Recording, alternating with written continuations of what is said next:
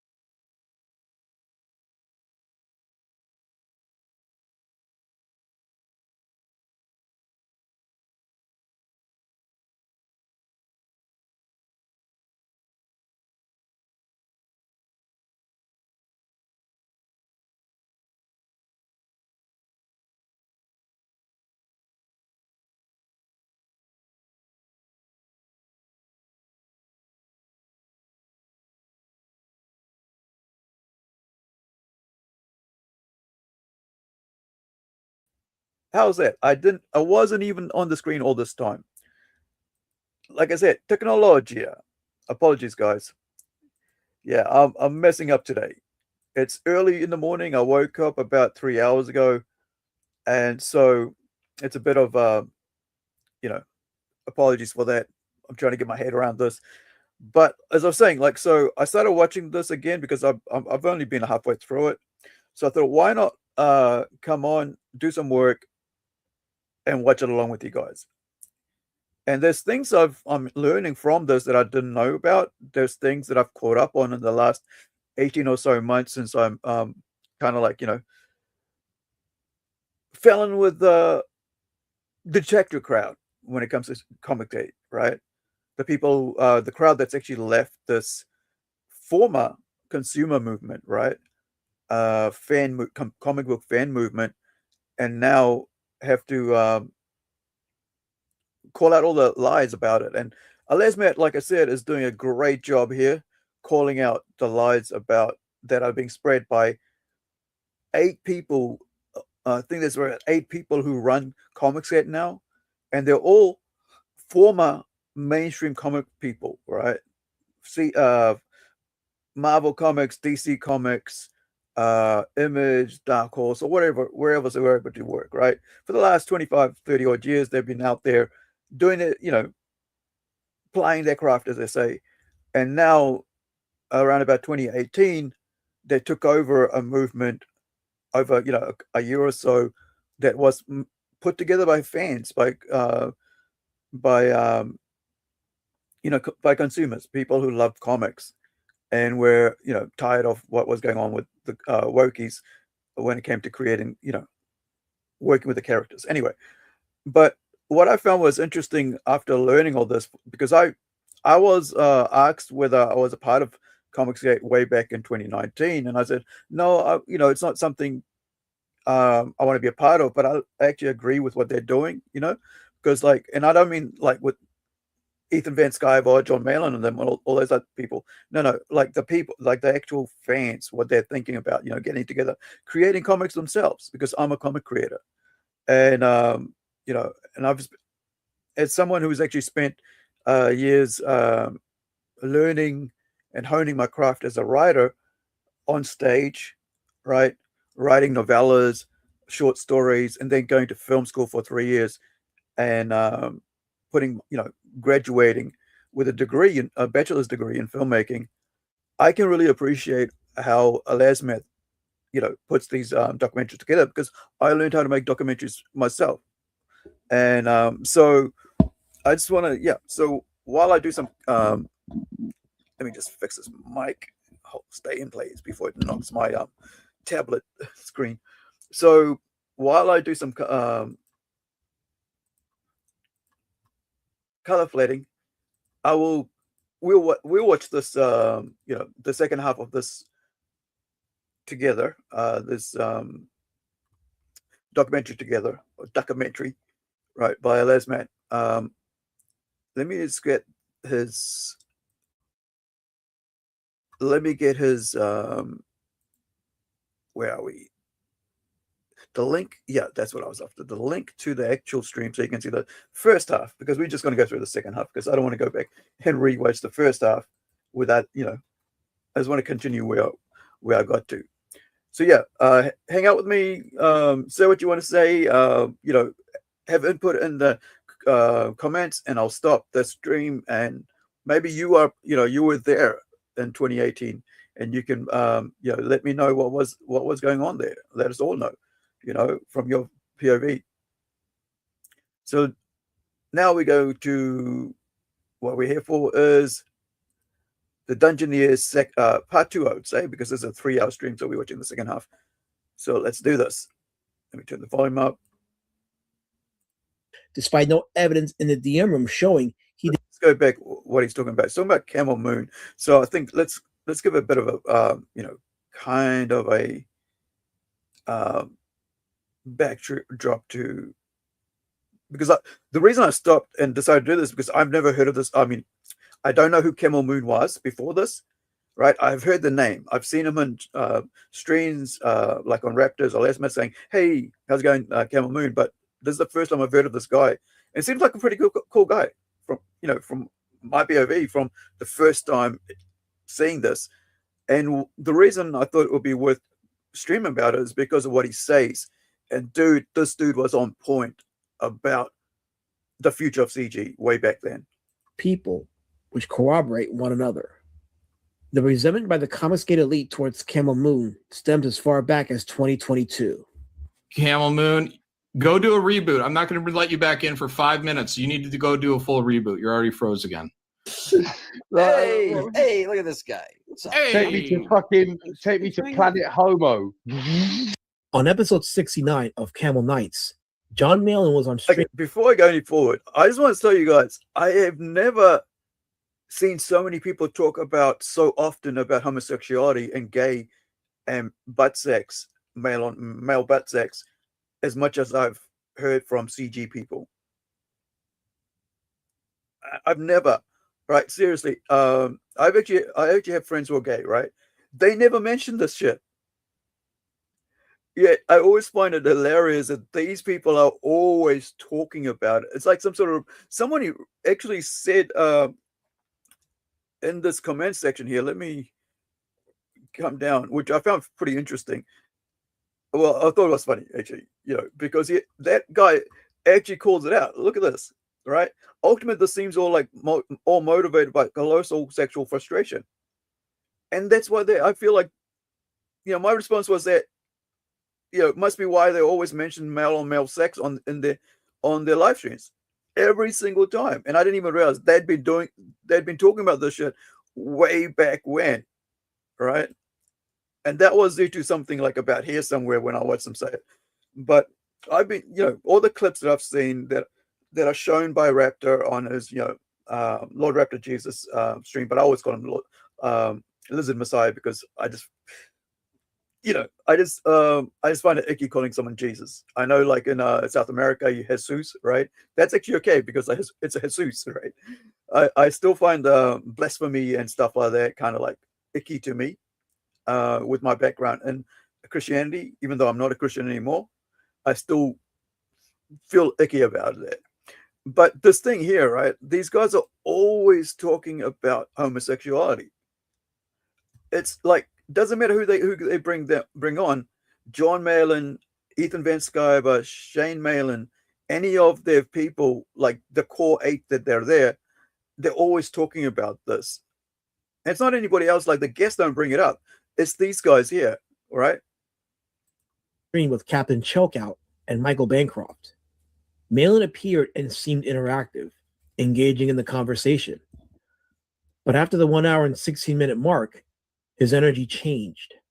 His visage displayed a sour, sulking look. He started to look away from the stream and down off screen, seemingly disconnected from the rest of the panel. He stayed that way for at least a minute before Camel moved his camera down below the rest of the panelists. He was no longer engaging in the conversation.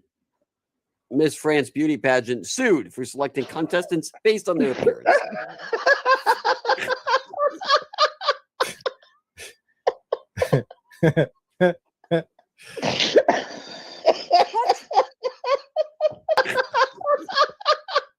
If you guys were there and know more information about this, I'd like to know in the chat down.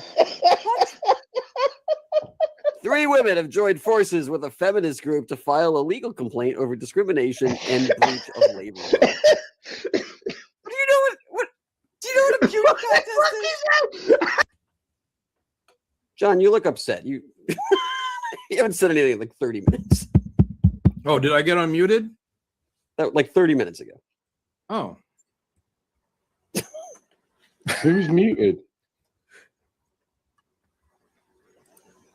John Malin, from what I've seen, clips of him, he's like the most childish person that I know, childish adult that I know.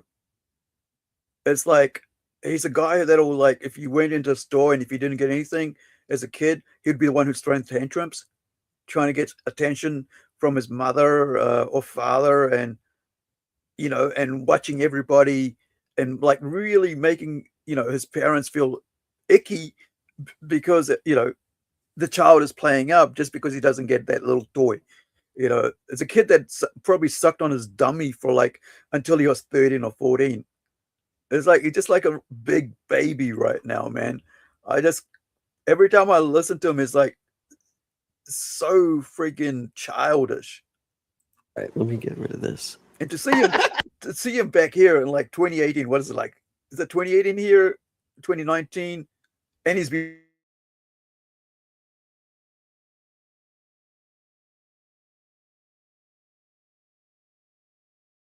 Yeah, no, this one on the left, definitely.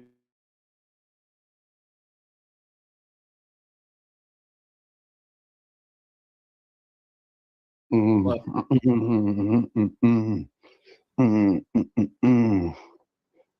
it's like a big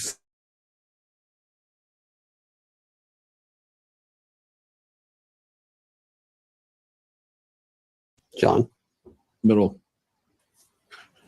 You mentioned going on a stream and not saying anything would you care to elaborate? and not taking part. I usually, if it was me, I was like, if I've got nothing to say, I'll just jump off. I think John is a little Guys are sleepy going to tonight. go. I have nothing to input here. All right. Where's he? You know, Where's he gone? I had to, you know, I have to kick him if he's not going to participate. It just kind of sucks, but all right.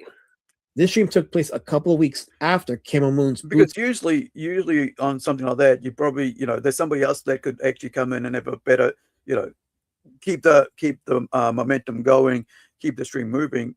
And everybody knows though now, you know, we've been watching panels and internet for ages, right? We know how it works now when you do live streaming and stuff, because you just want to keep the momentum going. And if you could run out of energy, you know, you just go, oh, sorry, man, I got to go, you know, because somebody else can take the seat, right?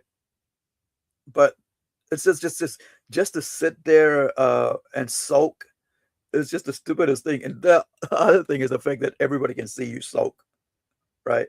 Not just the panel, but everybody that's in the chat and everybody who watched it later, right? Like I'm doing here. I'm watching this like 3 days later, trying to get through this because yesterday I got ill. My eyes just started getting itchy and my left eye just puffed up. And I was supposed to stream yesterday and we didn't because, you know, didn't feel well. And that's like me. Like if you don't feel the energy to do something, just don't put on a stream, right? Don't show up on somebody's stream because it takes a lot of effort for the other guys to pull stuff out of you. Have you seen any interviews before by people where like the other person who's being interviewed, the reporter's trying to interview them and they're like, just sit there like sulk. This is what this is like. It's like you just suck the energy out of the room. And it's like the interview has to work overtime to ask you questions. And they're like the most horriblest interviews you will ever see is when somebody has to drag something out, you know, even like just saying, how you know, what you've been up to, you know, it's just weird. It's like, yeah, but like John Mayer the most, you know, sulkiest person I've ever seen on stream. and Heels launched. I'm sure there's more people, right? Like there's more terrible people, but like I don't watch every single stream, but the clips I have seen over the last 2 years since I've moved over onto, you know, into watching these streams is that, or being part of the chat, is that I watched him and he's like, dude, such a sulky person. Stream on October 14th, 2022. On that day, according to viewers, Malin live streamed over Campbell's launch party, and it was said to have been deliberate. Camel Moon was one of the few, along with Michael Bancroft, Kelsey Shannon, and the Diaz brothers, who did not attend the Friday night gathering at the castle. It was said Bancroft just wanted to stay in and play poker.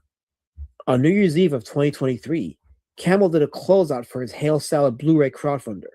Ethan chose to stream over Camel Moon, which would have had the effect of costing him some significant backers. Instead, Camel earned another $4,000 for a total of $29,000 plus. After the DM drops on the Jack Show, Shane allegedly Efapped Camel for 2 weeks, dunking on the Blu-ray. Ethan joined in and read Campbell's private messages aloud on the stream. This was the beginning of the chat. This is what I find really weird about this knobhead here, right? And my you know, palmy cousins would understand when I say knobhead, right? Is that this dude here he has no moral baseline, right? No spine.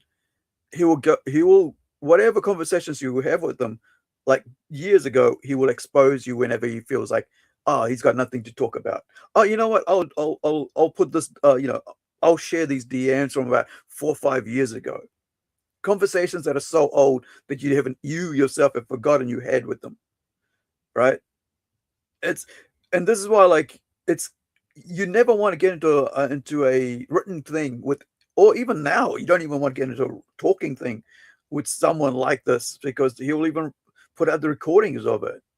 It's like, how do you exist in a world or in a community or whatever with people like this knobhead, right?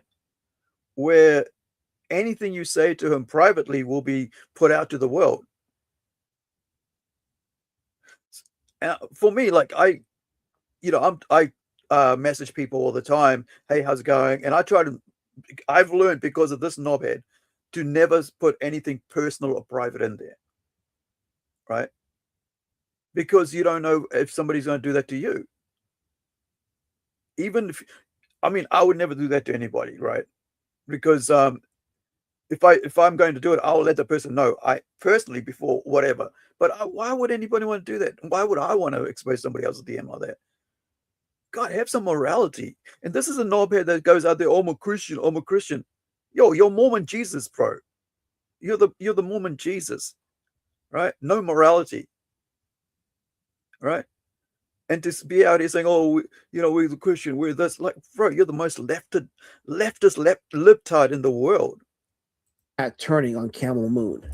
But I never understood what Camel Moon did wrong in any of this. That's somebody who I appeared on his live stream every Friday for a year on Camel Nights as a fourth mic. Somebody I know very intimately on the internet. So I don't know what he did to be on the naughty list here, but if anybody knows that, let me know. Is Camel chatting shit in there? No, that wasn't Camel. Camel did say something about me, but I don't think he was talking shit. He was just making a statement. During the infamous Jack Show DM readings, Anna read a comment attributed to Camel Moon, but it was wrong. But for a few people, it planted in the minds that Camel was in some backroom gossip, despite no evidence in the DM room showing he did anything but talk about his works. Kind of Well, When you repeat a lie enough times, people will start believing it. Right. It's like with the Muslims go, it's a religion of peace. It's a religion of peace. And but everyone can see with their very own eyes and hear with their ears that's a religion of violence. Yet there's this whole thing where it's like religion of peace, right? There's no freaking religion of peace, or it's a religion of tolerance. There's no tolerance. Try being a gay in Palestine. Try being a gay in Iran. Or any Muslim country. Try being a gay there. All right? Well, these guys repeat lies over and over again to where new people who have no history easily believe it. So this whole thing with this live stream, right, with the Dungeoneers, right? That not live stream, sorry, this video documentary, right? That Lesnar's put together, it clearly shows you a systematic trail of a path of lies that these people in the new, these corrupt 8 or so people that have taken over this consumer movement of fans, comic book fans, have turned into, and have, like, basically there is no indie low level, new lower, whatever you want to call it, like creator in CG that they promote. They're all this big names from the mainstream, right? Imagine like having the movement that you created as fans, as whatever, and then to have the people from the mainstream take it over and make it into a business and brand it, because Comicsgate is a brand, right? It's a registered brand. It's a trademark, right? bought and then owned by, I think it was like, I don't know who bought it. It's like so many shit that's happened with these people, right? The cesspool, but handed over to, what's his name? Ethan Van Sciver, right? Ethan Van Scammer, right? It's just so sad, like, to see that. It's like, this is what makes me so glad that when I was asked in 2019 and I said, no, let them do their own thing. I'm okay. I like I like the idea of it, that these are people who are fans who are creating comics. Great. But I'll stay on I'll stay on the outside and do my thing, and they can do their thing, because there's enough room in the world for everybody, right? And especially in this comic community, right? But to see this 7 years later become a cesspool of only that's run by former has-been mainstream people is just sad, bro. There's nothing worse than to have what you created taken from you. Ask freaking George Lucas how he feels, right? How the white slavers, he calls them, took his baby and sold it, right? Actually, that's the best comparison I can give you from my POV, right? My point of view, that Comicsgate is basically Star Wars right now. And if you despise what Disney has done to Star Wars, then you would despise Comicsgate just as much. Because Comicsgate is run by Catherine, right? But in Comicsgate, it is now called Ethan Van Sciver, right? Wasn't that her name? Like Catherine, whatever her name is, and who ran Lucasfilm, right? One of the most despised person from that fans of Star Wars, right? They hate that person.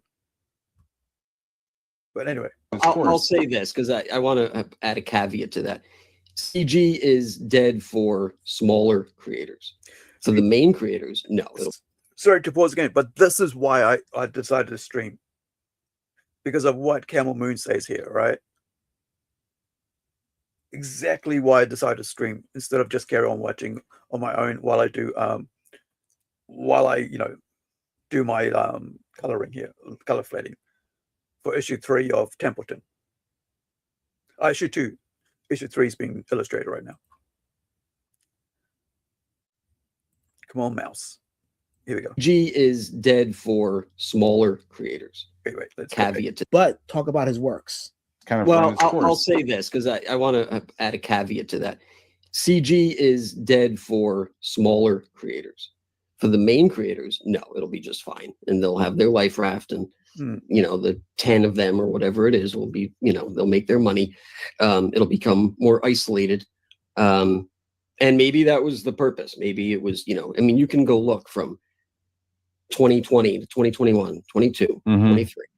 Numbers decline precipitously every time. For 2026, when I am this year for 2026, when I'm spearheading this new movement, and the Comicsgate movement, I feel like weird that he says he's spearheading the new movement, right? That's why everybody on the outside, people who've actually left CG, call it the new CG, because he came in and totally took over it, bastardized what it was, which was a consumer movement, into a small group of elites from the mainstream who turned it and made it about themselves. And then they grifted up all the people who had actually created it. And then others who didn't know anything about it. And those new ones who come in because they hate the black man, right? Eric July, right? Like, this dude hates this black dude so much, man. He hates Eric July so much that he spent over 2 years just talking about him, to the point that, like, right now, people will support Eric July just because of him. They'll actually go out and support Eric July just because of him. They'll support people who work with Eric July just because of him. That's got to be crazy, right? That a person hates you so much for no reason but the fact that he's done better. This dude's made $4 million in the last couple of years. This dude has lost $4 million, right? Or $2 million at the gambling it away, or back his money because he can't produce his goods. Right now, we have a campaign, right, on Kickstarter, links in the chat, that's 100% finished. 100%. Every piece of art ready to print. All you need is your backing, right? And this is the reason why I decided to wait until everything was finished, because of this dude and people like him who cheat, who steal from backers and take years to produce goods or never produce good. There's some people who bought stuff from him about 5 years ago who still haven't received anything. Hundreds of dollars each that they've spent, or thousands, millions, probably hundreds of thousands of dollars of that, tens of thousands of people who haven't got anything from him because of that. And that's why I said to my guys, I said to my artists, I said, dude, we need to make sure everything is in hand. And the other reason is, like, I was supposed to release this comic last month, right, in March on Kickstarter, but I decided to not do that and delay it by a month because I decided to do a last-minute spoiler cover for one of the books, right? So that I didn't have to come back and go, oh, sorry, look, we're going to be delayed, dude. Apologies, we're delayed. No, I wanted to make sure everything was in my hand. And even to the last point, last minute, like, we were still fixing our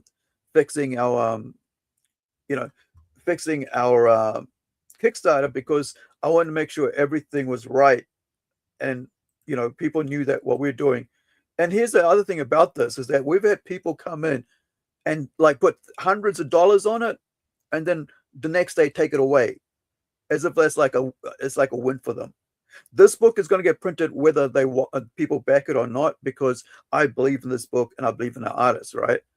And I'm still going to go out and get it printed, right? And probably about 25 or whatever, and we'll take it to conventions and or pop-ups and sell it, right, directly to customers. But the whole idea that, like, oh, you don't like CG, so we're gonna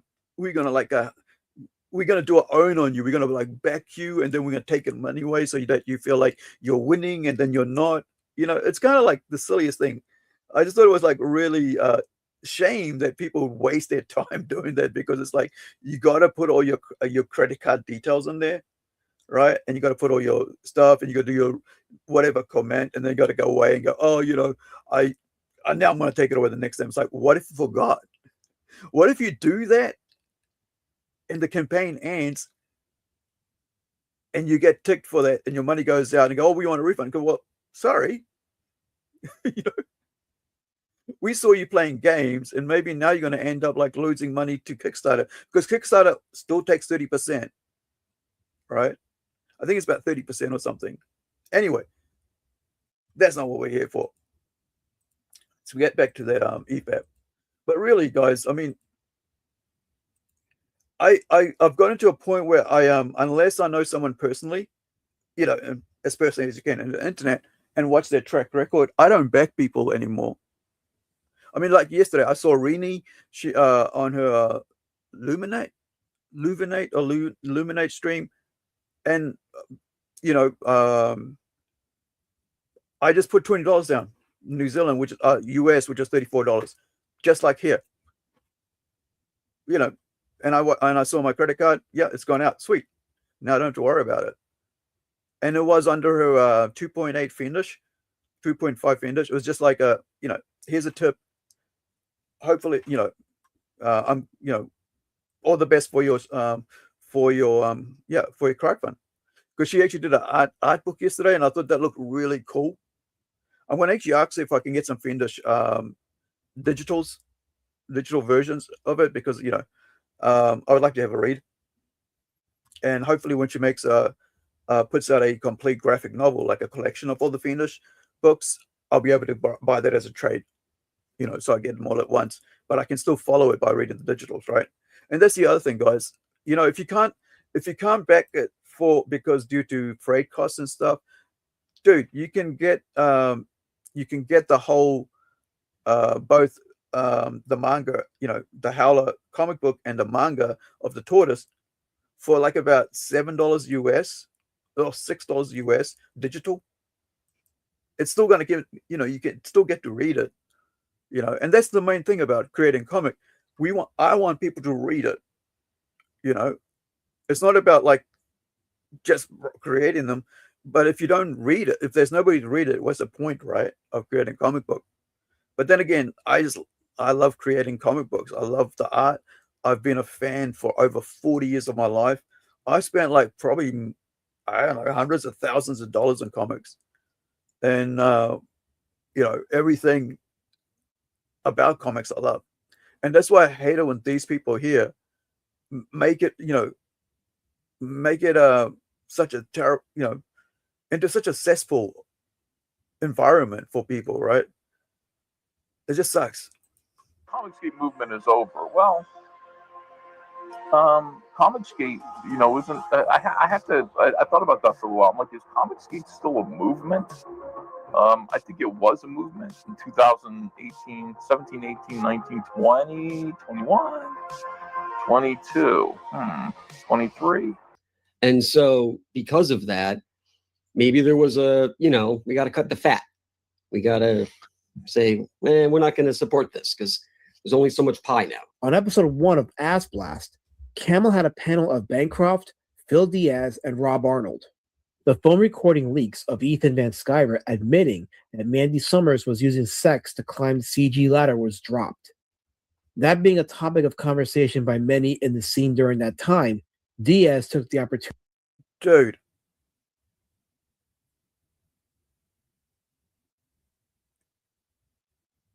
I'm lost for words. So CG's basically become like the mainstream. These mainstream people came in and turned it into a mainstream thing.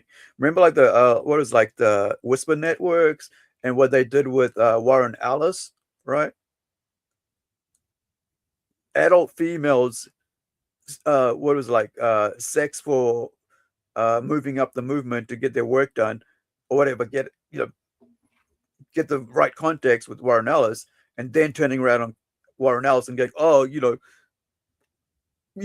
this, you did this. Like, yeah, dude. But this is like, they turned this whole thing into like a Neil Gaiman shit, right?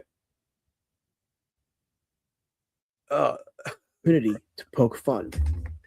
Guess let's just start the show. Okay, here we go. Wait, before we start the show, I need to do something here really quick. This is actually Is that Fisher Price? Wait. Pretty fucking awesome. I think we're good now, guys. Thank you. I don't what is it? I don't condone. I don't consent. No.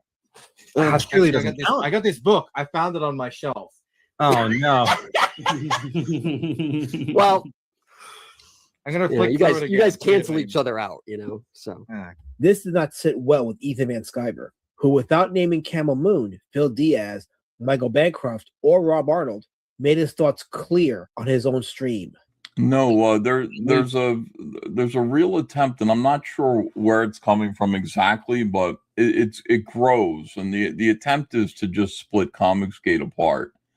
And I don't know what people get from it. I'm not sure. Like, I can understand why the SJWs would want it to happen. Every time Ethan Van Sciver is talking about SJWs, he's talking about himself.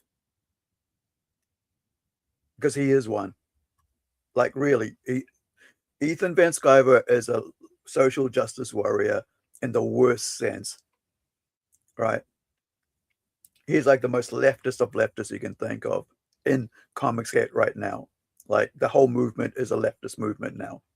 It went from like a centrist right wing, I guess, if you want to call it that, but nobody in there was really right wing. They were just like centrist, from what I understand from the people that I've met online with, that are involved, that were previously involved, I should say, in CG, that they were just like regular folk who just didn't like the whole idea of having their the characters and that they grew up with being turned into some sort of like political ideologue voices, right, to push a agenda. And I mean, like I said, I've been reading comics for 40 odd years, man. I've like spent so much money on comics that it's unbelievable. I actually owned a comic store, right, where I sold most of my top tier comics, right? But also, I've run a comic convention for 5 years straight. So, and I'm known in my city as the comic guy. Like in the city, I am the one they call the comic guy. And I'm not putting that on because I get introduced like that. Oh, that's the comic guy, right? And so to have that and to see this, because like what I'm trying to say is like I love comics, right? Manga, manhwa, right? Sequential art. I just love that because it's been it's how I learned how to read, right? It's what got me interested in art, which is basically my life, right? I'm surrounded by friggin' anything to do comics in my apartment, right? But these guys, man, have turned it into like a political hot potato. It's like a weapon to them. It's like we're going to use comics as a weapon, and that's why every the whole Comicscape movement started. It was like, hey, it was a customer thing to say, no, we don't want that. We want it to be a fun thing, for people to enjoy, to escape into, not to think about politics when they're reading it, because shit, we get politics all the time, man. You turn on, you put on YouTube and depending what you follow, there's somebody talking about politics, right? You go to a family meeting or group, or you're going to a bar, somebody's talking about politics. So you don't want that shit in your comic books, your escapism. But now these people have turned that and made comics about politics. It's despite saying, oh, it's not supposed to be about politics. It's like SJW this and all. But these people are SJWs, right? These people have come from the environment where they were SJWs and still are SJWs, right? But he's always going to grift off people saying that he's not. We're not, boys. Trust me. We're not SJWs. We're not leftists. We're Christians. And then they treat Mike S. Miller's Efap book with no words, by the way, no words, just some scriptures on it, right? Like a friggin' satanic thing, which really pissed me off so much that I basically shared the link to my family group, like our private family messenger group, right? With my brother, my sister, my sister-in-law, my mom, right? My uncles. And I said, hey, go check this out, right? Because I'm like, this book is so cool, but also share it out to your churches, to your friends, because it'll be great for kids, because there's no words, right? But also there's scripture on there, like from the Bible. Like I said, I have a background in Christianity, right? Over a decade or so. I've even sat in a Bible college studying for a year, right? The sad thing about this is that the soundtrack or the music behind it is actually copyrighted. So I am going to have to, like, when I play this, I'm going to have to mute it. Otherwise, I have to go later on and edit out the damn. Oh, there it is, there. Because it's actually copyrighted music, so I can't, it means I got to go out and spend friggin' hours, whatever long it takes to edit it out. So anyway, check this out. This is a really cool, little book. grandmas, granddads, uncles, aunts, buy this book, man, and give it to your, and not as a religious thing, just as a great art book for kids, young kids to get into, 3 or 4 year and older,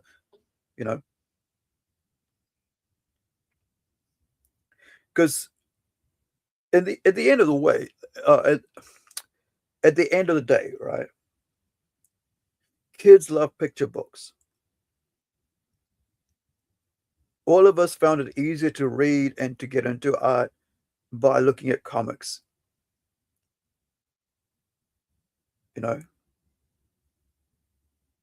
And it's such a cool book. I love the art, man. And the other thing is, like, I was gonna buy it, and then I said and I thought, like, wait, my uncle, my younger brother and his son, my nephew, his birthdays are coming up, right? So why don't I just buy that for them instead? So I bought my nephew the book, and I bought my brother the T-shirt to go with it, because I don't want to be a hypocrite wearing, Jesus, Golgotha crosses, the 3 crosses on Golgotha, and wear it around, and people have to ask me, what's this about? So, are you a Christian? Okay. Then I got to explain to them, no, I'm not, but, I like this book, and and I like this art and everything, and I wanted to support it. But,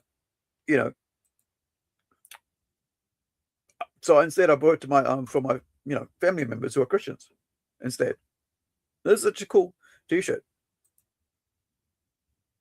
So, yeah. And the reason I mentioned this is because Ethan Van Sciver is always on about how much of a Christian he is, but they basically call that book a satanic book, right? A book without words, just about Jesus talking to kids and people. I found that disgusting. And you probably, a couple of streams back, Tim and I, my co-host Tim and I, we covered that. It was like, I cannot despise this person enough. There's something in, everything in me says, like, this guy is a vile piece of human being in the comic scene, right? In the indie comic scene, right? Such a vile piece of, something you want to, like, rub off, it's like shit on your bottom of your foot that you stepped on, and now you got to wash it out with a stink. You got to, like, get a Ginola or something, bleach, to wash it out, because it's going to stay there for too long. This is what I think of this person, to be honest, man. Like, when it comes to indie comics, it's like such a vile human being. There's a real attempt, and I'm not sure where it's coming from exactly, but it grows, and the attempt is to just split Comicsgate apart. And I don't know what people get from it. I'm not sure. Like, I can understand why the SJWs would want it to happen. There are certain war campaign elements that I can understand. They would want to do that for their amusement. Kiwi Farms types would want to. The thing is that whenever people say that Comicsgate is an anti-LGBT, racist movement, it's because it is now. It really is. It is a racist movement, because if you got a guy in there who leads it, who despises a black man who's better at business and making comics than he is, and talks about him every day, and makes, like, freaking horrible memes about him to do with his skin color, to do with his race. Well, what else are you going to do with it? And then also they talk about gay people, like, that they're like, that they're vile and thing, the way they talk about it, yet they always talk about butt sex, right? It's just, it's just like the hypocrisy is just, it is everything that everybody, like, everything that Comicsgate wasn't, that everybody thought it was, is now, right? Do that for fun. But when I see other comic skaters or former comic skaters engaging in it, I just look at them and I go, you're falling into a fucking lava pit if I let go of you. You understand? And I just watched it tonight. I watched like 4 individuals make a joke of the recording thing. And I went like this. Yeah. This dude thinks he's a mafia boss. And that's the way it is. It's like, okay, goodbye, guys.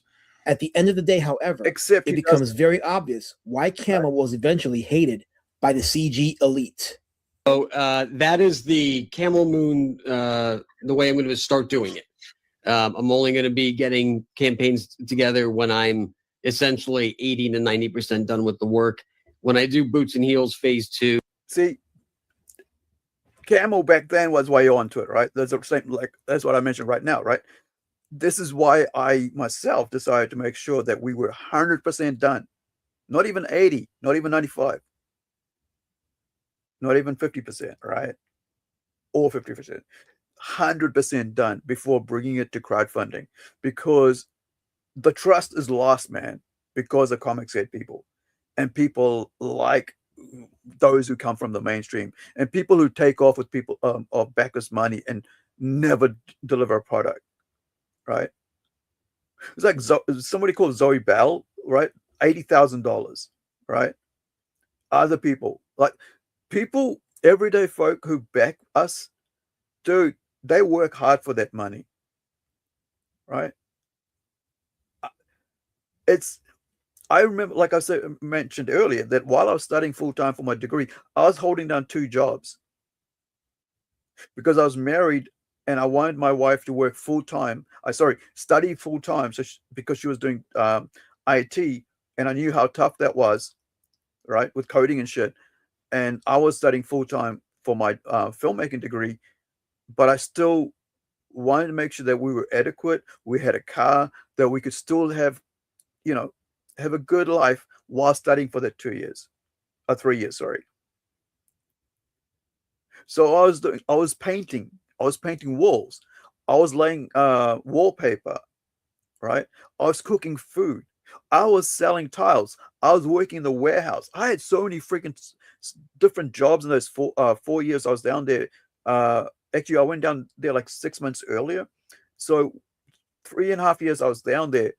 I was doing so many different jobs while studying full time, right? My wife at one point, my ex-wife now, at one point, was would do caller thing. What is that called? Gosh, when you like call center thing, right? She'd go and do about 3-4 hours a night, call couple of days a week, call center things while studying full time, man. So if she wanted something, she could go and buy it and not go, oh shit, I'm a student, I can't afford that. So oh, can we go away to celebrate our our anniversary? Yeah, let's go. We got money, we worked for that, right? So I understand how it is when you're just a regular person having to save up, and then out of that saving up that money, you back people that have worked hard on their product and who deliver. But then you have people who don't deliver, who take that money, who gamble that money, who steal that money, and never come back to crowdfunding after they got that 90,000, 30,000, right? Or people who make their comics out of AI slop, right? Every piece of artwork is just prompts.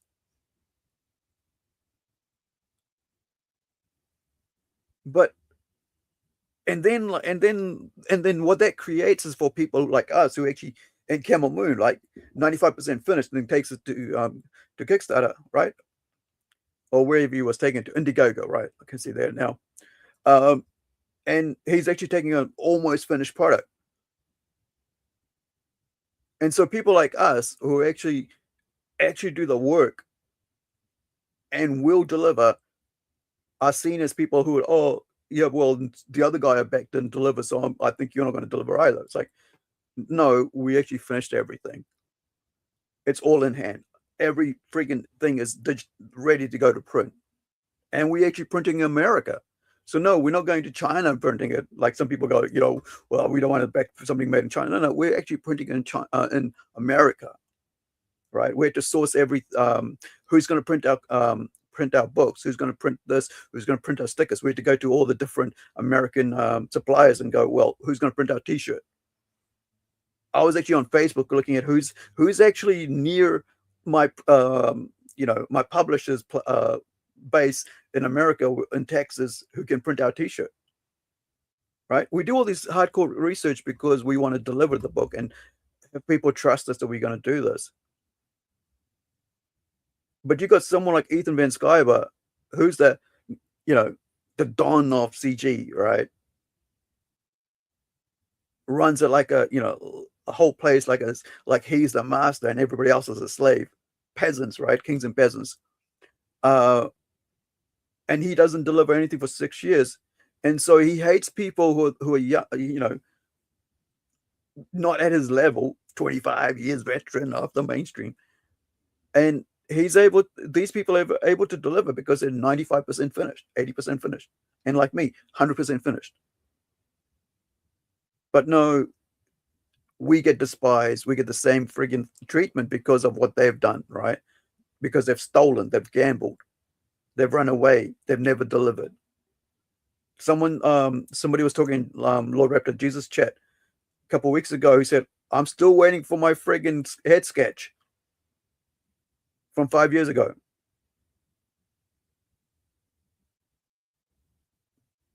I don't understand. I just don't understand that people would still follow someone like that. It's this whole simp mentality. It's like, you know, people just will do it, like no matter what. It's like being in a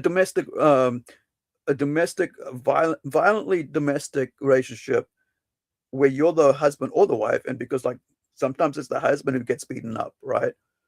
But they'll still stick around. They'll still stick around. Yeah, I can change this from the inside. Sometimes you just gotta leave, man.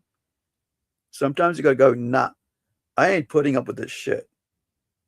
I gotta leave this. And a lot of people have. A lot of people have. Like about 90% of people have left CG. But because these people have had a big name in the mainstream, though most of them I didn't even know, right? Even I'm a person who looked at who followed writers, not artists, all right? Because I'm a writer. So, you know, my whole thing was writing stage plays, you know, skits, acting in stage plays, right? And then going off to writing, learning to be a writer as a filmmaker, and then making short films, right? And so on. And then deciding, well, since my accident in 2007, well, I can't really go and make films because it means a lot of travel, a lot of time being on my feet. So what can I do now? I'll just write. So yeah, Camel Moon basically is similar to me in the sense that he decided, well, you got to put a almost finished product out, or a finished product out, because people are just tired of losing their money. It's like you're gambling, right? Unless you have that money to gamble and you're willing to lose that, don't back crowdfunding, man. Really don't, because I rather you honestly want something from us and know that you're going to get it than to think like you're going to not get it and lose it, right? Because I honestly, that's why I made sure that we put out 2 books at the same time, so that people's wouldn't have to pay, their backers wouldn't have to pay freight twice. That you could get both books for the same freight charge, right? That you get a whole pack of books for the same freight charge, rather than having to do double time, like putting two campaigns out. Because I know how hard it is, you know, to earn a living right now, right? I know that not everybody is making big money out there, and it's, you know, you got to treat people like you want to be treated. And I've worked for bosses that haven't treated me right, and you know, when I became a boss, I was like, okay, well, you know, running my you know, studio, right, putting on the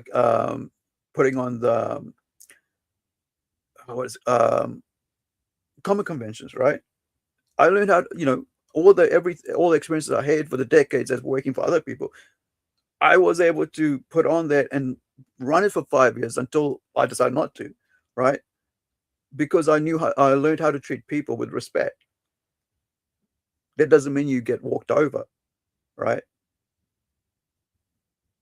And now, like, whenever I ask one of my artists to do something, they do it because they know that I treat them with respect, right? Even they do it just because they want to do for fun, right? One of my artists said, "Hey, yeah, I just want to do the covers because I want to be fun. It's fun, right?" So, it's a whole different environment when you treat people with respect, and then if you don't treat people with respect. And I feel like that everybody that is part of CG, the elites that are there, they don't treat people with respect. They hate their backers, but they need them though, right? That's the thing. They need them so much. So now they've got to put on drama and lie and make enemies and pretend that they are hated by those people when they're not really, but they're hated now because of how they behave and because people are learning about them, right? There's so many people over the last several years, like maybe last 2 years even, that didn't even know CG existed and what it was because other people have been looking into it. Imagine if CoffeeZilla, right, Voidzilla, if CoffeeZilla looked into CG, what would he find there? Right? All the fraud, all the Ponzi schemes, right? I wonder, right, if CoffeeZilla thought, well, what's all this shit about Comicsgate, this former customer movement, right? What's happened to it, right? What's going on there? What's all these comments about never receiving, their product? Hundreds of dollars that people have backed individually, I should say. Top tier people who've backed it. Why is those products on eBay right now, but they haven't got them? The actual, backers haven't got them, but it's selling on eBay. I'll have to do at that point, it'll probably be some light lettering. So I want to make sure everything is pretty much ready to go. And with this campaign, everything is ready to go because all of the Hail Salad cartoon was, the culmination of work over 3 years. And then all of the product is stuff that's already been designed. So it just needs to be sent to get produced.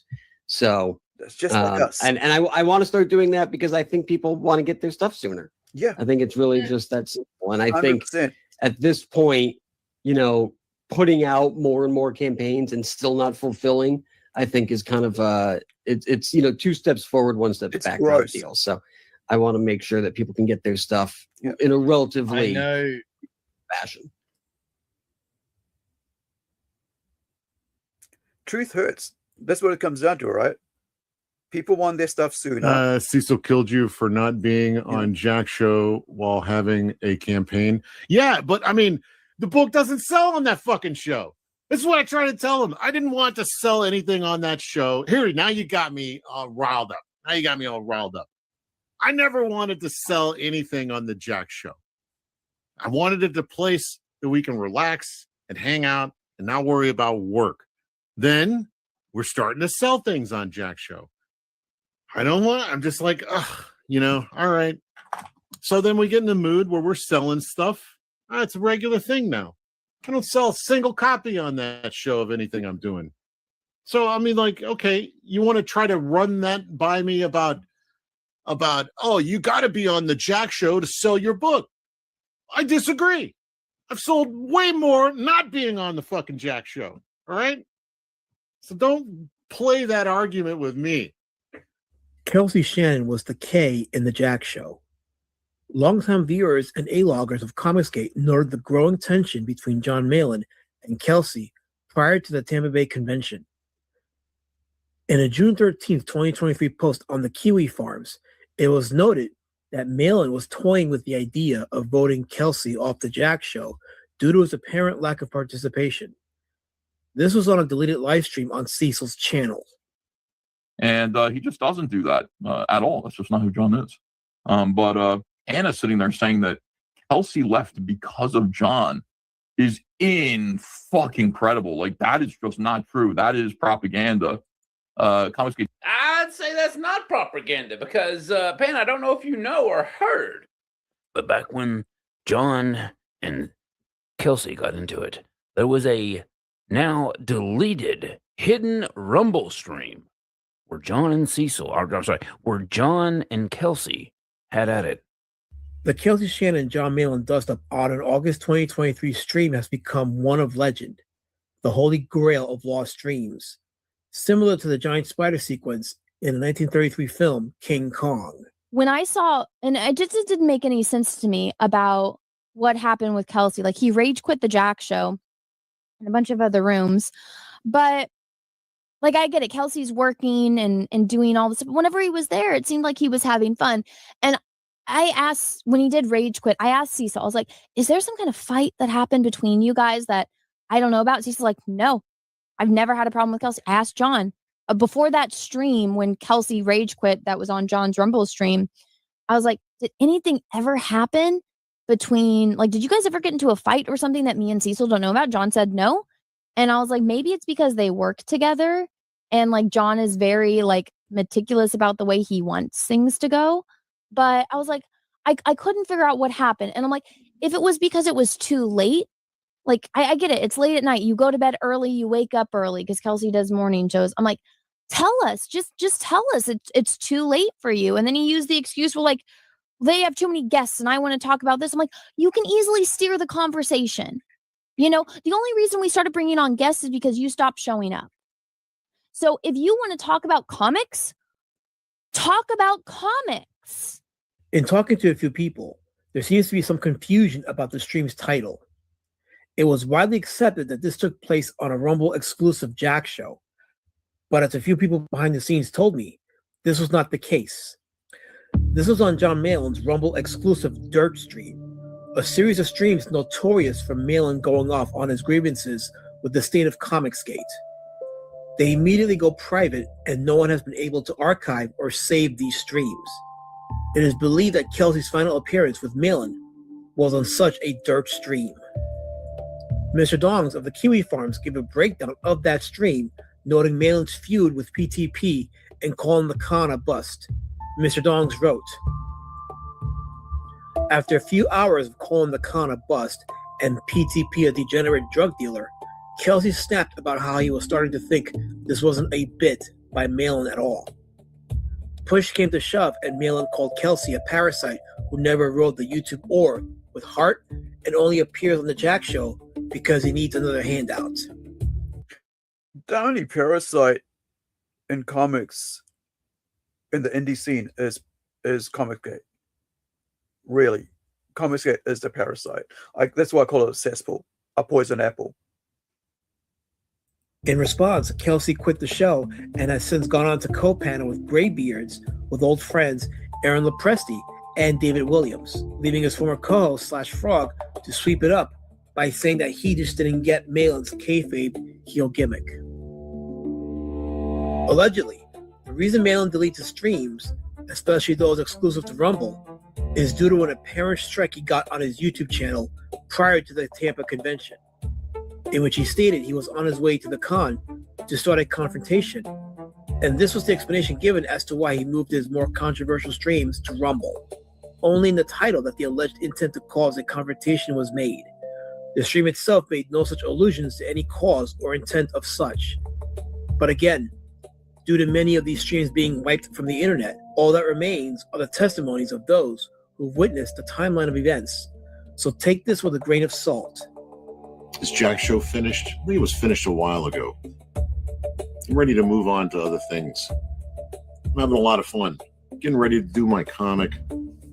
Getting out to conventions, meeting people. I'll just say one thing.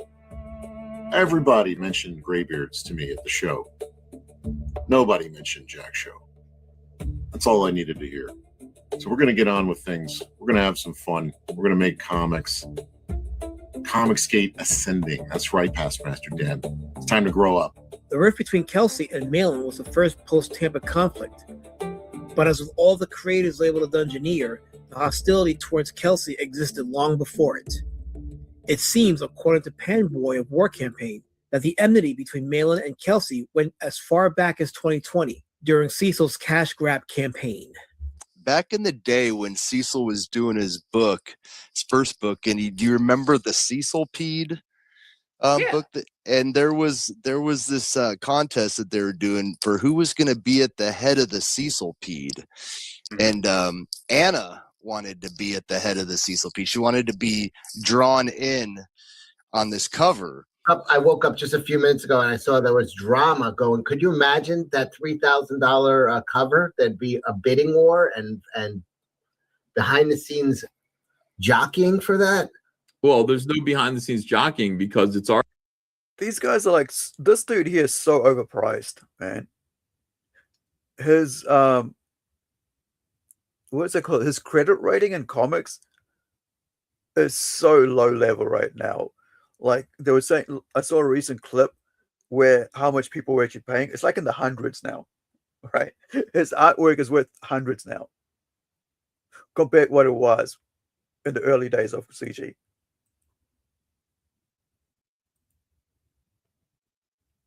He just got paid $4,000 for indie, like I guess like low level CG creators to get 2 covers done by 2 different CG kings, whatever they call themselves, right? But ended up they just gave it to another king. So this is what I mean. They like self-serve themselves. It's weird. It's you got to see the Lord Raptor's. I think it's his Rumble stream. Let me just find the link for that, where you can see all that sort of stuff. Here's a link to that. His Lord Raptor's stream. If you follow that up, you'll see the whole. What is it called? Build up to the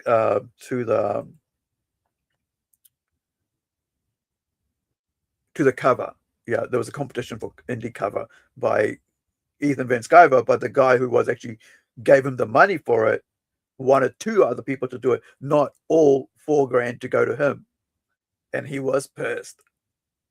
He had to have some backroom chats because he'd already spent the money at gambling that night because he'd got on it and went to gambling 4 o'clock in the morning without telling his wife. Right. Already been purchased. Right. Too little too late for Anna. But I mean, there are people who are concerned because they really did want to see Anna as the head of the Human Centipede. So that alone they should have donated more. Listen, you could share my screen. There was another Anna is true. She's our beauty, but there's another beauty out there. There are other beauties. This is the beauty, man.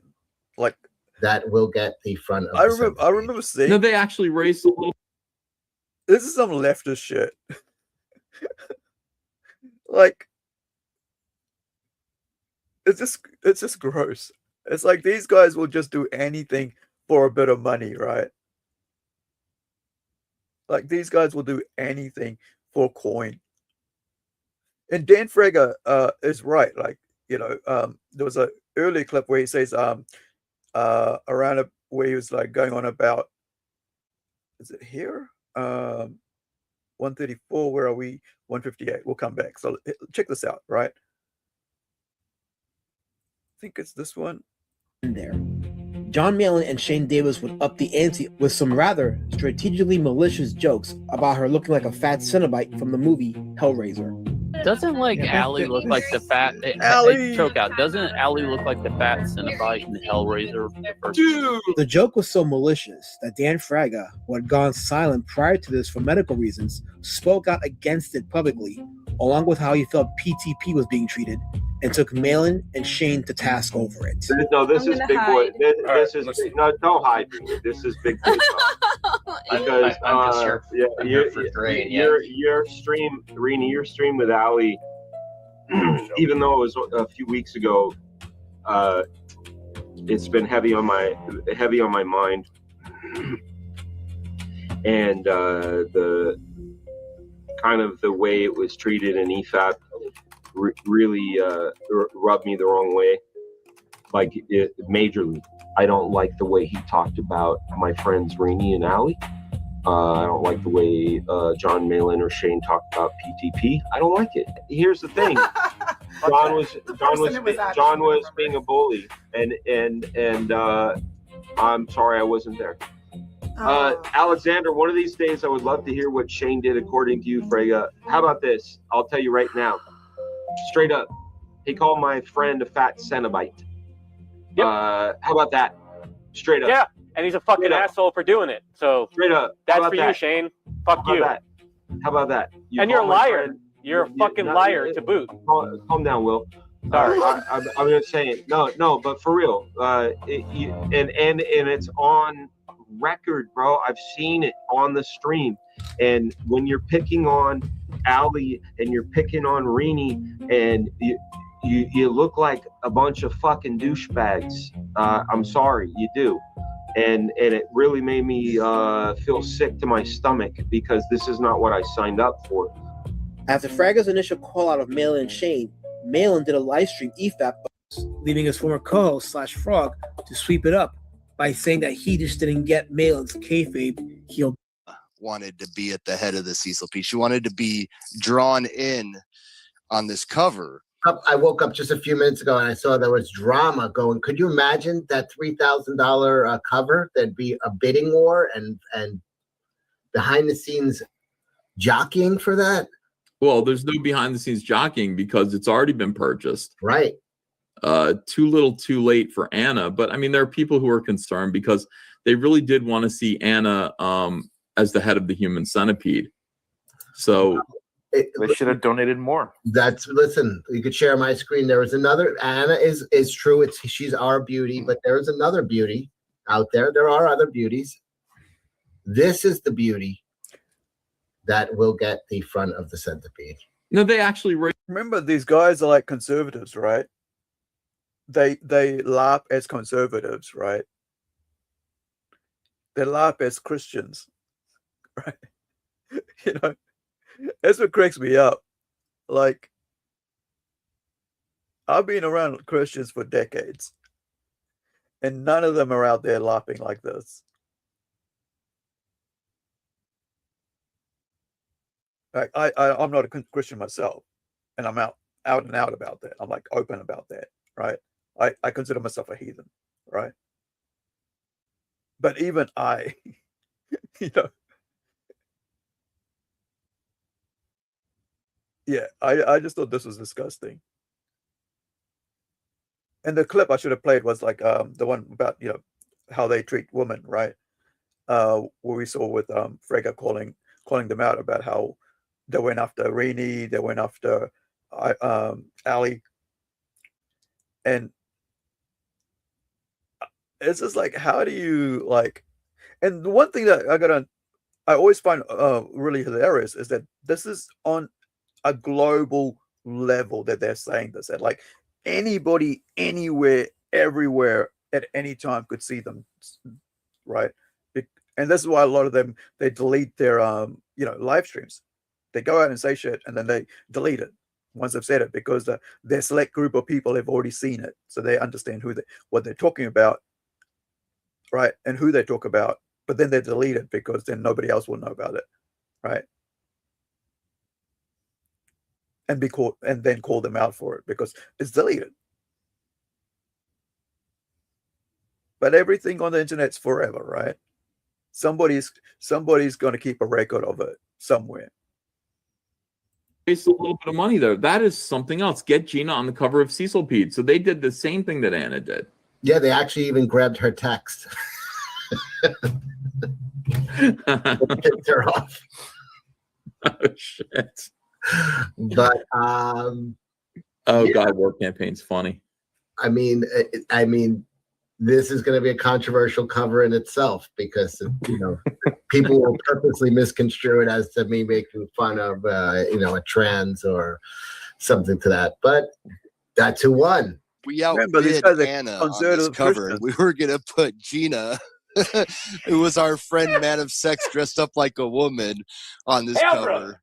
And so we had, like, we were kind of debating, you know, we were toying with them. We're using it like, well, we might not put Gina on the cover. Maybe we'll put Malin on the cover, you know, and stuff like that. And kind of just, we were taunting people with who's going to go on the cover of the Cecil Pede, because we had won the bidding, so we could choose whoever we wanted. And since War Campaign had a falling out with Comicsgate and Cecil, he didn't do the Gina cover and ended up going with the alternate cover that Kelsey Shannon had drawn. So, I mean, I'm pretty sure, you know how Malin's a sensitive bitch. He couldn't have been too happy about Kelsey Shannon drawing this for Cecil's book. I was upset before because I didn't understand why Kelsey felt the way that he did. And I messaged him and he kept changing. He wasn't changing his answer. He was gaslighting me. He said, you only saw a clip from this one stream. And I was like, I told him, I'm like, no, I watched that stream in its entirety while it was live. I was watching your show. And he's like, no, John clipped me. You know, they Comicsgate called this person called Anna a whore, right? They're pushing her towards doing OnlyFans and shit.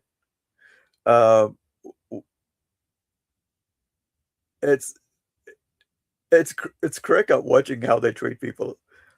I can't remember where it was, but like there was early on. Is this here? Yeah. Hold on. 2 hours in. Okay, so I gotta make sure I remember it's 2 hours in. We're at.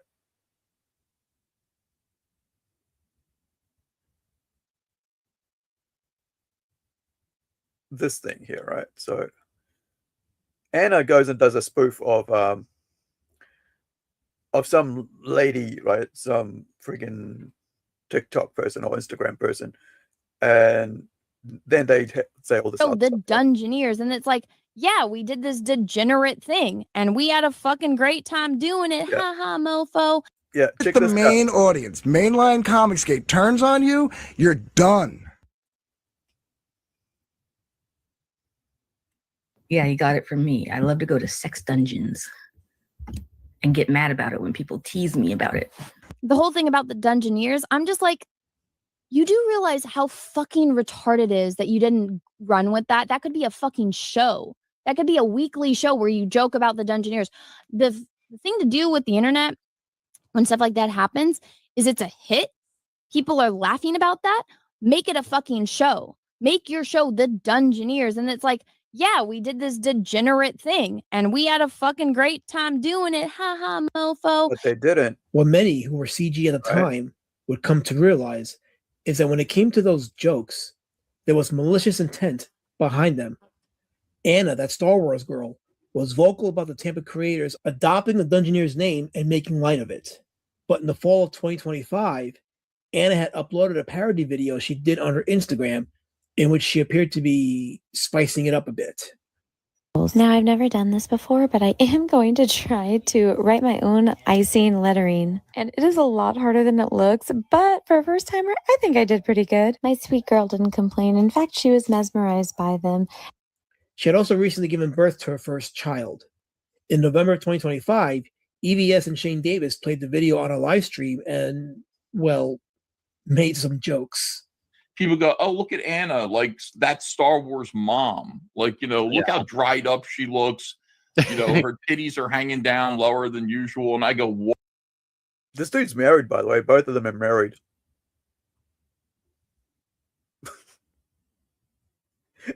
I find that really funny because imagine your wife walking in or hearing this, watching this live stream, you know, watching a clip of it, you saying this about other women. Because you know that he himself has said it, that his wife has got Alzheimer's. Not Alzheimer's, what's it? Got some sort of the same disease that Michael J. Fox has.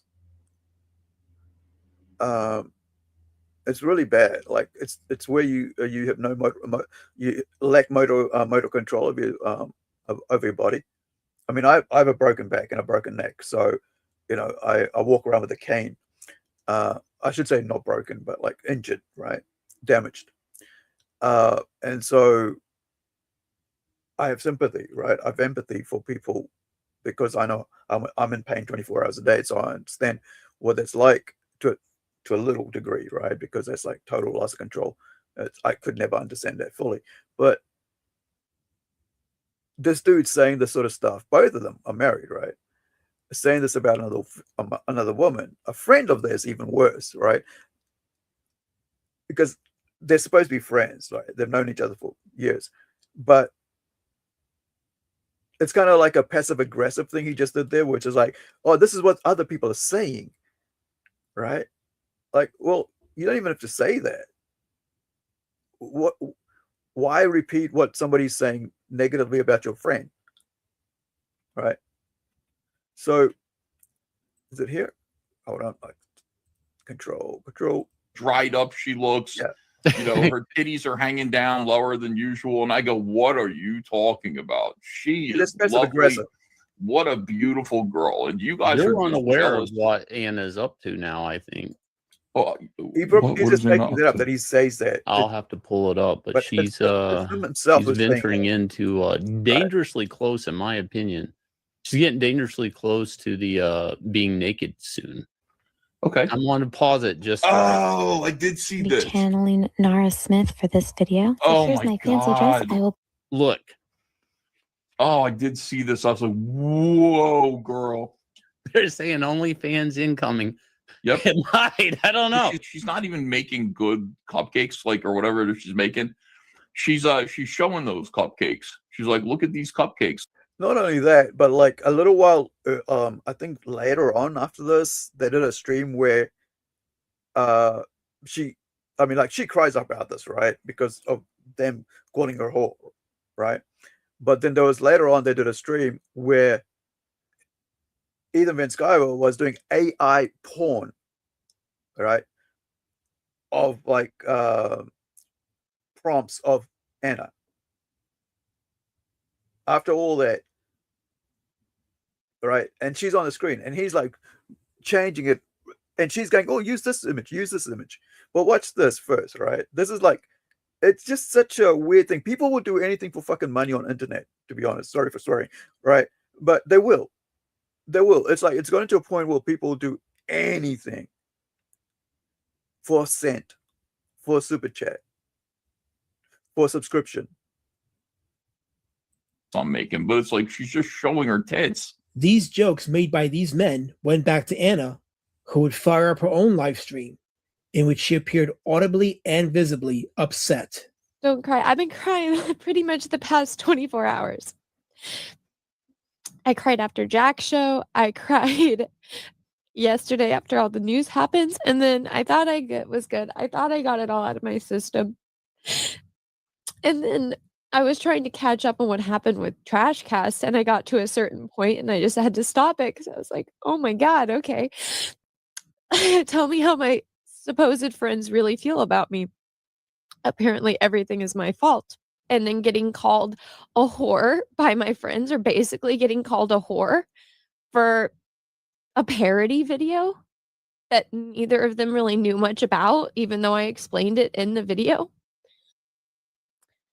Like, it was all over Twitter for days, and my birthday was coming up, which is Halloween, and I did a parody of it where I made like cupcakes and they were supposed to be shitty. It was supposed to be a parody, and for that, because my friends didn't listen to the beginning of the video and they don't know who Nara Smith is, even though she's extremely famous. I mean, look, like go at 4.8 million followers. Because of that, I'm basically a whore, and I'm going to be OnlyFans, and I'm the reason that the Jack show broke up. I really appreciate hearing that from my friends. I mean, I just got back from Anna's live stream, in which I did tell her. Remember, like, she was just before saying, hey, they should own the Dungeoneers thing, right? Be lied about. They should own the fact they've been lied about. It's like, well, it's all jokes until it happens to you, right? That your own friends do it to you. I mean, with friends like this, who needs enemies, right? As the saying goes. You were gay. Oh yeah. By the way, this is the wife that I was talking about, Shane Davis's wife, Yanzi. She's really hard to understand. Like I speak 2 different languages, and I still find it hard to understand what she says most of the time. And one of them happens to be Hindi, and I don't speak that well at all because I've lived in 40 years. I 99.99% of the time speak English, and even around my family, I speak English because I don't I don't understand most of Hindi, right? Because I've lived 40 plus years in New Zealand. Actually, 46 now. No, 46. Yeah, since the 80s. So yeah, about 46. But yeah, imagine saying that sort of stuff about your friends, right? Your female friends, publicly. By the way, this is what really gets me. It's not they're saying it privately amongst themselves. They're doing it on a live stream, on a global platform, right? Like anybody with a mobile phone, anywhere in the world, because not everybody has a computer, right, in the world, but just about most people, right? 80% of the world probably has. In the chat, she did not. And I said Shane Davis's guy. Yeah. And she did not read that. She didn't read that chat. She did not respond to that. But she's very upset right now. She feels like all of her friends are fake. Yeah, because they are. And she feels They're like, all fake people. John Malin was All her these people friend, are but fake. They she's very pretend sorry she something hurt him all the time. And she thought that they were friends, but obviously she hurt John Malin, They're who fake was her friend. conservatives. They're fake Christians. And she's crying, like literally crying, like weeping, right? In the chat. And then she said, "I'm sorry that I was a whore. My friends think I'm a whore for making that cupcake video."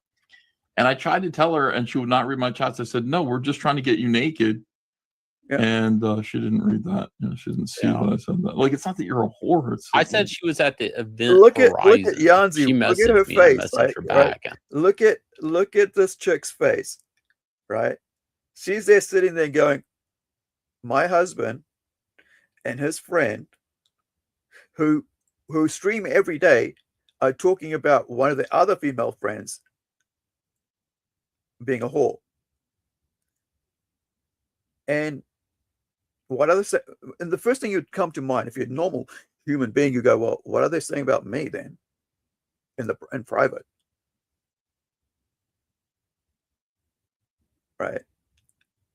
Just look at her face, right? Like I said, you're at the event Horizon. I don't even know if she knows what event Horizon means. It's weird. That's a running joke on Jack's show where they're talking about we're trying to get her more naked for each calendar. So I'm like, I'm pretty sure that joke has been ran before. That wasn't a new joke.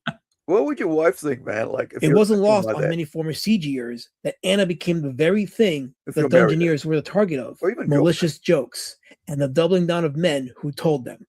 I already told the girls I can't do Queens anymore. I was watching that live stream of Ethan and Shane basically imply that I'm going to be a whore. And I messaged them and I said, I don't think I can do this anymore. I like Mandy and I like Yanzi, but by the way, both Shane and Ethan have both apologized to me. And I told them, I get it. You guys were just joking. And it was like, if it was any other day, I wouldn't have reacted the way. And ended up going with the alternate cover that You only saw a clip from this one stream, and I was like, he was gas. Messaged him before because drawing this same person saying this for Cecil's book. I was upset before because I didn't understand why Kelsey felt the way that he did, and I messaged him, and he kept changing. He wasn't changing his answer. He was gaslighting me. He said, "You only saw a clip from this one stream," and I was like, I told him, I'm like, no. I watched that stream in its entirety while it was live. I was watching your show. And he's like, no, John clipped me and took me out of context. And I'm like, no, I know he didn't take you out of context because I watched your show. I watched the entire stream. And he just kept going back and forth about that. And he just wouldn't give me an answer. I wrote Kelsey an email like, "Kelsey, I love you. I need you around, man. I need to work with you. I need to laugh with you. I need to joke with you." And this dude said, "I don't like the things you're doing with Patrick Thomas Parnell. I don't like the moves you're making against Derek July. Like any of this shit is my fault." And disappeared. And then he came back a week later and he was just like, "Maybe I'll come on your." Look at Shane Malin here. I mean Shane Davis, right? It's like she's here and like all the way back then. And now she's been called a whore, but now she's, oh, they apologize, so it's okay. Now here,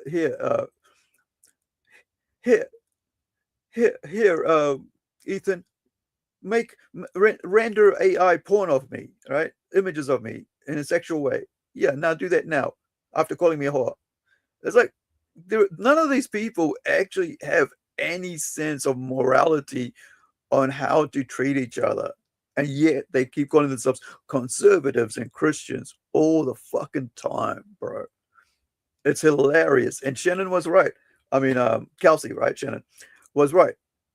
They did go out of their way to fucking villainize Eric July and everybody else that wasn't part of their elite group. Right? Oh, I don't like the moves you're making against Eric July. Like any of this shit is my fault. And disappeared. And then he came back a week later and he was just like, maybe I'll come on your stream. No, you made your choice, dude. You know, you made your choice. You ally yourself with people who choose to be my enemies. He is most likely referring to the December 3rd, 2023 DM exchange he had with Kelsey, in which Kelsey stated he was mostly busy and was not fond of streaming. Ethan expressed his interest in hiring Kelsey for work before Kelsey listed the amount of work he was hired to do already. Ethan didn't seem like he wanted to lose Kelsey from the fold and wanted to stay in touch.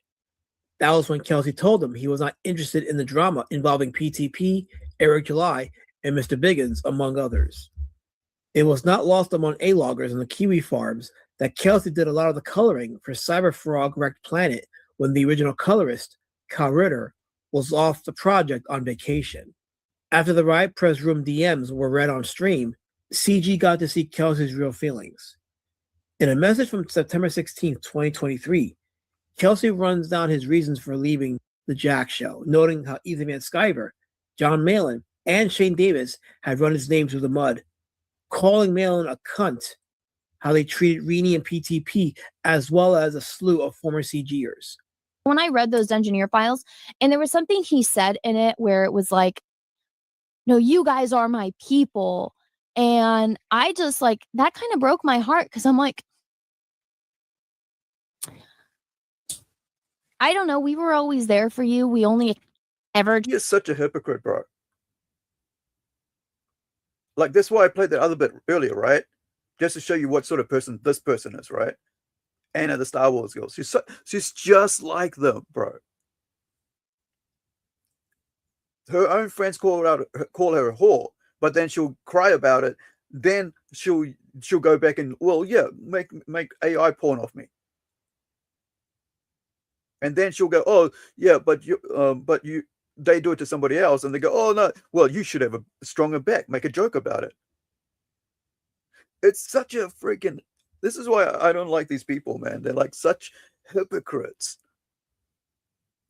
I mean, I always say, like, how I if I see any hypocrisy in me, I apologize and I make it right, because I hate hypocrisy, man. I've been, there's some of the things that I've in Christianity I've seen is hypocrisy is why I've left Christianity, right? There's some people that I've met in that religion, belief system, whatever you want to call it, that is why I've stopped being a Christian, right? Because I do not like hypocrisy.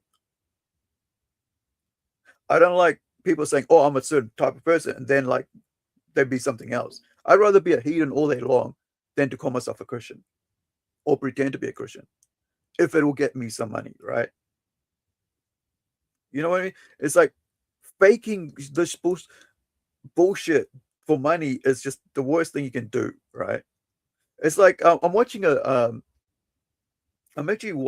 just started yesterday watching a TV show from 2020, I think it was called. It's called 30 Coins, right? And the reason I mention it now is because about 30 Coins is about the 30 Coins. It's a Spanish-made movie from 2020, which is kind of like the first season is supposed to be really good, right? But the second season kind of like floundered and was really bad. And so people don't talk about it that much. But this is it here, right? So it's a Spanish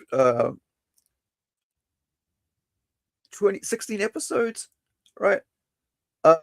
And episode 1 is pretty good, right? And what it's about, an exiled priest tries to escape his demons while living in a remote village in Spain.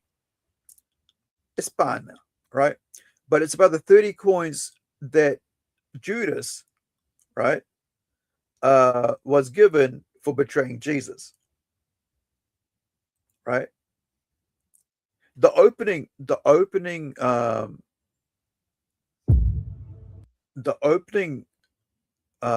credits is amazing. It's like a realistic it's a live action dramatization of Jesus going to the cross. So let me put this up here so you guys can see what what it's about. ¿Qué pasó aquel día de octubre en Pedraza? ¿Hubo un ritual satánico? ¿Qué pasó? ¿Qué os dio Supernatural tanto miedo? horror.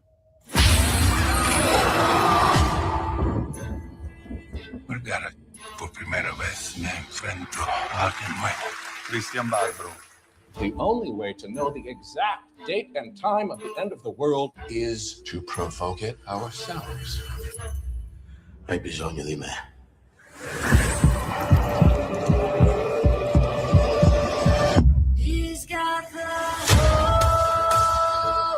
Lottavamo per dominare il mondo.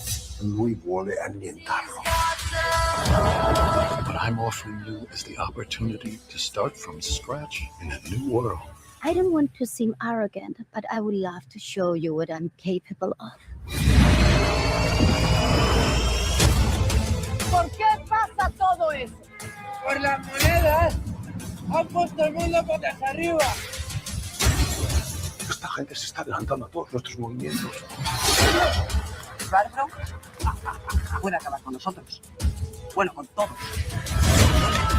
Mai a passare la guardia! E non fidarti di nessuno, tantomeno del diavolo. Everything will be like it was before. Somewhere else. But like before.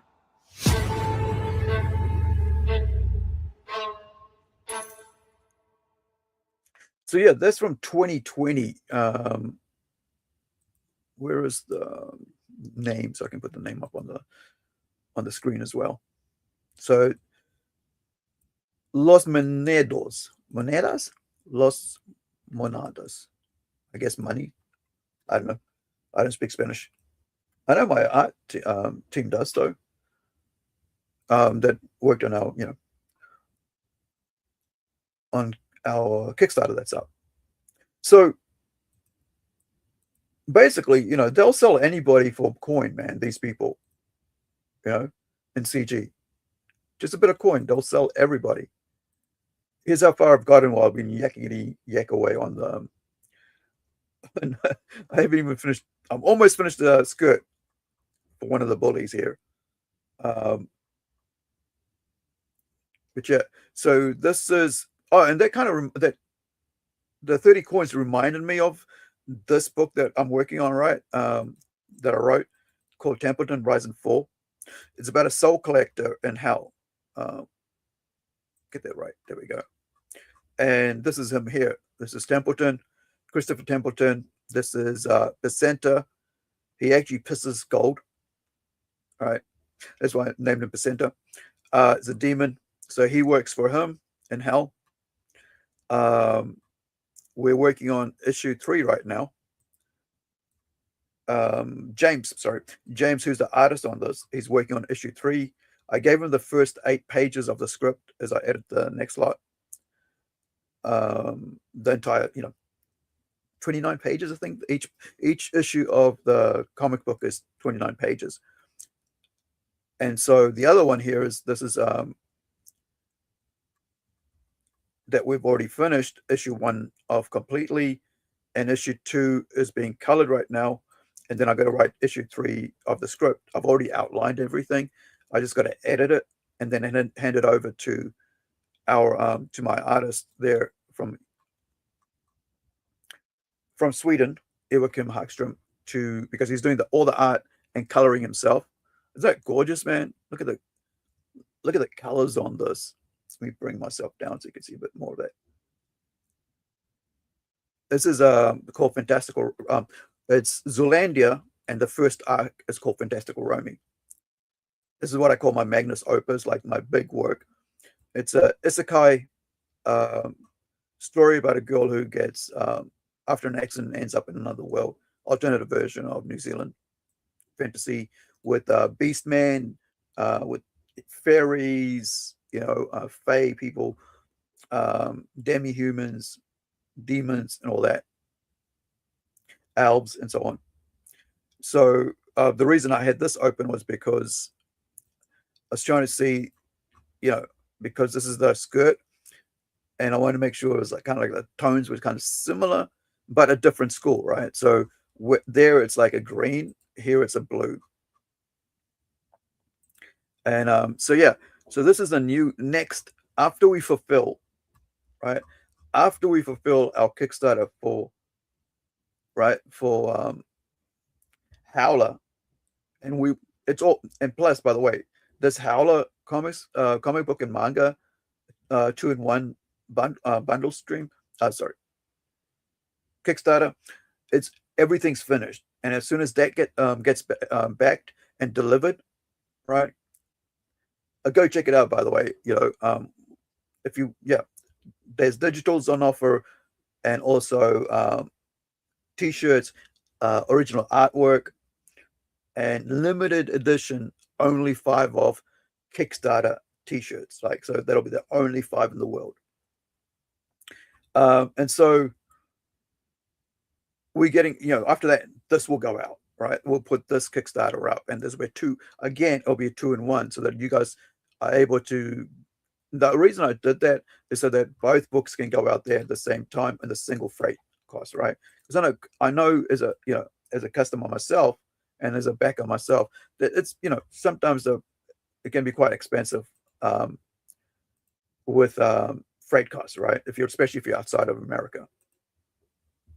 So I want to make sure that by putting 2 books, projects in one campaign, it'll be better as a backer than having to run one after the other, right?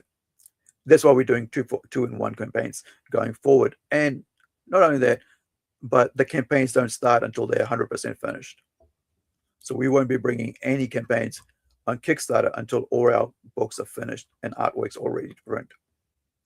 Okay, back to these hypocrites. Oh yeah, the reason I was talking about Templeton is because it's similar in the plot, semi-plot, to the 30 Coins, Spanish TV show. It's not like our one's not about coins, but it's about supernatural stuff. But it's not about Christianity. It's about another religion that's part of the Plunge universe called Holy Polyhedron.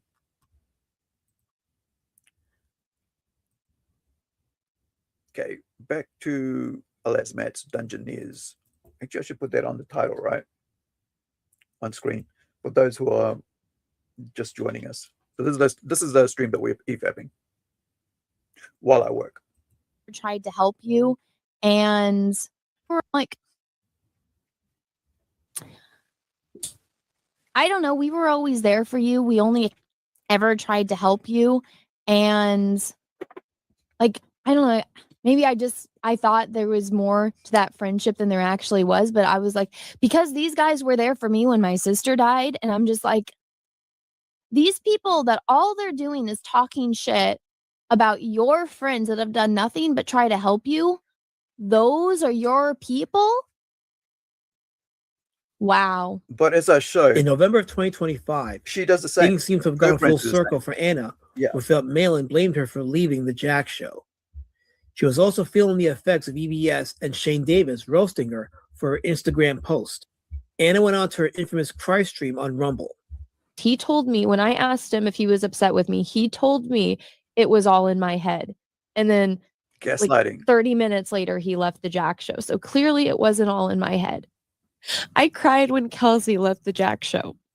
When things were hard and like not fun, and I like wanted to take a break, I still stuck it through the best that I could. And then now this, it's like, Karma's a bitch. God, I don't know what to fucking do. I don't know what to do.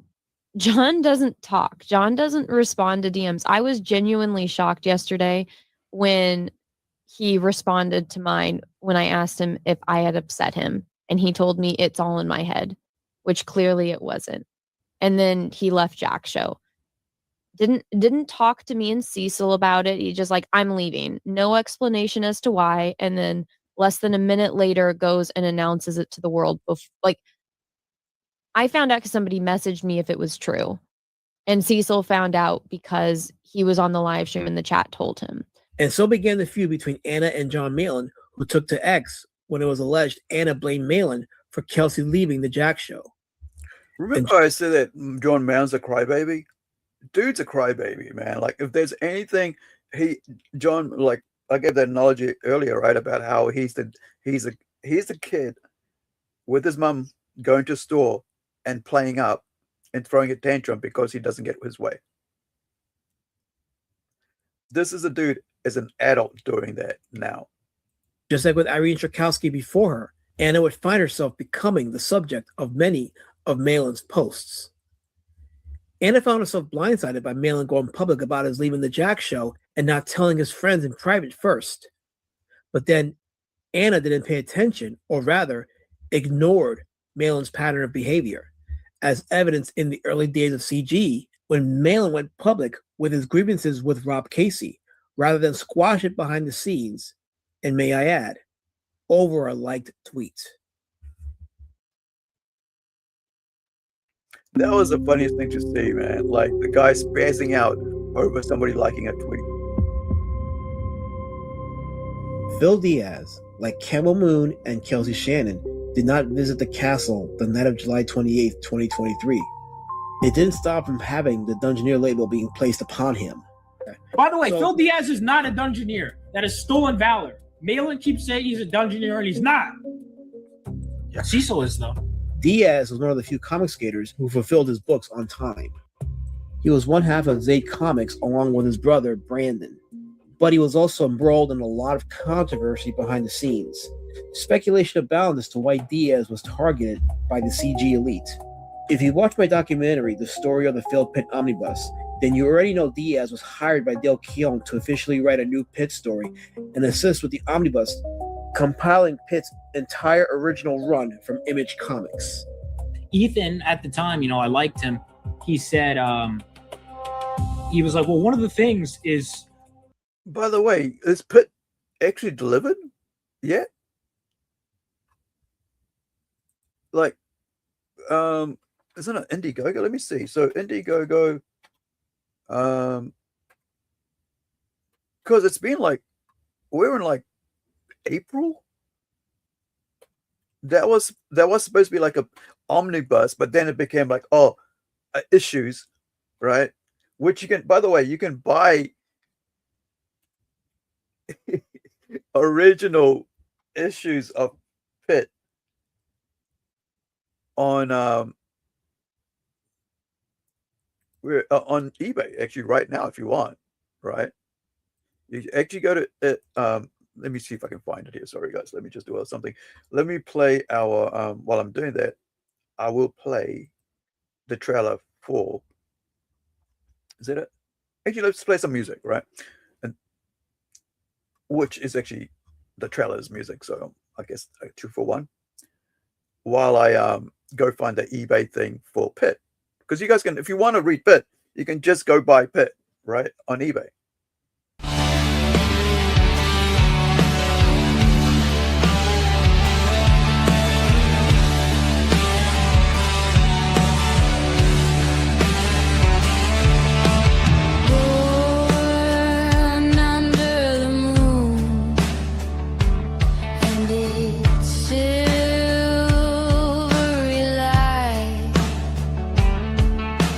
Offer to the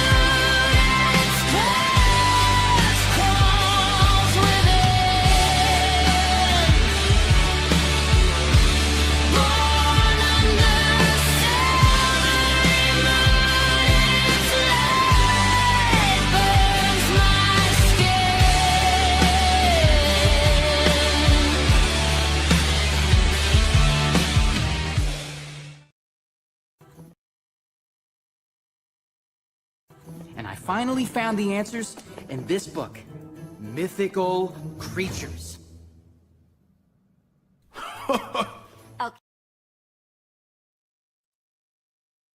So I found it. I found the pit 1 to 13 for $50. You can buy the original issue 1 to 13 of Pit for $50 right now on YouTube, on eBay. $84 New Zealand, $85 New Zealand, right? Approximate. Right now you can buy it. These are the original. You even get this friggin' ash can. Is it a half ash can? Hold on, let me go see. It is a half. Yeah, so you got full bleed half, species number 1, red foil limited ash can, right? And Pit 1. Isn't it cool or what? Like, you can get this right now, dude.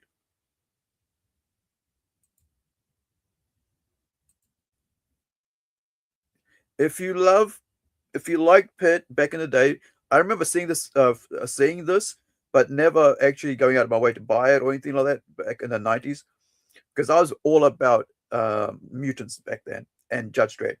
That's all I was reading. Mutants, Wolverine, Judge Dredd. Buying, telling my 88 to 93, I think it was, like I was hardcore into like mutants. I still am, but I just don't read any modern ones. But everybody's made a big fuss about the Pit book, right? And how it's being released as a crowdfund. But you can actually buy it, the original. Why would you want to buy a reprint that's not going to be delivered? That's the people that backed it still haven't got it, right? They're being told they were getting it, but nobody's putting photos up online saying, hey, I've got this book in my hand. It's been delivered. But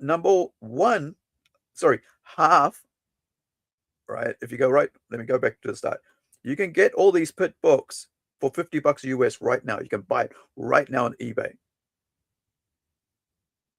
right? All of them. All of these here for $50.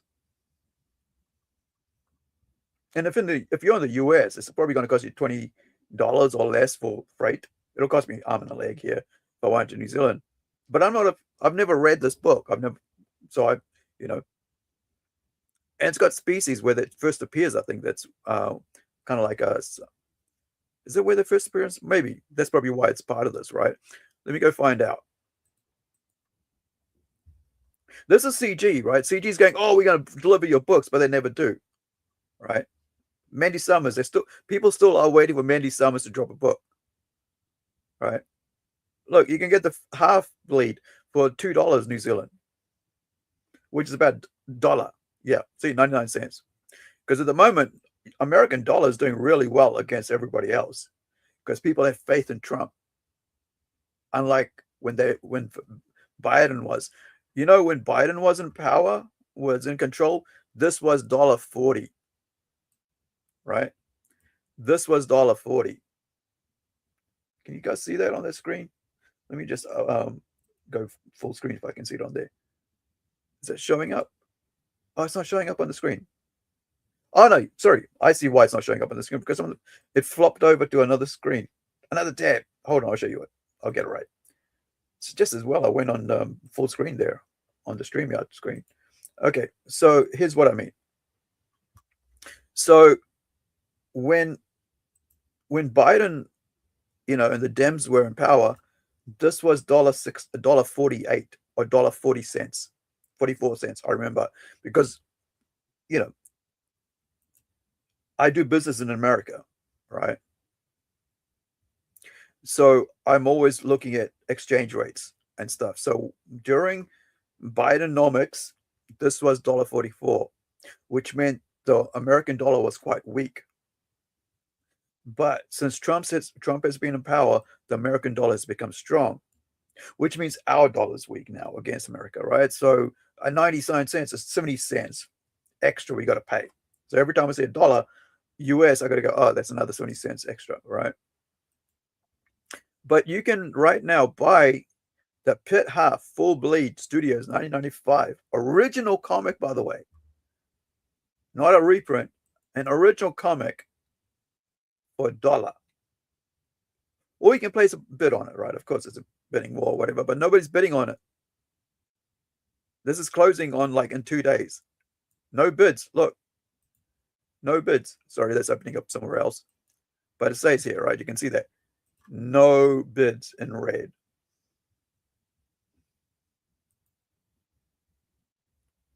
But everybody's going, oh, Pitt's such a great book. You know, got to do a reprint. And it's omnibus. Yes, people wanted the omnibus, the collection, because it's going to have a new story. But then they just started saying, oh, we're just going to put the first issue out, you know, scanned. Not even the original. There's going to be scanned pages. But yeah, I just love the games they play, right? That these people in Comicsgate play about how things are going to be done and what's going to be best if you do it that way, right? They're like leftists. They don't give you a straight answer, right? I was watching CoffeeZilla. He's talking about this scam that's going on right now with a new crypto coin, and he's talking about how let me see if I can find it, where these people are going, oh, we're going to get 15% interest a month. And I'm like, so for every $100, you're going to give me $15 more? Banks don't even do that. And that's a trusted thing, right? Established thing. But no, these guys are going to give you that. And I'm like, wait, that doesn't make sense. That's like snake oil salesman. Where are they going to get the money from? Oh, they raised it by, wait, how? Wait. It's such a weird thing. So I'll show you. Where's Voidzilla? Where's this? I like CoffeeZilla, man. You got to, like, seriously. You got to follow that dude. The guy's, you know, his team and him, they did amazing. Yeah, check this out. So this is the one. Things are getting stupid. I'm just trying to figure. Yeah. So no. I'll play the first little clip. So I was going to play it on our stream, just to make people aware of this, so they don't get scammed in, right? Because CoffeeZilla was the first one to call out Logan. Maybe he was, maybe not, but Logan Paul, for scamming people out of millions of dollars, and he still gets to go wrestle on WWE, despite scamming people out of $1 million. There's a guy in Australia who lost $500K. $500K, bro. A very, very decent home you can get for $500K in Australia.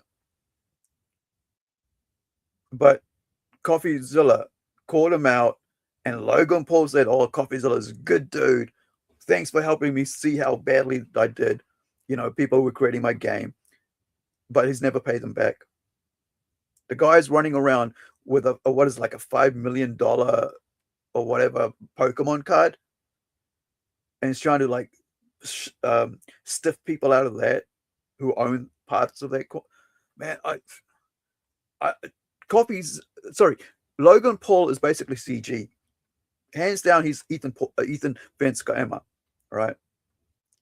So do check out this, man, because this is very important that you guys go see this. I mean, watch this, because don't get caught into this shit, into this new finance scam shit that's going on.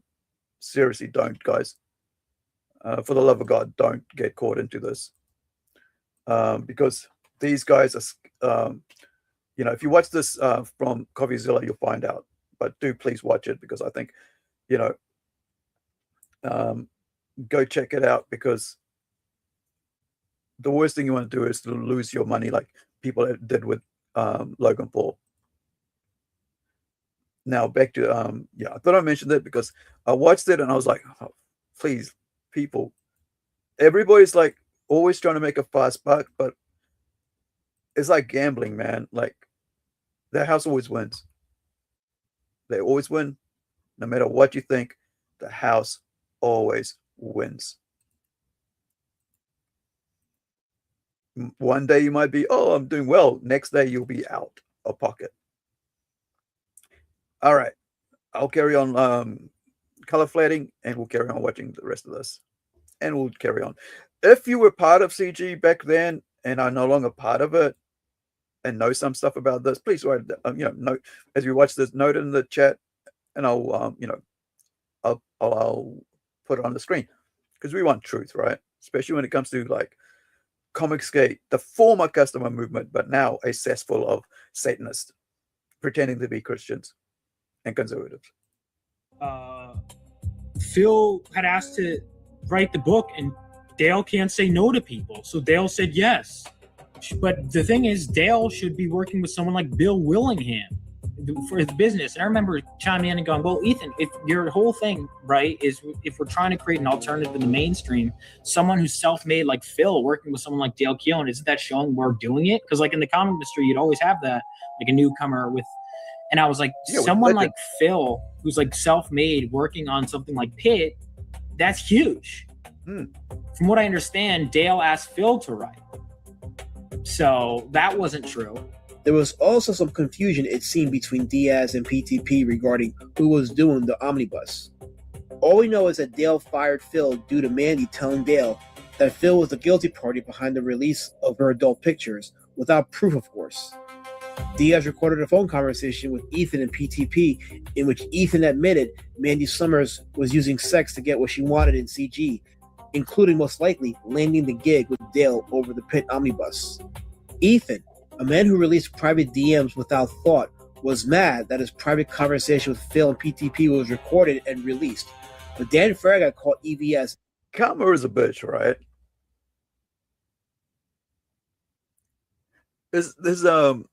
There's only, I guess, two things I live my life by.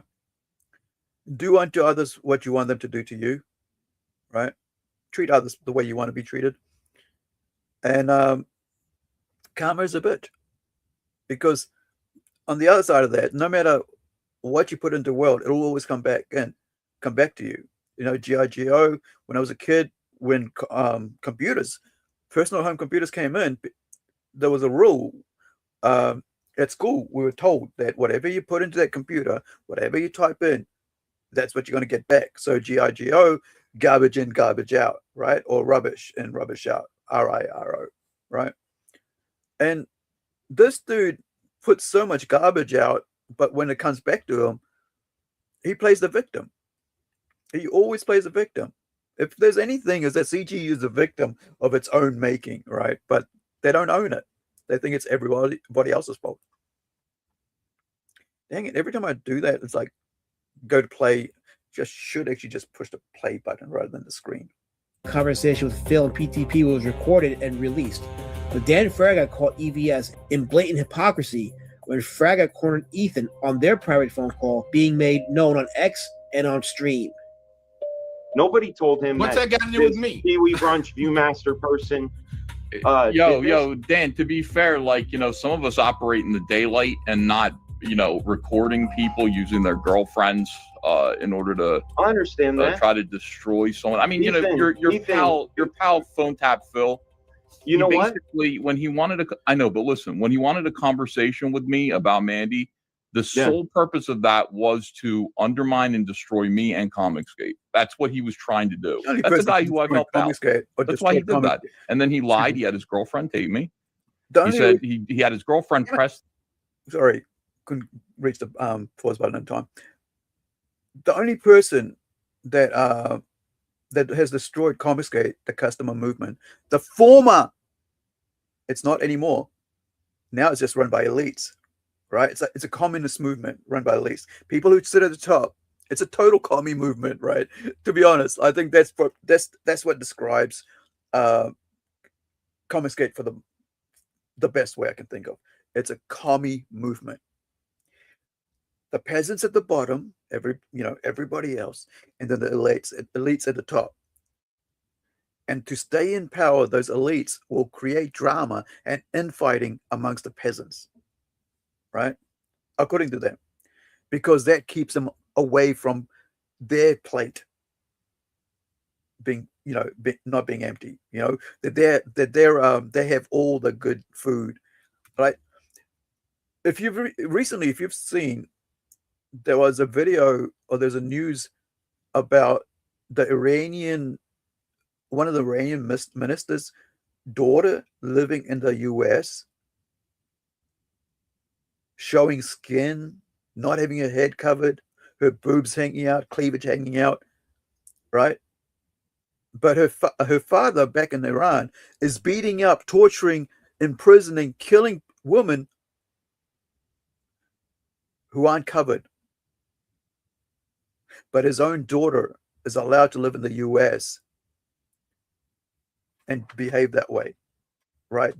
Behave like a Westerner, have the freedom of living in the West. I love the West, man. I am so grateful to be born in Fiji, raised in Fiji until I was 7, right? And then moved to New Zealand, where I enjoy the glories of Western life, the freedoms, the amazing beauty of being able to do whatever I want within the law, right? And enjoy my life. And to be able to say whatever the hell I want, right? Whenever I want. And to create art the way I want. And write stories the way I want. Now, make music the way I want. Writing songs the way I want. I would never want to live under communism, but CG is a communist movement. It's a total 100 million% communist movement. Kings and peasants, right? Your supreme leader, right? Your Ayatollah is Ethan Van Sciver. The problem is the new people in CG don't see this. The newcomers don't see this because they don't see all this stuff that's been happened in the past because they've deleted all these stuff, the way they behaved, right? They get up there and they lie about people and then they delete it, right? But people their followers already understand what's going on, so they have it in their heads who to hate and who to prop up. That's really what communism is. I've been following China for maybe about 4 years now. And if you research things enough, and I do that because of writing, I need to I want to have as much historical insight, real life stories, so that when I write, I have something, realistic and interesting to write about, rather than writing another, story that's same as everybody else's. Because I want to write things that are interesting, right? And so I've learned that, how communism works, how capitalism works, how democracy works, right? And these people are the most hypocritical people. Comicsgate is the most hypocritical communist movement that basically took over a democratic movement and now is run by communists. And all these people, right? John Malin, Shane Davis, they basically be the same people, right? They're all the same people right now.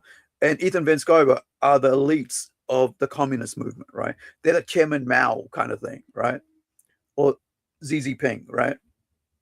Or North Korea. They'll starve everybody, below them before they give up, they won't even give up their power, even if people at the bottom are starving, right? They'll still stay in there. And this is what CG has become. It's a communist movement. Imagine a customer movement becoming a communist movement, man. That's what disgusts me. I'm so disgusted by Comicsgate, right? There's nothing else. There's no other group that I can think of in comics that disgusts me more than Comicsgate. The record button so he could have plausible deniability. That's a scumbag. It's a scumbag move, and there's no denying that. What were Nobody the can things argue you that. said on the tape, Ethan? Yeah, the things I said on the tape were me talking to two friends and just supposing. But they I weren't didn't your have friends any at that information. point. They weren't your friends at that point. I didn't know that. No, See, that's but the you problem knew that. is people The assume- timeline that you look at the timeline, they weren't your friends. Yeah, see, you told me the reason why you thought that Pat was off the reservation was that he was hungry for power. And Yeah, then I think so. And how would he get that though? define because you defined power for me that during our call, and I'm only bringing up our call because you did. I thought it was a private conversation, Yeah, but no, well, I mean, it's Yeah, see, the thing is that like people like who the fuck speaks like power? Somebody wants power. Somebody wants. This is fucking comics, bro. This is comics. You're drawing a picture book. You're putting words in a script, right? You're typing it up, and then your artist draws it. And then you get an inker, unless your artist is the inker. And then you get a colorist, right, to color it, or unless the artist is coloring as well, which happens in my case, right? When I've got when I'm with the latest book we put out, right now on Howler, right? Howler was colored by the artist, and I did some color flats, but he colored the rest. So the idea that like you're talking about power when it's just fucking comic books. It's a communist fucking movement, bro. All you got to do is create a comic book, put it out, and then go and do the next one, or deliver it, then go do the next one. Right? That's all you got to do, dude. But he's running it like he's a fucking communist leader. He's a don. He's a mafia boss. No wonder people friggin' leave. Nobody wants to be controlled when it comes to friggin' making comic books. What the fuck? Seriously. It's about drawing picture books. Right? It's not about fucking changing the world. This is the problem with the moment you think your comic book is gonna change the world, you're fucking stupid. You might as well get the hell out. You're daydreaming. You're living in the fantasy world, bro. At the moment, I'm working on 6 different comic books. Honestly, on a daily, not daily basis, on a weekly basis, I'm working on six different comic books, right? We got the Tortoise manga, Western manga, right? Already made, ready to go to print, printed in America, sent out from America. Howler, this is the one I was talking about, like how the art is colored by the artist, right? Inked and colored by the artist. This one I color flatted, this 2-page spread, because Australia and I wanted a certain color tone, right? But this is the one that Louise colored himself and inked and everything. I didn't do the color flats on that, right? Then you got my artist from Sweden, right? Joachim's from Joachim's the cover artist for this and the t-shirt designer, right? I mean the t-shirt design. He's from Sweden, right? This is our white werewolf character, right? And our series artist, Luis, he's from Argentina. I always get the mistake with him and Tomas, who is the manga artist, right? Western manga artist on the Tortoise, right? On this, from Brazil. Actually, no, it's the other way. He's from Argentina. The other guy's from Brazil. I always get the mistake, man. South America. But these books are 100% finished. 100% finished, ready to go to print. Right? I said to Ilkim, I said, how about putting up your original design for the white werewolf up? He said, okay. He said, he said, I did all these artwork for fun. Yeah, because he did these two covers for fun. I said, okay, cool. He goes, yeah. So yeah, let's put this up. And you know what? We'll send this directly. Man, I spelled it wrong. Dang it. You always, no matter how much you try to get it right, it's like technical difficulties, right? You always get it wrong. I just noticed it here that it's originality, right? I'll get back and then finish them. Change that in a minute. But A4 Myler A3 Mylar paper, inks, right? Not penciled, inked, right? Original art. And you can get that tier, and you get his whole set where you get the 2 cover art, variant cover art, which is like foil with this one, regular print here. You get a t-shirt, the band t-shirt, right? Only one. So this is a one-off because it's the only one he drew, right? You get the cards and stuff, and you get the, and of course, you get the stickers. But out of this one, I fought hard, because I was like, I want this for myself, this t-shirt, right? And then I was like, oh, but no, I'll do a different variant design of this for myself, just a one-off. But for everybody else, we'll just do 5 of this so that anyone in the world can get 5 of this, right? One of these, right? And plus this one, you get another, you get this t-shirt with it. If you get that all in, you get this t-shirt here with it, right? As part of the bundle. So you get 2 t-shirts. So you can choose which to give away or not give away. You can either wear it for keep it for yourself, or keep them both for yourself, right? And plus, we're very honest about how the risk and stuff, right? Every item offered has already been created, ready to print. Because I know I'm the one who's friggin' put this all together. And I told my guys, we're not going to release this onto Kickstarter until it's 100% finished. And I delayed it by a month because I wasn't 100% finished. Because I'd been, for the last year or so, I've been promoting in March. It's coming out in March 2026. And then added a last minute cover, right? So yeah,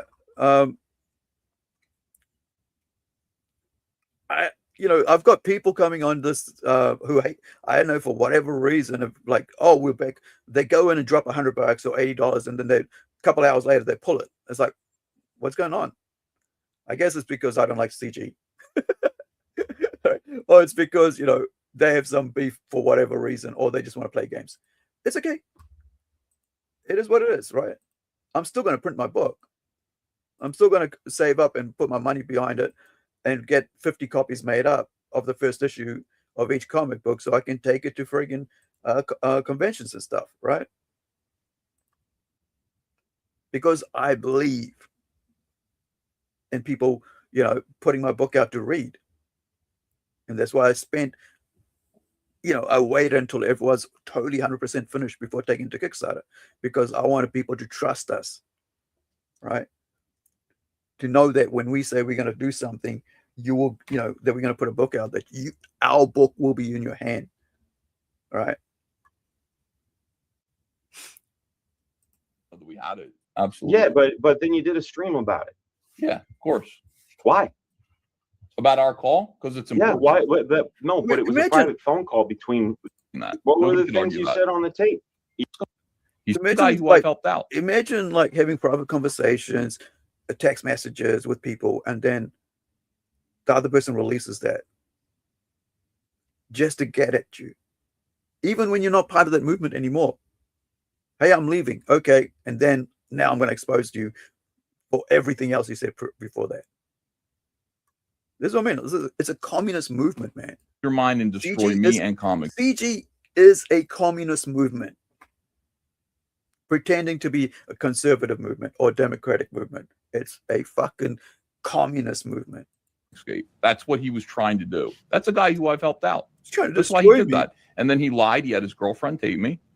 He said he had his girlfriend press the record button so he could have plausible deniability. That's a scumbag. It's a scumbag move, and there's no denying that. What were the things you said on the tape, Ethan? Yeah, the things I said on the tape were me talking to 2 friends and just supposing. But they weren't I didn't your have friends any at that point. They weren't your friends at that point. I didn't know that. No, that's but the you problem knew that. is people The timeline that you look at the timeline. They weren't your friends. You told me the reason why CG is the game. You thought that Pat was off the reservation was that he was hungry for power. And then I think so. And how would he get that though? Define because you defined power for me that during our call, and I'm only bringing up our call because you did. I thought it was a private conversation, but no. Well, I mean, it's people know that we had it. Absolutely. Yeah, but then you did a stream about it. Yeah, of course. Why? Yeah. About our call? Because it's Yeah, important. no, but it was a private phone call between friends. Right. So I didn't record it, but I did No, report but then you also put in your own tweet. I had a private conversation. You know what private means? Yeah. No, don't. Well, clearly, This clearly it scumbag, wasn't private. there's nothing private when it comes to this scumbag called Ethan Van Scammer. Right? Ethan Van Sciver. This dude doesn't even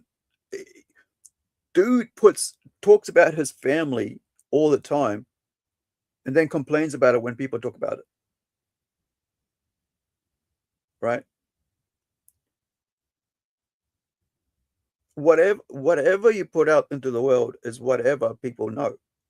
If you don't put it out into the world, they won't know.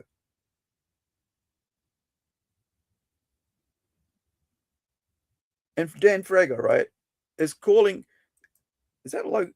720. Wait, how? Oh, it's only on 720. Sorry, so I can't actually, put it up higher. I thought it was like it's all saturated. No, that's on Matt's end. That's not on my end. Sorry, guys. Why it looks saturated like this. So, but plus, he's putting in things from like live streams that are actually really, this dude, like whatever quality the live streams at. Anyway, so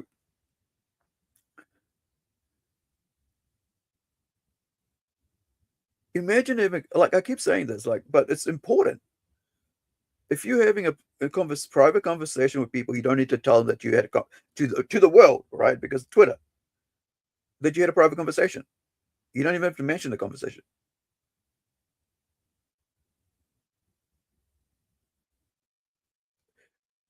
It's like, I don't know how people still trust this person, right? The scumbag. Why they still listen to him? Why they still follow him? Because all he spews is lies and hypocrisy.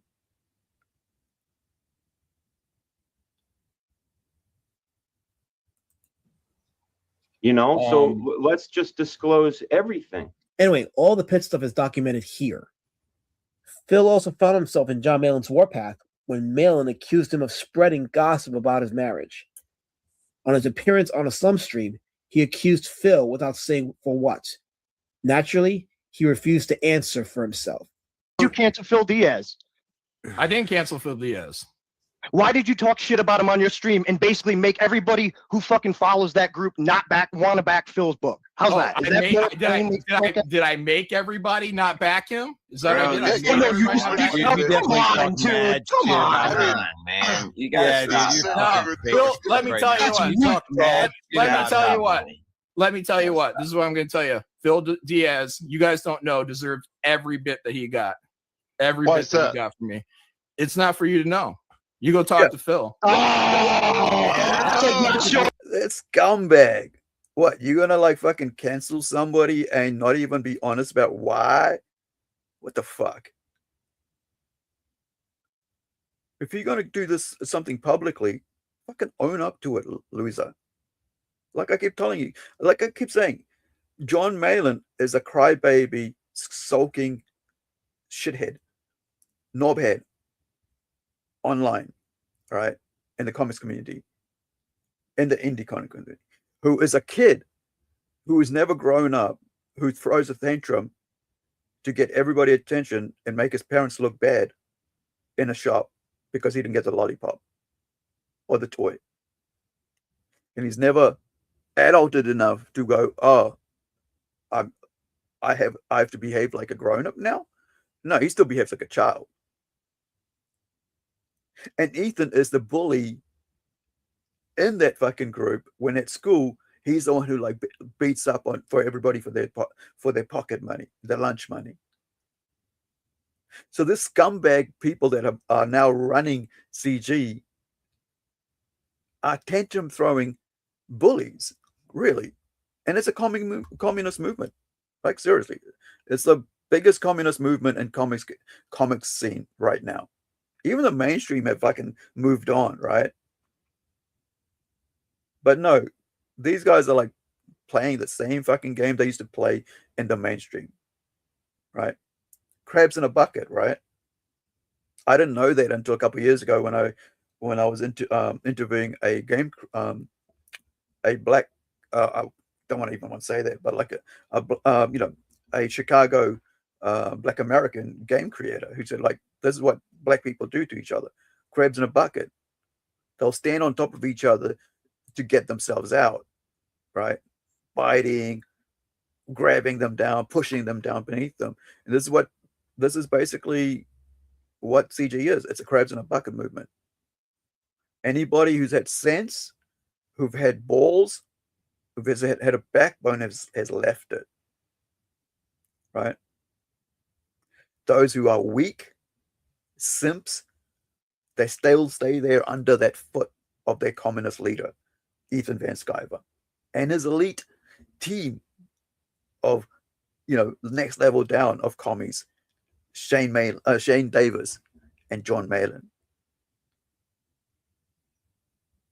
Receipts, yeah. Oh, no. I call bullshit. You lost all your credibility. All your credibility. Phil Trust me, bro. Phil Diaz is talking shit. I'm glad Good for Hillary. Thank for you. Hillary, That's Malin. reminding me why I didn't back any of your books anymore. Malin finally went public on the details of his grievance with Phil. Were you talking shit about my wife at a convention? And he said, no, John.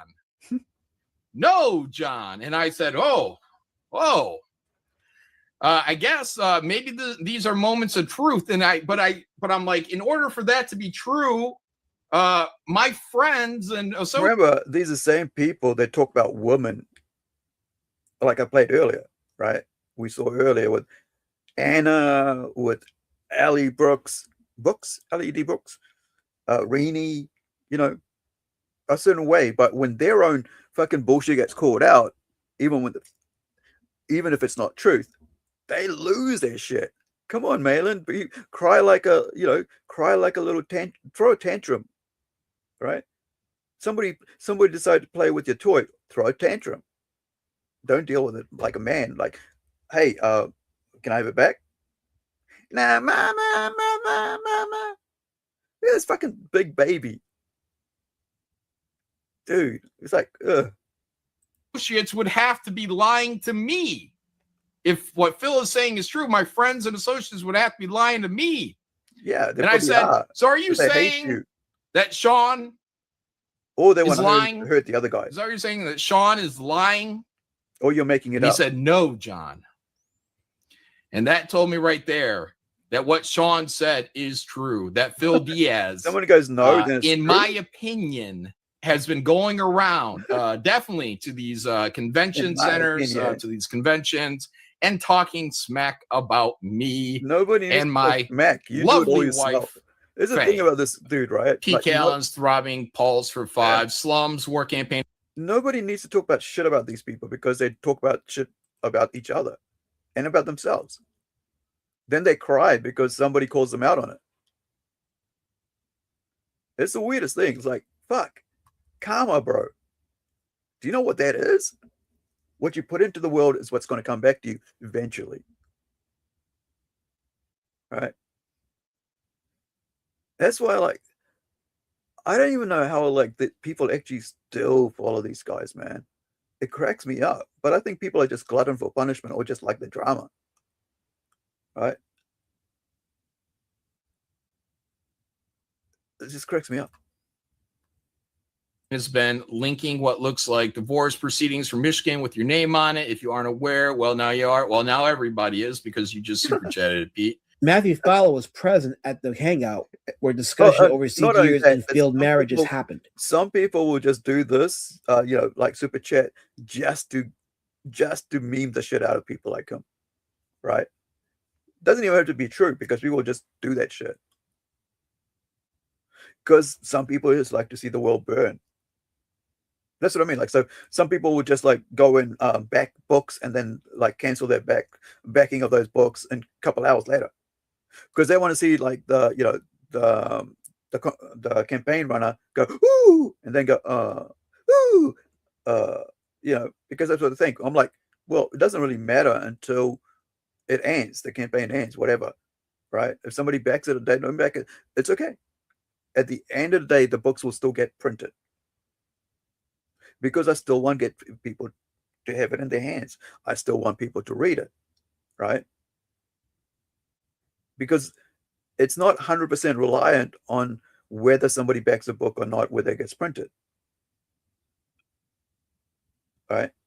I can still save up and then send some money to the printers, to the publisher, and say, hey, go print this out, and then send me a box of books. Or I can just go to a friend that I know here locally and go, hey, print this book, here's some money for it. See, people really are stupid when they go to back something and think that unless they back it, that the book won't be created. No, the whole point is that we want to give you something special. We want to make sure that it goes around the world, not just to my neighbor down next door to me, not just to my family. We want to see this book reach other people around the world to read it. And I think it's just some people just like to see the world burn. Sadly, some people don't like to see CG burn, and so they keep propping it up. And other people just want to see the drama, right?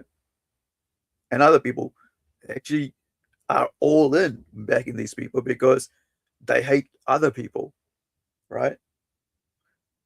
It's weird. It's really weird. Like, internet has made the world a cesspool of bad behavior. If you guys seen like that guy Johnny Somali, he's spending 6 months in a hard prison in Korea right now because he thought he could go out and do whatever the fuck he wanted in Korea, right? Because he'd done it everywhere else. Problem is, people just need, countries need to toughen up when it comes to people like that, right? Johnny Somali and Logan Paul people, right? Logan Paul isn't allowed in Japan because of what he did in the suicide garden or forest, right? Some people are just trash people, and we see it every day on clips of them every day, just being scum people, trashies. And here's a trashy right here. Tantrum throwing little child, man baby, right? He stated that what Malin was accusing Phil of doing was a lie. Phil had no choice but to respond to the allegations put out by John Malin. John said that I allegedly started a rumor that he was going to leave his wife for Anna. And as he said that, he laughed himself because it was so ridiculous. As the words came out of his mouth, he said, I was at a convention on the con floor. I told this to his friend of 20 years, Sean. And the truth is, I've never been to a convention with Sean. He said that he heard this from a friend that Sean told this to back in April. He said, oh, a little birdie told me that someone told them that someone's been talking trash. And last week he said it was me. What actually happened was Sean was in town. And myself, my brother, my buddy Matt Fowler, a friend from the chat, Admiral Wackass, we took Sean out to lunch. About like a 2-hour lunch. We had a great time. During that lunch, Sean said his friend was going through a divorce. And at the time, our buddy Matt also was going through a divorce. And Matt goes, oh man, CG's ruining everybody's relationships. I'm going through a divorce too. Cecil did, JDA did. Did you hear John might be too? And Sean's like, oh no, what's that about? He's like, oh, someone found this document online and people think it's about that. He's like, oh, I didn't know that. That's where the conversation ended. It was a 30-second to a 1-minute conversation. During that, Anna's name never came up. Sean didn't seem uncomfortable. He didn't say, hey man, stop talking trash about my buddy. That never happened. So after Malin Spurg out last week, I hit up Sean. I'm like, oh, what's this all about, man? He called me the next day. We had a conversation, great conversation. He apologized to me, said he was embarrassed. He said there's no need for that, man. And I asked him, I'm like, what was the stuff about Anna? Did anybody bring that up? Because I don't remember that. And Sean said, no, I don't remember anything about Anna. He did mention this to a friend, asking if this rumors were true. And then the friend did tell John about that. Now, I don't know if there was, obviously it's a game of telephone at that point. I talked to that friend as well. Same thing. He apologized to me. He said that he thought John would handle things more professionally. But we're cool. Everything's good between us. Like I said, John handled the man baby handling things professionally. Mommy, I want that toy, mommy. That boy's bullying me, mommy. He's playing with my toy, mommy. All right, just go grab the toy, bro. And if he's too big, go grab a bigger boy. Go grab a friend. But this is all the whole Chinese whispers thing. Like in Comicsgate, like I said, some people just like to see it burn, and they don't like people. I still don't understand why people follow Comicsgate or want to be a part of it. When you learn, what type of people are involved in it, all the commies that are involved in it, the socialist pigs that are involved with it, it's like, what? Why would you want to be a part of that?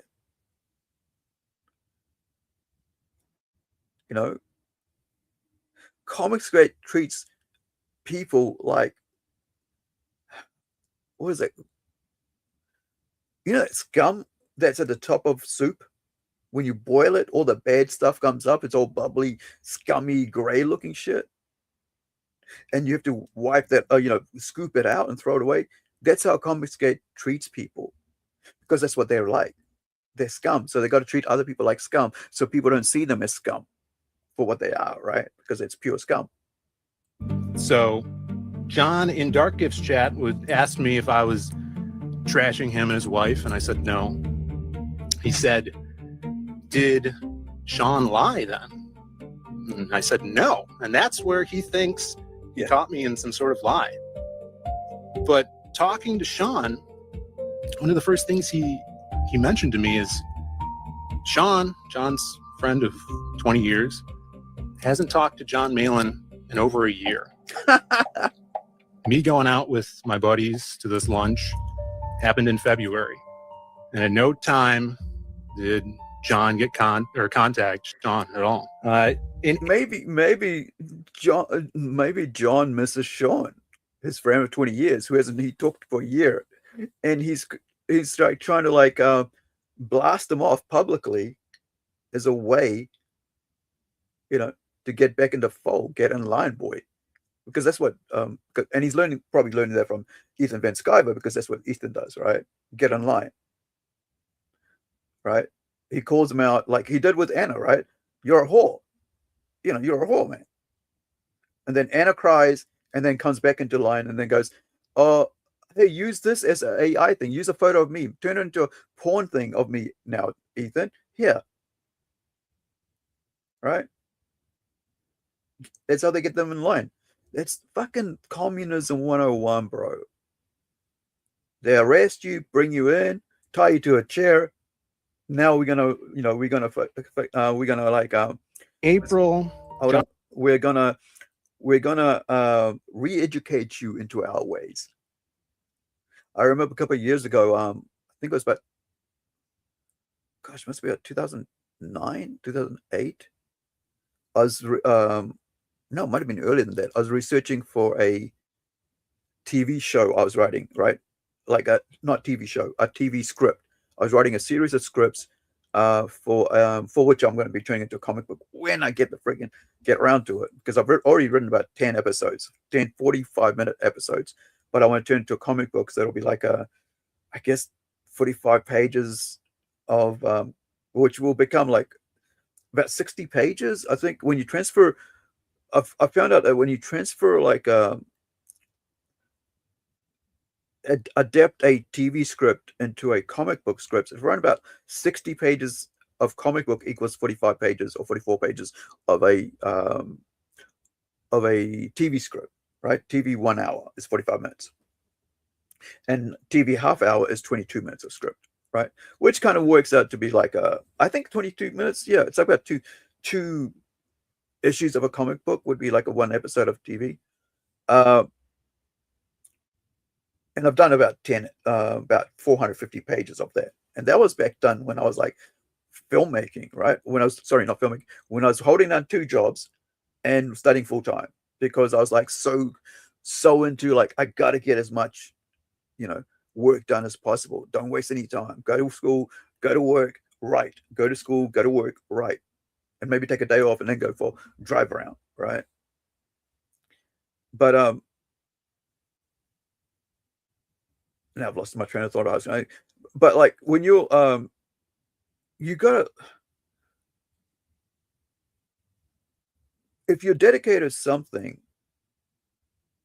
that's what you are more concentrated on. But these people are not dedicated to their art. They're dedicated to drama, to treating people like shit, because that's how they feel. See, that's how they feel to make themselves feel better, right? When I'm feeling down, I don't go out of my way to make other people feel down. I got to figure out, why am I feeling down? How do I not feel down? Right? And the way I feel not down is if I'm drawing, if I'm writing, if I'm editing, if I'm hanging out, talking to my artists and going, hey, in chat, going, okay, where are you at with this? Here's the next page. Here's some reference material, or I'll come on a live stream, because it just makes you got to be more active, right? But these people sit online all day long and they bullshit about other people, lie about other people, treat other people who are not even part of them anymore like shit, because that's how they make themselves feel better, because they're scum, right? Scummy people, trashy people like to trash other people to make themselves feel better.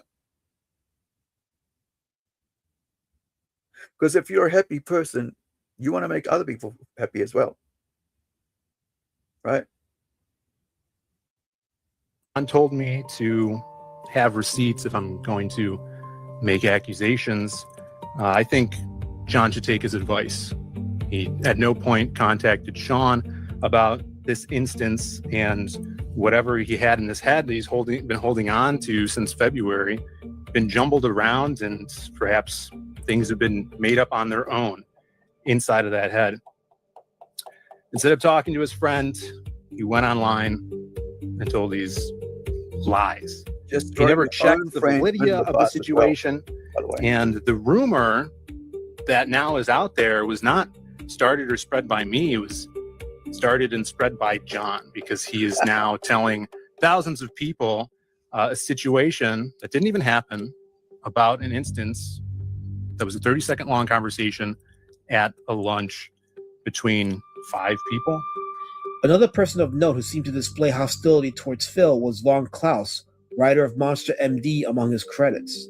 Klaus seemed okay with Danger Vanessa having her chat maliciously brigaded by Ethan Van Sciver to placate John Malin's feelings over not getting his book, Godlike, nominated for Book of the Year or something. He claimed Diaz won the Writer of the Year award. Hell, Danger Vanessa, ghost lady. She's still alive out there, but as a ghost. Or many times by brigading the chat, only for Amanda B to correct him. I had an interesting exchange with Von Klaus myself and noticed he omitted context in my statement I made in my second Heroes Con video. Klaus quoted me saying, the SJWs were right. I noted that he left out the part where I said, unfortunately, meaning that every single thing the SJW said about Comicsgate in 2018 was right in 2025. An entire video could be... That's what I said earlier. I said that earlier. I said that everything those friggin' SJWs had perceived and said that Comicsgate earlier on was, right, racist, anti-LGBT, right? I added the T there earlier, but I don't really, whatever. But, and They are now, right? They weren't then, but they are now because it's run by SJWs. Right? That's why nobody cares about, like, the so-called SJWs don't care about Comicsgate, because it's eaten itself, right? It's the monster that fed on its own venom, right? And now it's just rotting away. And we're looking at the husks of it. Soon it's a zombie right now, right? So soon it'll be just on the pile, on the side of the road, just with flies at the moment, and then later on it will just become a what is it, like a let me see if I can find the image I need. Rotten zombie body, right?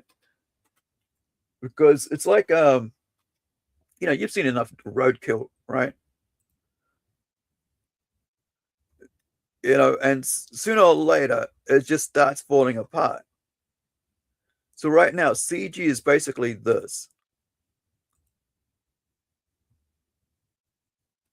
And given time, and this is a very good picture of Ethan Van Sciver right here, right?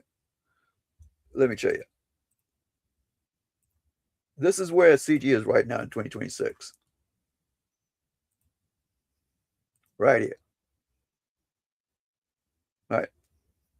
This is where it's slowly rotting away. There's pieces falling off it. So keep this image in your head whenever you hear the name CG, right? Comicsgate, Ethan Van Sciver, Shane Davis, John Malin, that trinity of vileness that has infected indie comics and crowdfunding, right? This is it.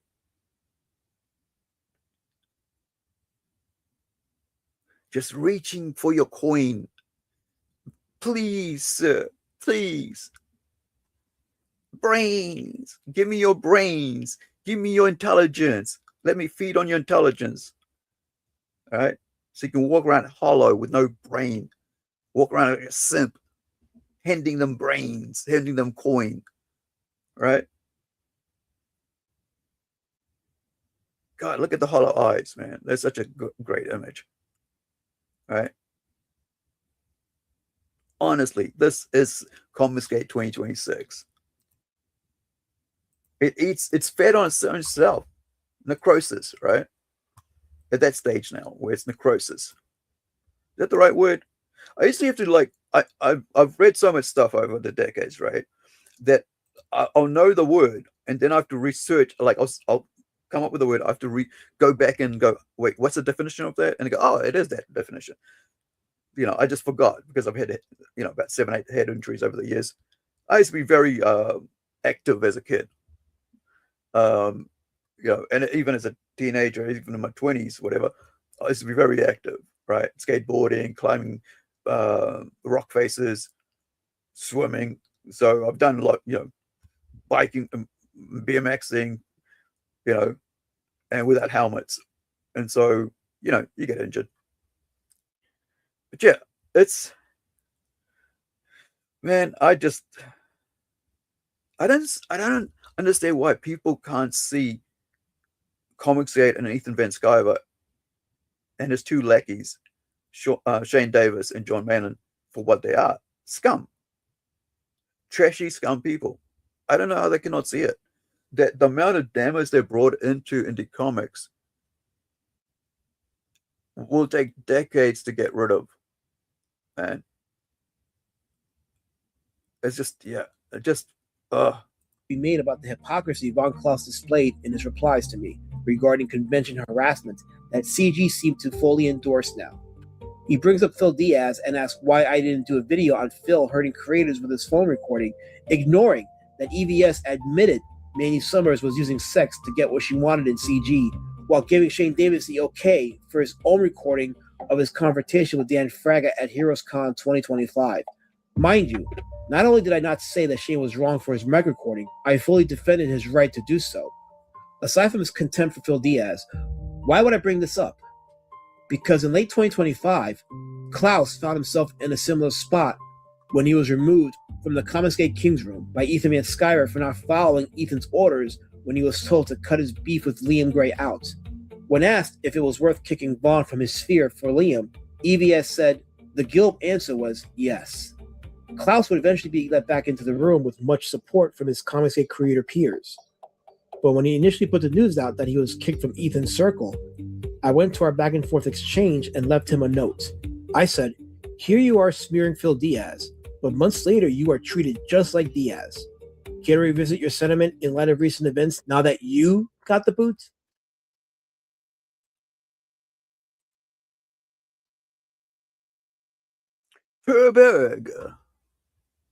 Narwhal was one of the rare outliers of Comicsgate. His art style was an acquired taste for many. I myself dug his expressionist style, which reminded me of the likes of cartoonist Al Hurd. That is cool, isn't it? I grew up on this sort of stuff, man. Like as a kid, like I was reading Tintin, Garfield. I still love that. I've gone out of my way to collect Garfield, Tintin, Asterix. They're on my shelves. I've got several of them on my shelf. Peanuts. Because this is what inspired me to become, a comic book writer and creator and artist, right? Before I lost the use of my right hand and tendons, right? So I can't draw properly or hold a pencil to actually, I just haven't drawn for like probably about 20 years in the way I used to be able to do it. But I love this work, man. That's why, like, when I saw a file by Mike S. Miller, I was like, man, that's so cool. It's weird how, like, Comicsgate has an idea of what they think is comics. And that's how it should, or everything is, some visual art should be. Overdone, overly detailed shit that people spend like 30 seconds looking at and then move on to the next page. But honestly, what really keeps people on the page 70% of the time is a story. People go away from reading a comic book and remember the story. It's like what you remember when you watch a TV show or or an anime or a movie. You remember what happened in that. Not about the, to a lesser, the action scene or something like that, right? I was watching, was it yesterday or the day before? Yeah. Today's Saturday in New Zealand, so it's Friday elsewhere, I guess, in the Northern Hemisphere. So Thursday night, right? I think it was Thursday night or something. I was watching Vanilla Sky for the second time in 25 years since I first saw it. And all I remembered from the whole thing, was a sequence of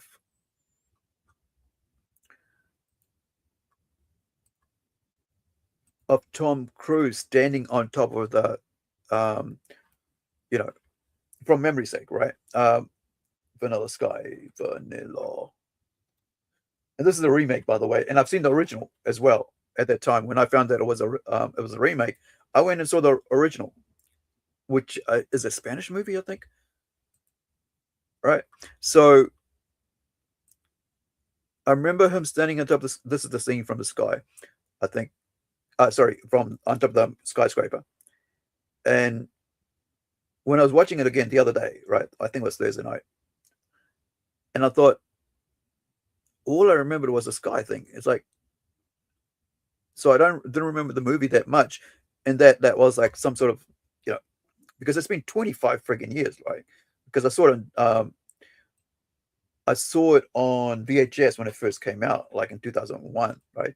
6 months after it comes out to the movies, it comes out on VHS back then. Now it's like 3 days later or whatever.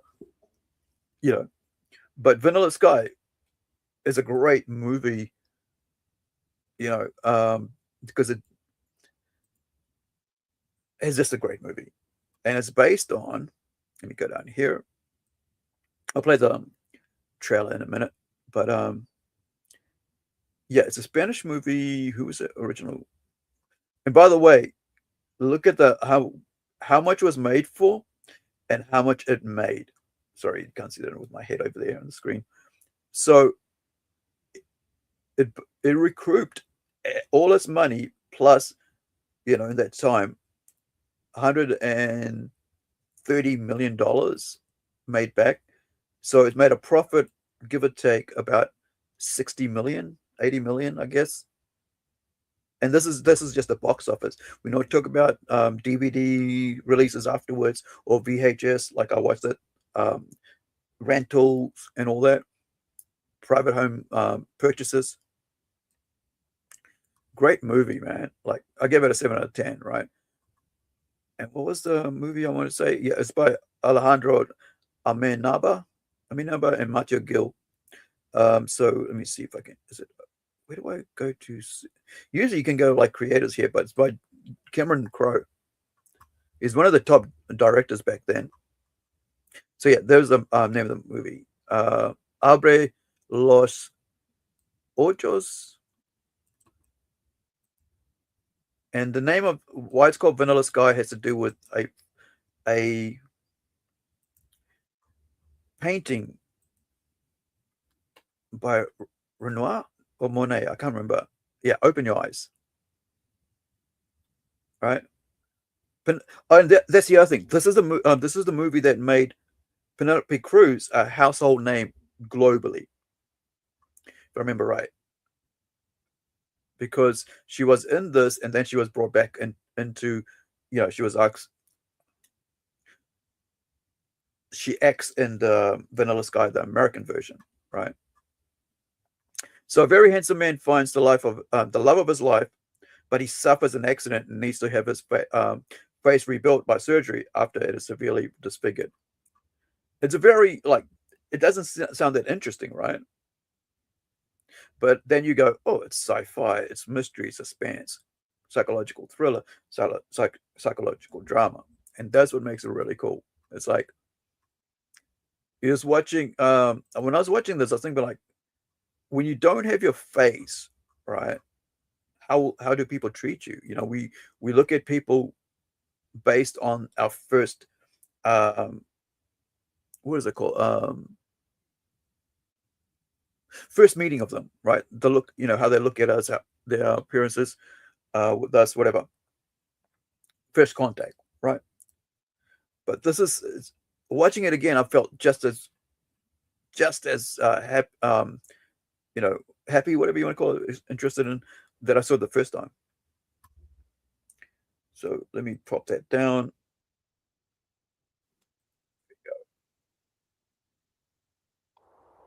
Open your eyes. Most of us live our whole lives without any real adventure to call our own. What is any life if not the pursuit of a dream? They're all waiting for you. Courtney Love called to see if you got her email, and the art department still need the decision on the color of the letters for the bikini issue. David, which one? Hey, honey, I'll call you later. When? Don't say soon. I hate it when you say soon. Soon! You slept with Julie Gianni again, didn't you? Julie's a friend. Sometimes we sleep together. You can do whatever you want with your life, but one day you'll know what love truly is.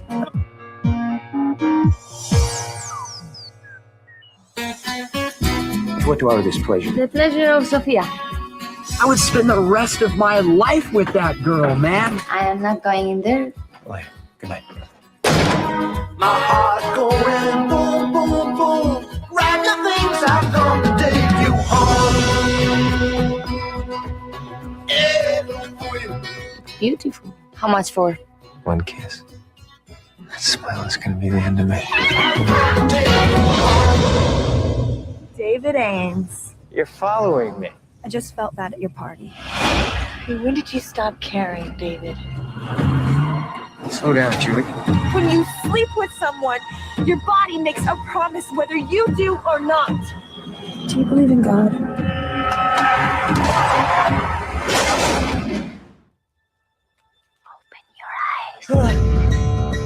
We've got a situation here. What is this? I didn't do this. You've been charged with murder. Who?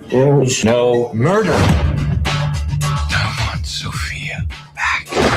These people are dangerous. They want to steal my life! There's an explanation for all this, David.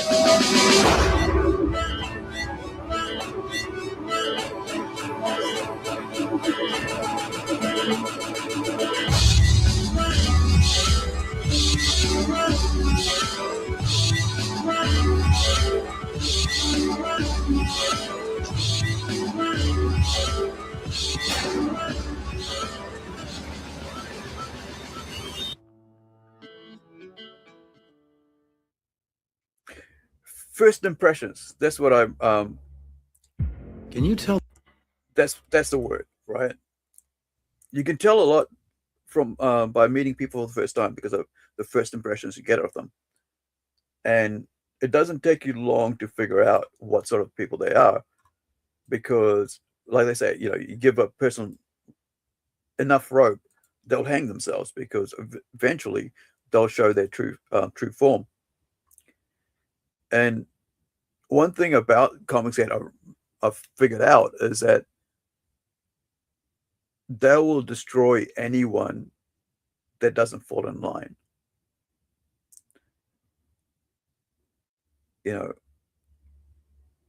And they have a set idea, like comics do, of what is what and what isn't what, right?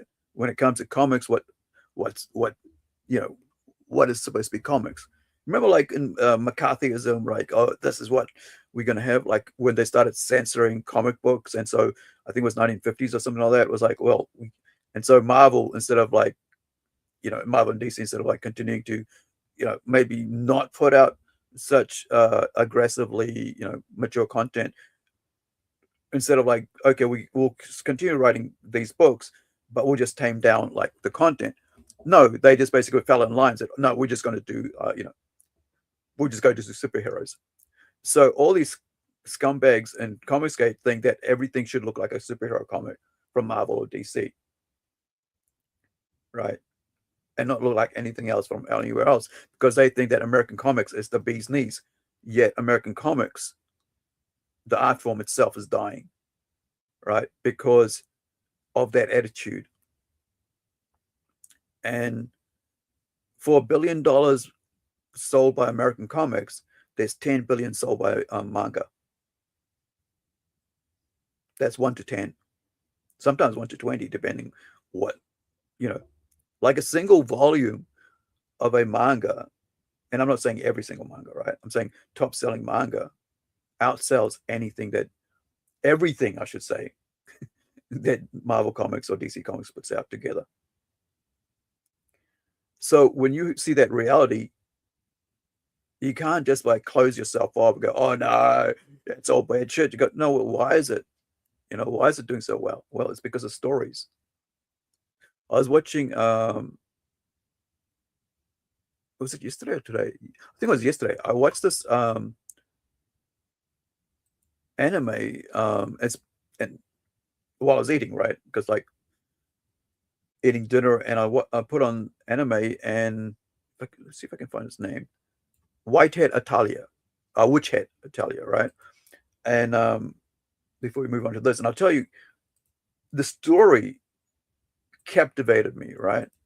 And I'm writing a fantasy series as well, right? So I've got like elves and all that, so magic in my book, which is called Zealandia, coming out. We're going to be writing. Actually, I've already written I just got to edit the third script, but we've already colored. Actually, no, Ilkim is coloring the second script, right? Second comic. So this is Witch Hat Italia, right? It's just came out about a week or two. No, actually, episode 3's out. So probably 3 weeks ago, it came out in Japan. And I've just checked out, about to start reading the manga to it, because I just thought it was such a cool thing. And the story is just captivated me right away, right? And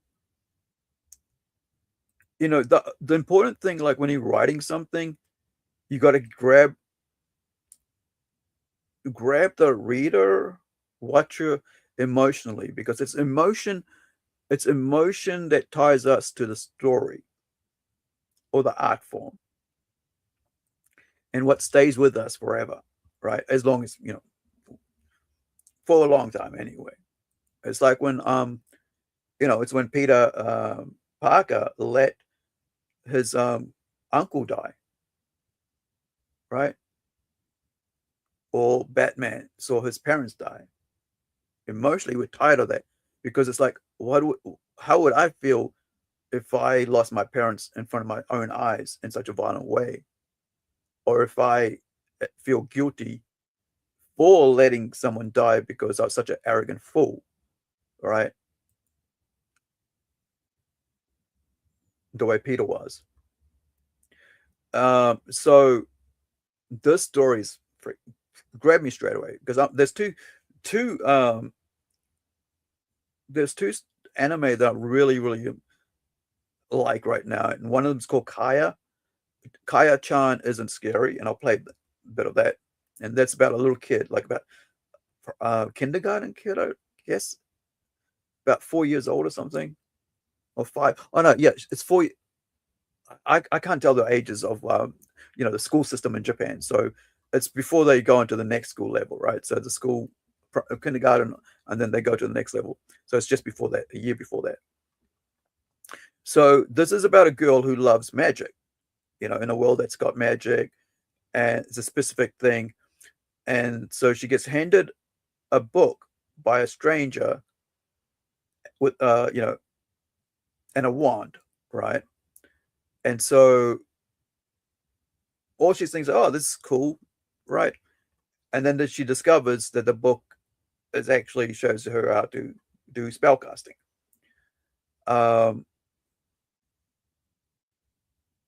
And because last year when we were working on getting issue 1, sorry, let me open up this page so I can show you guys while I play this. So, and she's all her life she's like has wanted to know about magic and how witches are able to do this magic, and then she gets this book handed to her and this wand, right? Witch's wand, whatever you want to call it. And she learns that that book and that wand isn't actually, and I'm trying to spoil it. It's kind of like some sort of instructional thing, right? And so she goes ahead and follows through on it after learning how witches cast their spells. And it's like what happened with friggin' what is it? Try not to spoil it, but do watch. I think if I say anything else, I'm going to spoil it, right? Don't even I never even saw the trailer. Don't even watch the trailer, right? Do not even watch the trailer. Just go and check it out. If you like it, continue watching. If you don't, move on, right? But I am going to read the manga because I thought it was pretty cool. I better, it's better to just go straight away and read the manga rather than, continuing. But this is such a cool story. Now, talking about magic, and the reason I mentioned that is, apart from the fact that I like it, I just started watching it 2 days ago or something like that, or a day ago. Actually, might have been just yesterday. I'm going to be putting up some shorts on the channel once I cut it out. But here's issue 1 of our fantasy book, right? That's finished, by the way. And we will drop this on Kickstarter after we get this latest this latest one fulfilled. Once this is over and ready to get fulfilled and sent out, we will launch the campaign for Zealandia #1 and Templeton #1, which Templeton #1 I've already color flatted. I just need to get save up some money and pay for the coloring of that, finish the color shading and all that, and then that will be done. But this is our fantasy book that I wrote about 3-4 years ago that we've actually now are going to.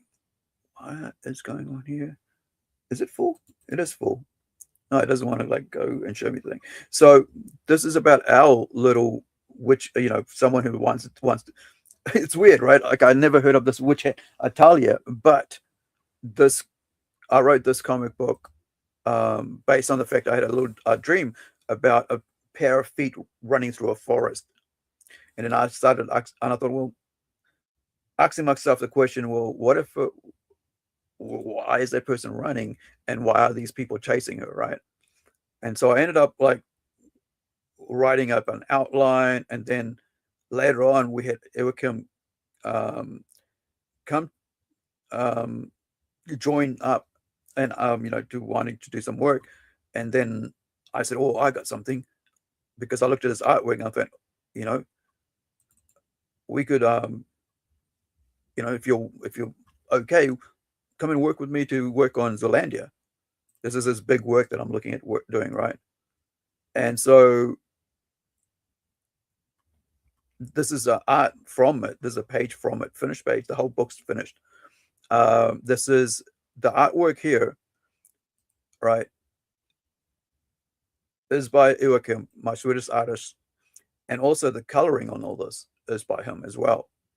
The magic circles, I actually made individual ones myself.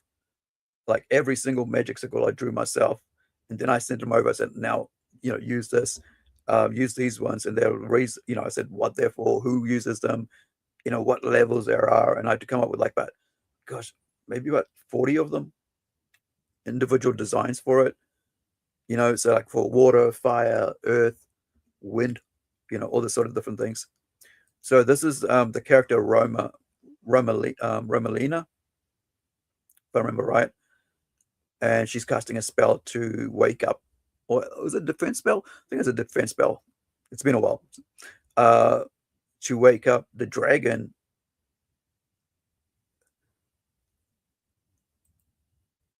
I can't even remember the dragon's name now. What is your name? Well, she says it here somewhere. Hold on.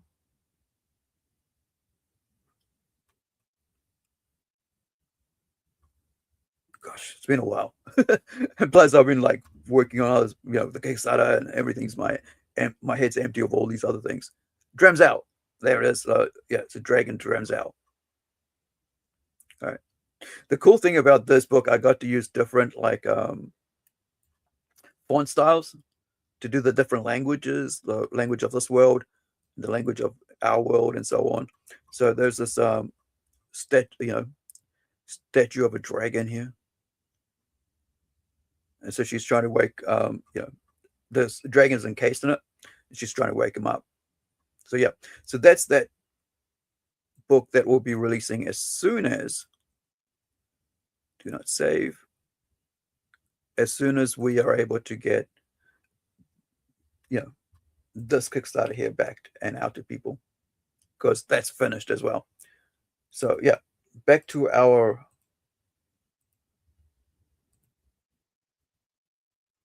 Dungeoneers. So this is Per Berg, and of course, as you know, Per Berg has worked with Mark Miller, right? He of the Wanted fame and Kick-Ass and all that. Hirschfeld. It's Narwhal, Alismat, the Shadow Band. Alismat, how's it going? From Road Warrior Drake is the famous book. You didn't give me a chance to put my makeup on yet. Like, you totally just hit the live button. I mean, look at me. I'm not prepared to go on. I haven't trimmed my face yet. I haven't even done my hair yet. Like, you just hit the live button. Like, totally just put me out. Oh, shit. I booby trapped you. We're live, by the way. So it was a surprise to see Nora one day put out a tweet in which she called Shane Davis saggy face. It was during the reading of the DMs that we began to hear some of the context of the enmity between Narwhal and Shane.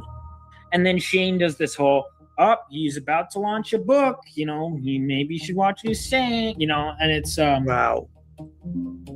It's just weird. It was like a clear thing, and it's like there were so many people in that DM group. The reason they went, and even multiple people have told me after, like the reason they went after you is they thought you were the weak link. And then what happened is a lot of people stood by me. Narwhal, God bless him, Hale, Rainy, Hyper Wizard, they all tweeted out and like supported me. And my sign-up list, by the way, like doubled after that. So that was great. What did Shane do? I don't know. He was fabricating some shit about me, man. I think there's some hate there, or he hates Shane, and somehow he's got to throw me in to spread it out. I don't know what Narwhal's deal is. I thought we were cool, but I don't know. I don't quite understand. These guys just make up drama and backstab people just to prop themselves up. Just like communists. Just like communists, bro.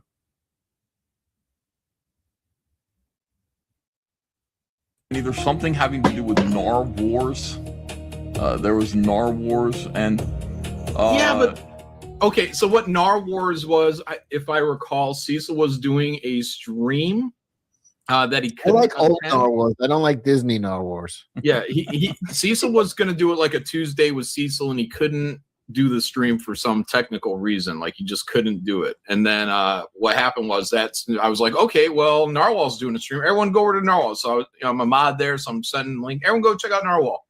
I hung out in Cecil's chat, dead, like it was just a dead stream. But I hung out there for like 40 minutes, just sending out links to Narwhal. Everyone go hang out with Narwhal. Go hang out with Narwhal. Narwhal stream. Everyone go watch Narwhal.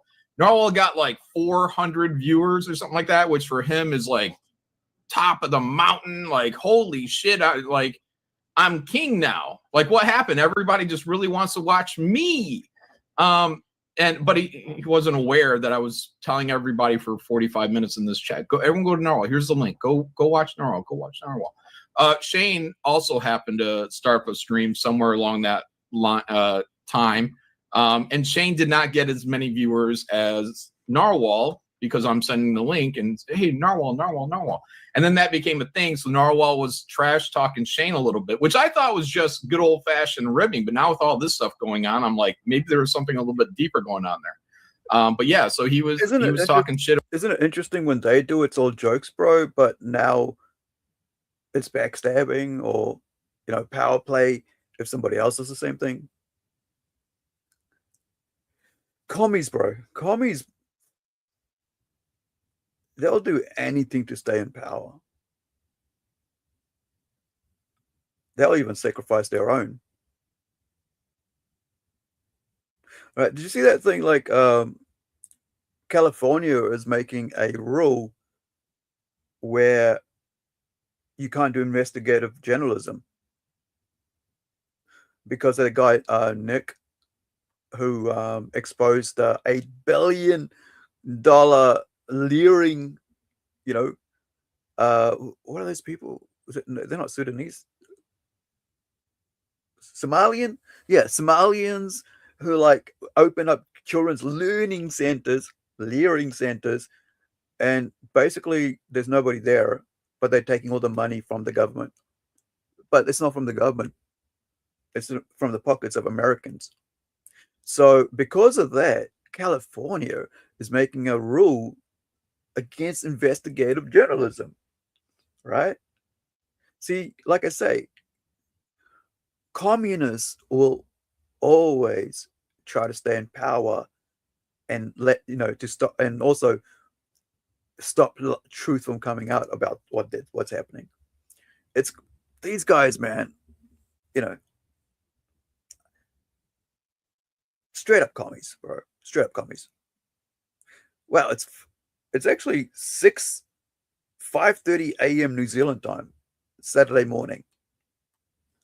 Been live streaming for 3.5 hours, but we still haven't gotten through this, and I still haven't got into artwork, color flatter, the page color flatter, because I've been talking so much and stopped going forward. But we'll carry on. About Shane, not bad shit, just ribbing shit. Like, look at me, I got all these viewers, and Shane doesn't, and he's king of the world. If you were following the Dungeoneer drama, it wasn't unreasonable to see why else Narwhal resented Shane Davis. Can you actually give more of an update on Narwhal? Because what happened with him? I read the chat of him going off on Shane and John. Like, what's going on? Like, I had him on promoting Cerebus, and then the next day he was calling me a devil on his stream. So I don't know. Yeah. Like, that guy, a little wobbly there. I really don't know. Well, he hates your guts. I think he made this like me. Why does he hate? I don't understand that. It doesn't matter. It doesn't matter. I don't know. He thinks he was mean to Rini. That's why Rini won. Oh my god. Well, Narwhal is in love with Rini, right? Oh yeah. He thought he is, but they don't like it when other people do. Yeah. Well, he thought he was going to hook up with Rini. That's because we probably put that idea in his head. But originally, him going to Tampa was like a hookup with Rini. But then as the date got closer, Rini started playing off like, oh, yeah, Narwhal's going to be there. Oh, well, a lot of people are going to be there.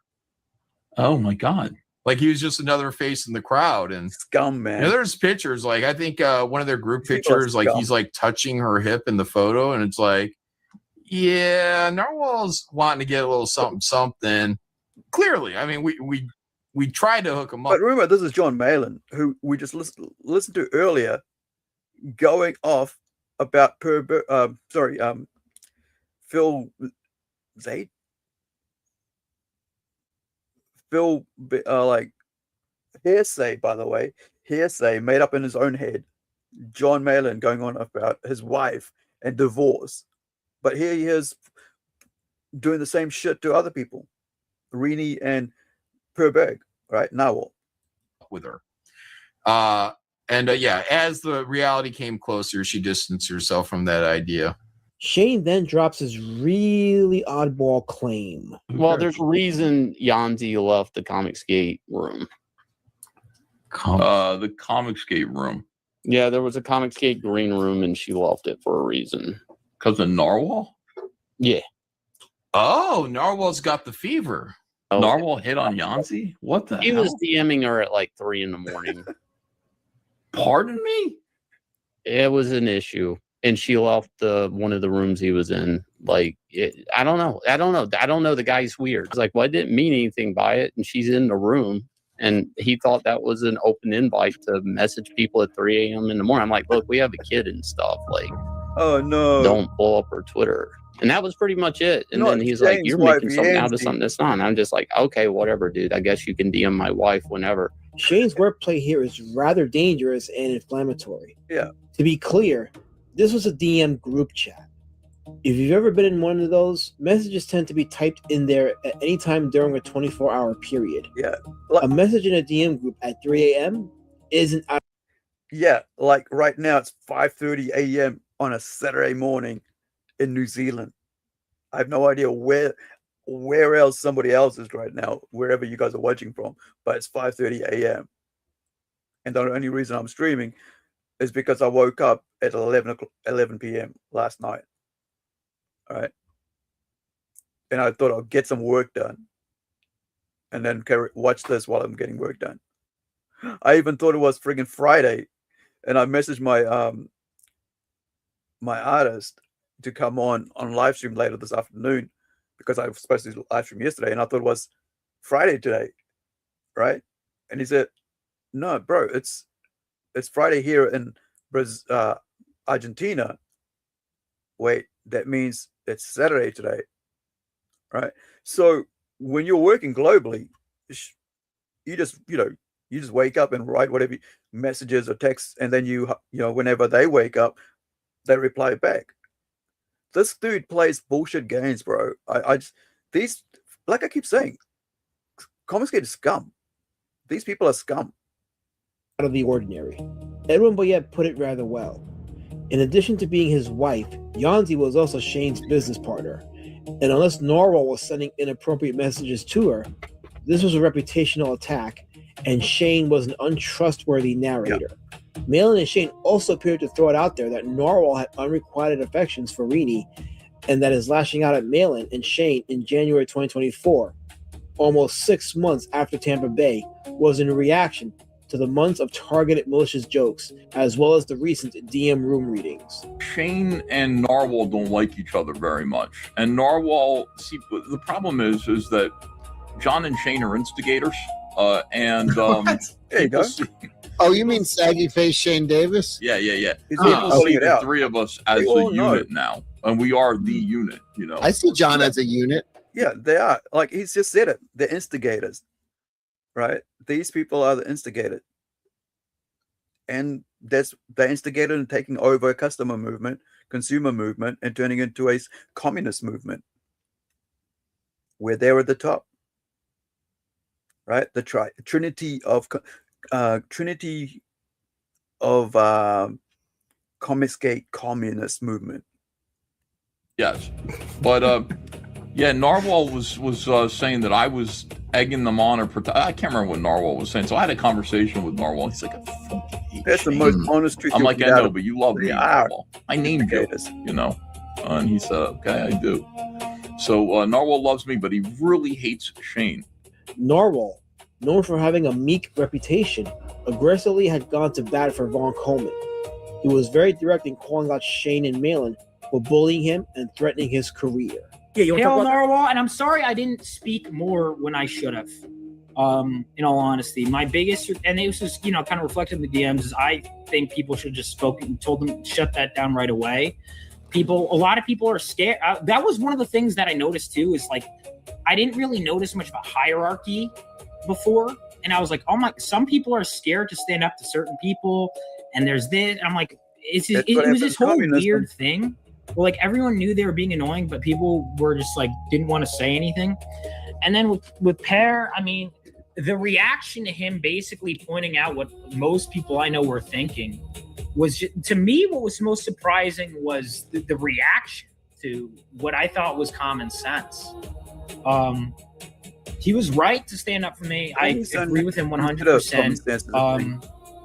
And you're here. The way they treated it, I still feel bad about it to this day. A couple other people said, just keep quiet for a bit. Let's ride this out. And I was like, okay, I don't like giving these people attention, but sometimes I feel bad that like my friend got dragged so hard and I didn't say more. You gotta call that shit out, like when you see it, right? Because commies like to hide. It's something I've noticed. It's like, I remember when in New Zealand, when in 2020, when there was like a mass shooting, our prime minister at the time, who's a commie, she's a socialist commie, Jacinda Ardern, don't mention his name. She basically closed down publicity around who had done the shooting and stuff, so that people would know. And it was like, well, in the play that, like, kind of like, oh, it's a good thing if we don't mention them. Like, and even I was fucking doing it. And looking back, I'm going, wait, that's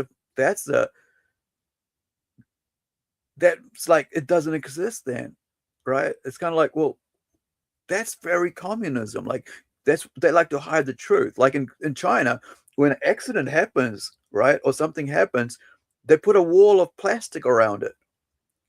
They drape it. They like put this thing around. Let me see if I can find.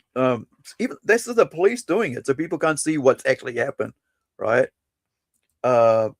China police cordon.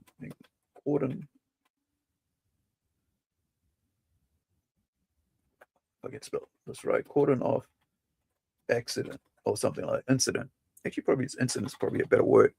And so that the public, that citizens think everything's fine, bro. It wasn't that bad, bro. It's all good, bro. But reality is that, a whole bunch of people just, died.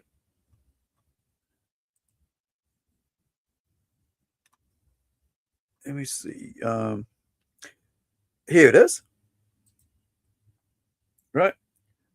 So, like, oh, if it's not there, where is it? Is it the image? Here it is. Check this out.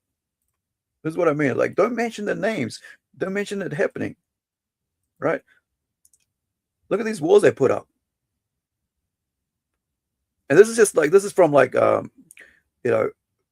after a weekend of protests. So we don't have it happening. But there's other ones where they show, gosh. Because in China, every fucking day, honestly, apologies for swearing, every single day there are protests, right? Every single day against the government. But the thing is that that was during COVID. But 6 years later, let me see if I can find you something recent, right? They don't like, if you search stuff like that, they don't actually give you exactly what you want on Google, because even Google's, gets censored with those images. So a lot of times, only places you can go to see some of this shit is actually Chinese let me see if I can find it. China. There's a couple of channels that I follow, and they show you like this is the barricade they've put up. I think it's China Observer has done it. Cordon. Let's see if we can get it.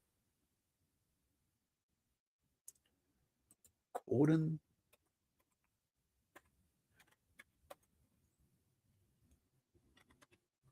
Is that even the word? No, I think. Anyway, but here, check this out. So you guys can go and check out the page, and you'll find tons of like citizen uploaded clips where they will show what's been happening there daily, right? Which, because it's China's like the internet is actually blockaded against by, censored against by the, oh wow, Foxconn's left. Yeah, Foxconn is Apple. So Apple's just left China, right? So let me just put this up on the screen so you guys can see the link itself. So it's called China Observer 0, or is that O? And I think they'll show you, the daily protests and stuff. There was like recently, the guy ran a bulldozer through a fucking marketplace. Right. Right. And they tell you there's no depression, there's no homelessness in China. Right. This is their streets. Because there's no social system. So you can't get, you don't get social welfare, whatever. What is it? I don't know what's it. EBT? Is that what it's called in America? There's none of that. If you're poor, you're done. If you're crippled, you're done. There's nobody helping you, man. If you don't have family, you're done. Yeah, here it is. Like, check this out. Right, this is where they ran over. The dude drove his bulldozer, a farmer, whatever. Is it the one? Hold on. Gosh, where is it? Is it the one? No, this is the business one, right? No, this is the wrong one. Silver Enterprises. No, sorry, that's the wrong one. But yeah, so where is it? Truck. I haven't watched this for ages because I've been like for about a month because I've been I've only watched a couple minutes of that because I've just been busy. BYD. I watched it because I wanted to share with my family because they were all talking about, like, one of my family members like, "Ooh, BYD is so good," but then it's like slave labor in South America and Europe. So with their electric vehicles. Anyway, you guys can check it out. Back to these commies here in Comicsgate. Good name for them, like Comicsgate, Comicsgate, Comicgate. I think that's what we should do. Call it Comicsgate rather than Comicsgate. Who are down for that? Okay.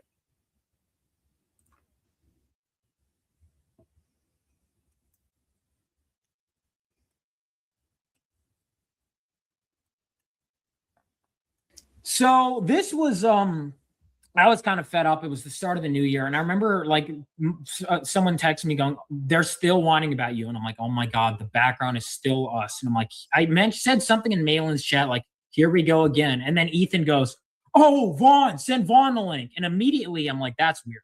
Ethan doesn't give a shit about me. Why suddenly he wants to have me on, and he gets his face like lights up, and I'm like, "This is a trap. Let's go. I'm just gonna wait a bit. Let's see what happens." And so I wait a few minutes, and then Malin says something like, "Oh, he must have been a bitch. He didn't take the link." And it's like, dude, I just don't want to hang out with you. But then immediately after Malin says that, Ethan starts doing this really obvious fake laugh, like, "Ah, ha, ha, ha." And like, and then he starts reading out DMs. And I'm like, "Oh, okay." So Ethan had planned that, like, he was going to start reading DMs while I was on air. That was his whole, that's what he wanted social credit check. Yeah, well, whenever Vaughn's a kid. I'm gonna You forgive Vaughn. Vaughn's being led astray. If he wants to come on back, he can come on back. Yeah, yeah. Vaughn is the what is it Hitler was trying to make? Movement, right? The Hitler Youth, Aryan Youth. Get on life. Yeah, he's like, look at how they speak about this shit. Like, if you leave them, right, you come back under their conditions. It's like, even if you don't mention them, they still talk about you years later. Eric July hasn't mentioned Comicsgate in years, yet every live stream, every couple hours, Ethan will talk about Eric July. And of course, anybody else who's left. For years, like, people don't even give a fuck. People who don't even care about Comicsgate and what goes in there and who have left, they still are talked about by these morons. Right? The trinity of the scumbags in Comicsgate. Right? The communist movement called Comicsgate. Ubermensch or something, like we gotta give him some leeway, man. He's the future, right? He's got to come Christmas caroling with us. That's the only thing that he's got to do, John. I was kind of like, I don't feel like responding to drama right now. And then Ethan had tweeted out like it was a cover from like Fantastic Four versus X-Men, which if you haven't read that series, side note, great. But anyway, Ethan and I have talked about in person like how great that series is, underrated. And I remember just like casually, I'm like, I'm just gonna talk about I love the series. And then he responds to that and he's like, hey, Vaughn, just so we're clear, you can be friends with whoever you want. I'm like, okay, cool. So I'm like, all right. But I kind of knew it was a fake olive branch, but I'm like, I'll take it. And then I'm not going to say anything. Hold on. I'll be pleasantly. There we go. Imagine someone telling you who you can be friends with and you can't. That's communism. That right there, that's communism. You can talk to that person, but you can't talk to that person. That means you don't have a free will to make your own judgment. Even God doesn't make you do that, right? Go eat the apple if you want. It's up to you, right? You have free will. Even God gives you free will, yet not Ethan Van Sciver. He is above God, right? The moment Jesus is above God, right? It's interesting seeing all this laid out this way by Lesmat Films, because it shows the viewer how these people play games out there openly. But because most people have missed these live streams, have missed this, what they've said themselves openly, and because they've deleted those live streams, or they've, had them removed for whatever reason, or they've privated them because they're ashamed of them, because it exposes them, right? People don't see them.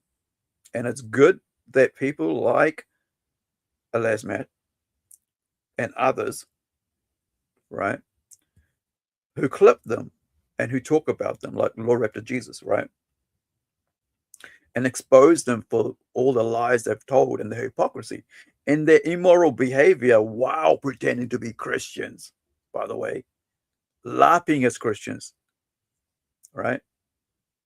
It's like communist anti-Christians lapping as Christians to a bunch of Christians, because not Christians, because those people have already left CG years ago, right? Because they realized, by their fruits you shall know them, right? That scripture right there, right?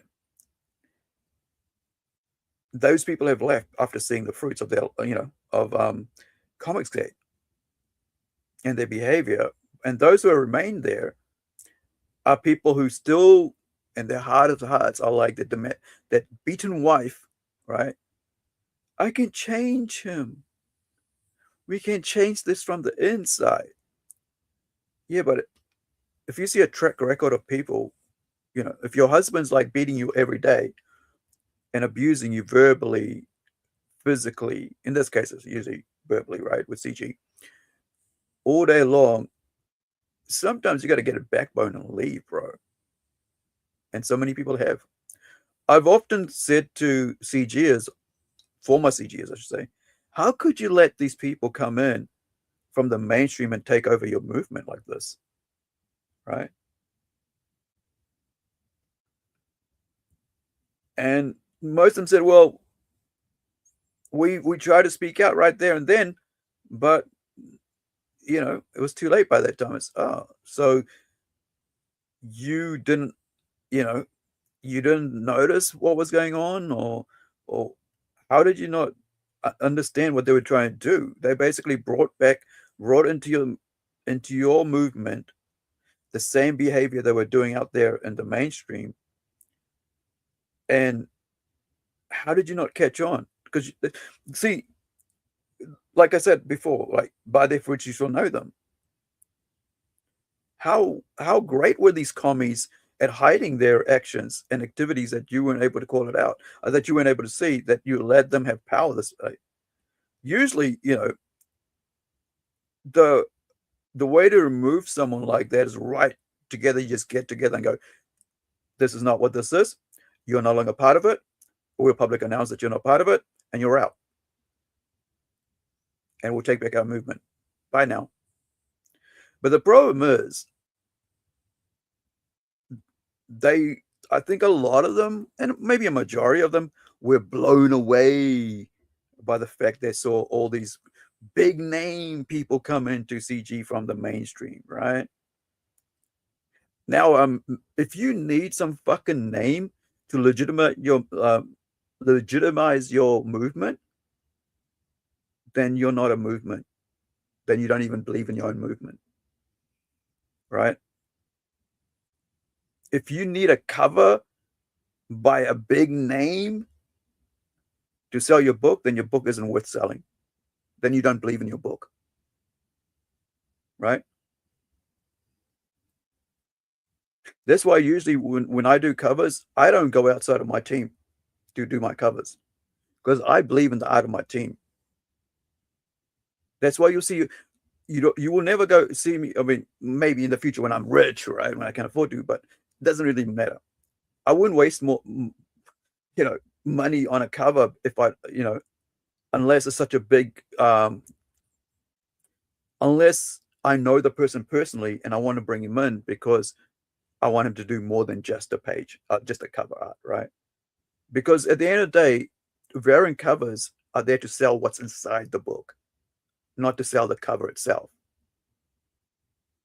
right? And that's why you can see like this.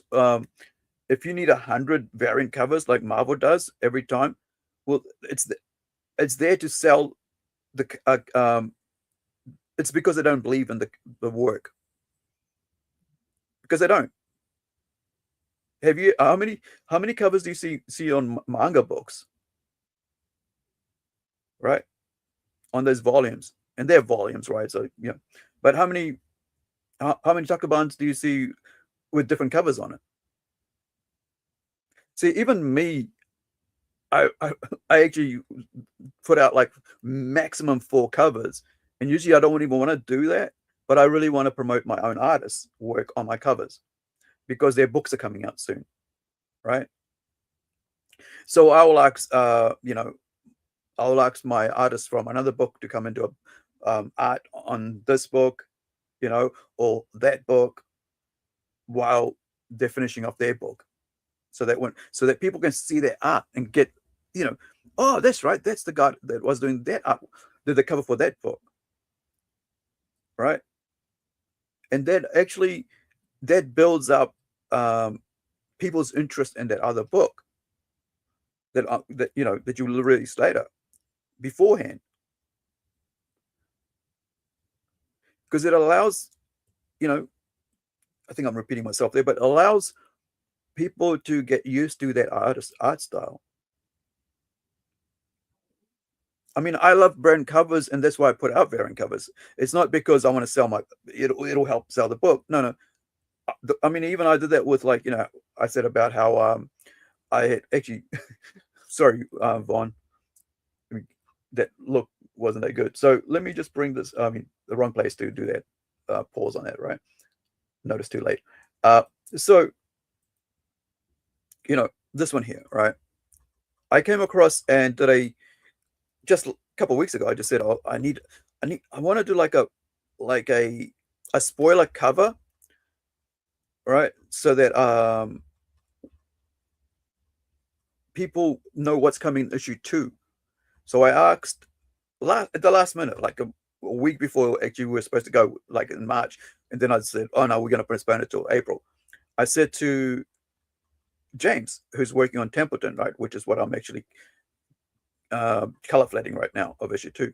I said to him, where am I? Am I too far down? I think I am. Hold on.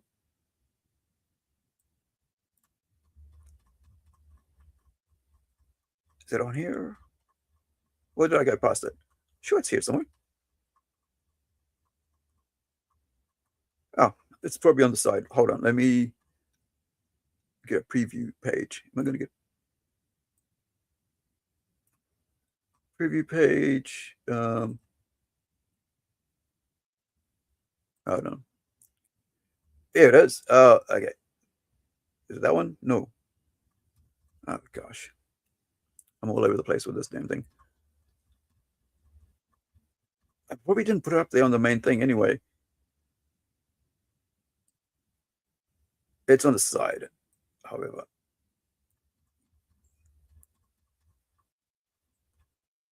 Where are you? Oh, here it is. Here it is. So, is it open? Maybe that's what. Yeah. So here. Sorry, please, guys.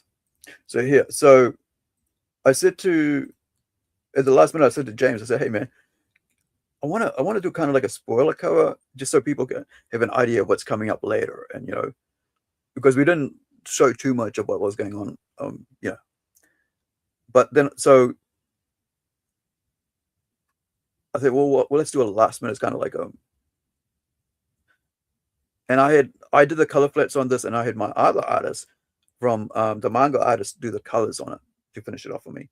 But anyway, let's get back to that, because I think if you have too many variant covers, it gets lost. Your story gets lost, and everybody is thinking about the variant cover and not the story, right? Even though I enjoy variant covers, I collect them all the time. But I collect it not because of the story, right? And I want people to actually collect my covers because of the story later. Be surprised, right? If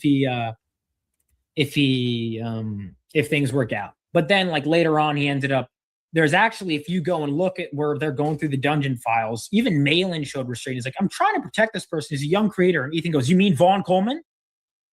Like Ethan did a complete 180 from everything's good, Vaughn, you can be friends with whoever you want, to going out of his way, even over Malin, to throw me under the bus. So like, and Ethan's very volatile. He like on his stance on me shifts like radically, like all the time. It's really weird. But one thing you say something nice about me, then he'll hate me again. And I'm like, this is just like I don't care at this. Well, it's kind of schizophrenic, isn't it? You can see him. He's like, he's probably got an illness, mental illness, right? And he's so drama prone. He's Ethan Van Sciver is such a lolcow that he's such a, he's a drama queen. It's like victim, victim, victim. And then he'll like attack everybody that he can think of. Just in this little moment with Vaughn here, right?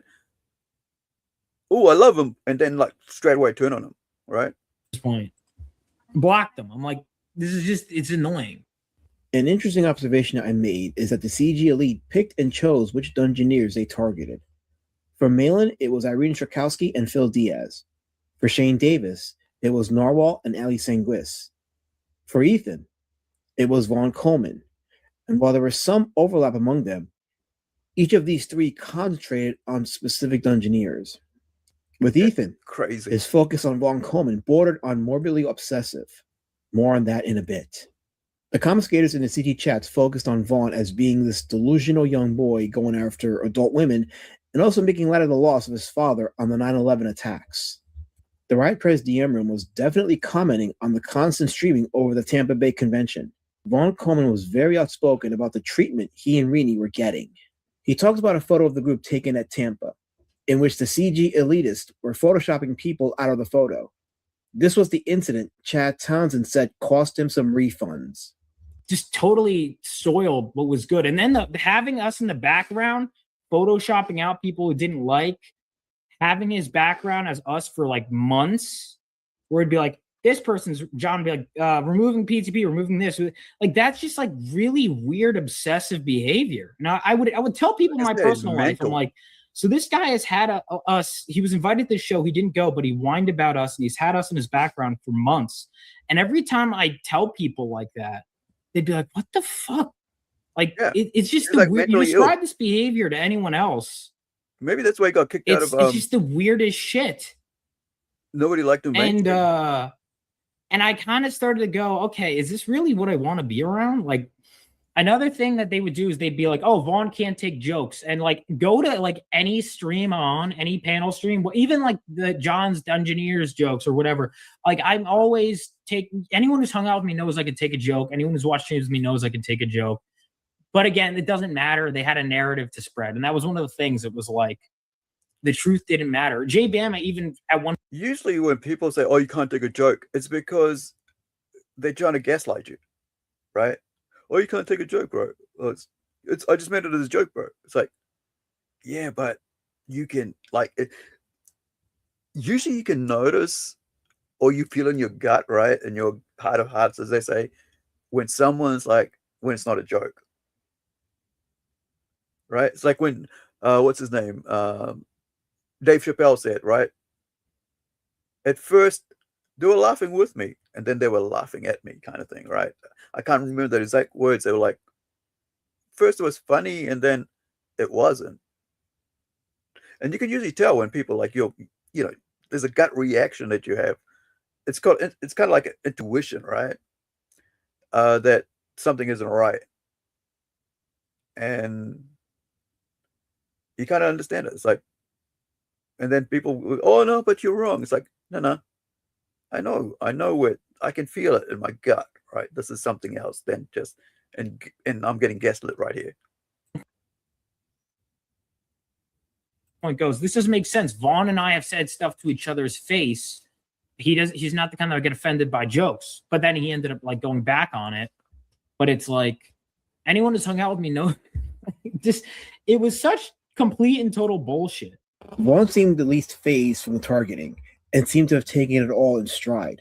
But what I observed is whenever Vaughn was taking pictures at a convention or event, Ethan would retweet or swipe the picture and repost it. And it was done so often that it bordered on an obsession that I could only really describe as, well, homosexual. In one of his insane activities, he showed a photo of Vaughn's face zoomed in. Like, why? The guys on in Comicsgate, the three of them, they talk about sex and butt sex and anal sex between men so often, bro. Like almost every hour on their stream. Every stream. It's like they're obsessed with homosexuality more than homosexual people. It's the weirdest thing. The clips I've seen is just the craziest. It's like, why are these guys so obsessed? Like, wait, are you like at that stage? You kind of go like, well, yeah, you're into that. You just don't want to admit it, and you make a joke of it because that's the way to get it out of you. Like I've said, I've got gay friends, right, that I hang out with, and they don't talk like this. Right, the way these guys do. I don't know. John, I don't know if you saw me in the chat, but I did point out that Vaughn Coleman has launched his comic book, his self-insert comic book on both Indiegogo and Kickstarter today. I think just like an hour or two ago. And he is, or maybe 5 hours ago. And he is streaming right now to promote his book, which is, I don't know if you've seen his book, but it is, it looks like a blonde homosexual, and he's got lightning powers. Yeah. Yeah, Little I've seen kid, that twink. I've seen some of it when he was when he was still straight away. He's a homosexual. He's a twink. I'm telling you, these guys they're obsessed with it, with homosexuality. They talk about it more than gay people talk about it.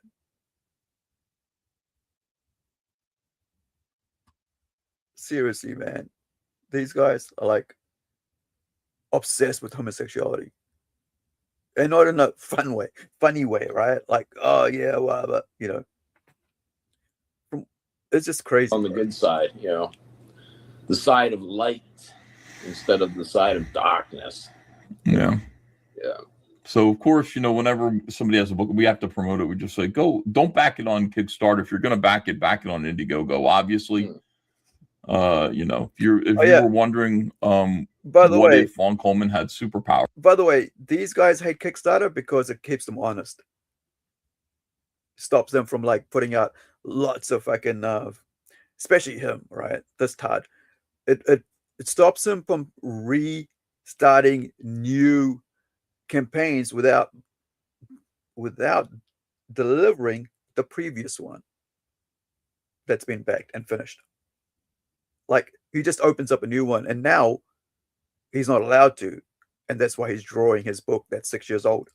45 pages, by the way, 6 years old. And guess what? All he's got to do all day is just draw books. That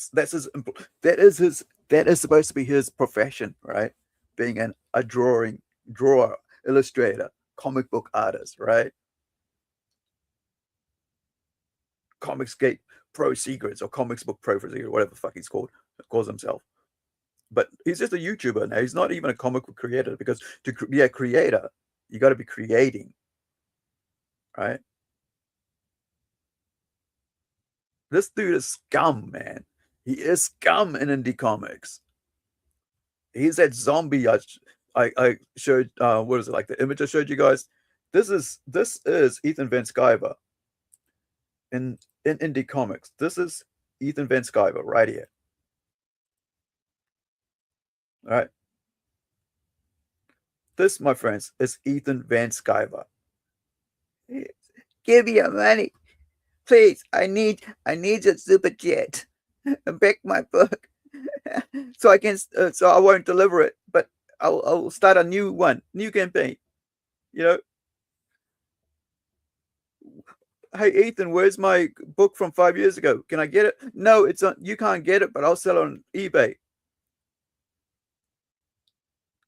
So what you're saying is I should have just waited 5 years, and it would end up on eBay, and I wouldn't have to give you money for it, which you would gamble away. Yeah. Right? The Frog. The Frog King. Fucking said fast and it's like fucking, right? But it's scumbag, bro. This dude's a scum. If there was anybody that was scum in indie comics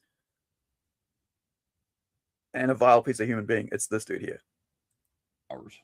But EBS has had praise for Vaughn's hustle, and at times has admitted his books were top-notch. One can argue that Ethan had a case of regret that Vaughn, a young creator, left the circle of CG, depriving it of the longevity it needs. The remaining creators and fans in CG are aging out, and with no youth movement in Comicsgate, it will definitely shrivel into oblivion.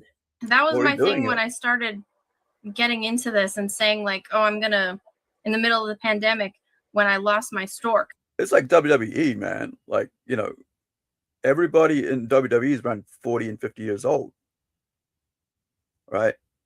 So they needed to have someone like Danhausen come in, right, to do something. And it's like, I curse you, right? Something that like AEW thought was like wasn't worth it, right? But no, they got to do that. It's the same thing. Like they got to like right now, WWE has got what's his name? Now I even forgot his name. The guy who's like used to be in sports commentator and now it's like, he's a center stage, right? Because now TKO is pulling the strings, not WWE, not the wrestling companies doing the wrestling moves, is running the show. It's actually the owners who have nothing to do with, who just own it, right? But yeah, it's funny watching it. Because I had an online store that was doing really well before the pandemic, but then the pandemic happened and it crashed out. I was like, okay, so while I have stuff happening, I'll work on my books and I'll get really into that. I was like, okay, if I do that, what I'm going to have to make sure I do is I'm always just real. And I don't do drama because what I'm looking for is longevity. and I can't play a character to save my life. Yeah. And I can't the either, drama, man. Like, just like you're saying. it's like I don't know how to. Right? It's just like I don't know how to come on stream and be like some friggin' I can't do that, man. It's not in me. Right? I just find like within like about 10 seconds, 5 seconds of it, I'll go back to be just me like this. Right? Because if you, and Ali's right here, right? If you want to last as a creator, it's got to be about honesty and being real with people, because that's how you build friendships, by being honest with people, right? And just letting them see, you know, what's and all, as they say, right? Because at the end of the day, if people start seeing that you're a liar, you're a hypocrite, you're a cheater, you know, and that you won't be honest with them when they ask you questions, or, you know, or if you try to like backstab them, they'll walk away from you. And you'll be alone going, oh, what's going on? Why am I alone now? That's basically what's happened with CG. The smart ones have left, like I said, right? But, you know, if you're honest with people, people will stick with you forever. You know, it might not be too many people, but at least you'll have loyal friends, man. Right? Loyal supporters. You know. I mean, I'm 50 fucking 3. Like what's the date today? So it's the 18th of April today for me, right, in New Zealand. So on, what are we? 1, 2, 3, 4, 5, 6, 7, 8. Wait, is that right? 8, 9, right? 9, 10, 11, 12, 13 days. I'll be 53 years old on the 1st of May, right? In 13 days, like almost 2 weeks. And one thing I remember when I came away, after being away from social media for about 2 years, right, after I lost my shop because I had to close it down, due to circumstances, I didn't want to go bankrupt, so I just went, oh, let's just close it down. And so I went into a bit of a depression, and I was like, oh, I just can't deal with shit. And so I didn't do anything for about 2 years and just locked myself away. But then when I came out of that, right, in 2018, I was like, I'm just going to be honest with people. No more fucking, you know, being flaky. Not that I wasn't before, but like, I just want to be like straight up direct, right? If you want to be my friend, I'm going to be direct with you. You know, I'm not going to hide behind whatever. I'm not going to try to pretend to be something else I'm not. I'm going to just be straight up. All right. And a lot of people online gives them you know, kind of gives them like a reason to be fake, right? Put on a persona and stuff. And then when you call them out, oh, they try to gaslight you, you know? Aging it out, like, and doing everything based on your looks and stuff. I can't do that because I need the longevity of, you know, I want people to be reading my stuff for a long time. Yeah. I don't want it to be short. And so that's why when I got into this, I was like, I'm not gonna do anything crazy. I'm just gonna be me. And then things blew up around me without me knowing that they would. Yeah, when you're nice, or when you're kind, right? When you're a gentle, polite person, the mean people, the mean people and the bullies will always target you. That's the way it is. Like, you know, like, that's why nerds, right? Nerds are like the most kind, honest people that you can think about. Not now, right? Because it's just fucking internet's made people just horrible. But back when you were at school and you hung out with the nerds, they would just like treat you like just a human being. But if you're like, you know, part of the clique or the sports people, that you had to put on a persona, right? Be a tough guy, you know. And you probably see it, you know, grew up seeing that. It's just, yeah. And so you become a target by the bullies because you're just doing your own shit, and they don't want you to do your own shit. They want you part of them, or you're the enemy. And that's why I say Comicsgate is a commie thing, because communists, right, see us or them. And that's how it is with them. Do you need the Dungeoneers variant cover for cash? Well, Rini was in the dungeon. She was in the trenches with me. And so is Von Coleman. What happened? Are they pissing somebody off? Why did somebody just wrote, I'm done with that crew? What does that mean? How can you be mad at Rini? Are you a monster? Didn't she ever do to anybody? She's like a sweetheart. Irene Strakowski, also known as Rini, joined Comicsgate in 2022. Her declaration sent shockwaves to the comic book industry that even misandrist and failed comic book editor Heather Antos posted about it, citing that it was heartbreaking that a friend would align herself with extreme toxicity. This prompted Rini to respond to Antos, calling her to task for being silent while she was trying to get her fiendish books realized before Antos would DM her a veiled threat. She became friends with Eggbeater writer Ali Sanguis, hosted streams with the Diaz brothers, and Narwhal. Her books were being fulfilled, and she was friendly and respectful to her customers. Irene Strakowski left Marvel Comics of her own accord to come be Comicsgate, just out of a moral sense. She's got a book called Fiendish. Look at this dude, man. Look at this dude. It's like he's trying to copy Eric July with a black beard. Right? Dyed his white gray beard, and to look like he's young, yet it makes him look like a fool. Looks like a clown, right? Man, own your gray beard. My beard's going gray. My hair's going gray. I like it. It just means like I kind of wear it as like a sign of maturity, right? Not that I totally am mature, you know, but I just like it. By the way, he broke this fucking chair. I'm not sure if it was this one or another one, but his fat ass broke the chair. A steel chair, by the way, on Timcast. That's where this is from. Right. 2 on Indiegogo right now. I promise you, it is amazing. You will love it. Go back Fiendish 2 on Indiegogo. She did a Jumping Jack stream as a thank you for her Fiendish book hitting the mark at 50K. This pose, get to the push-ups. Don't give people this to look at. Like, Come on.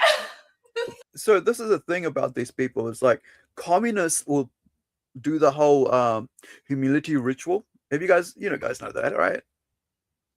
How what's his name? John Cena had to go on naked to was it Oscars or was it Grammys? I can't remember which one.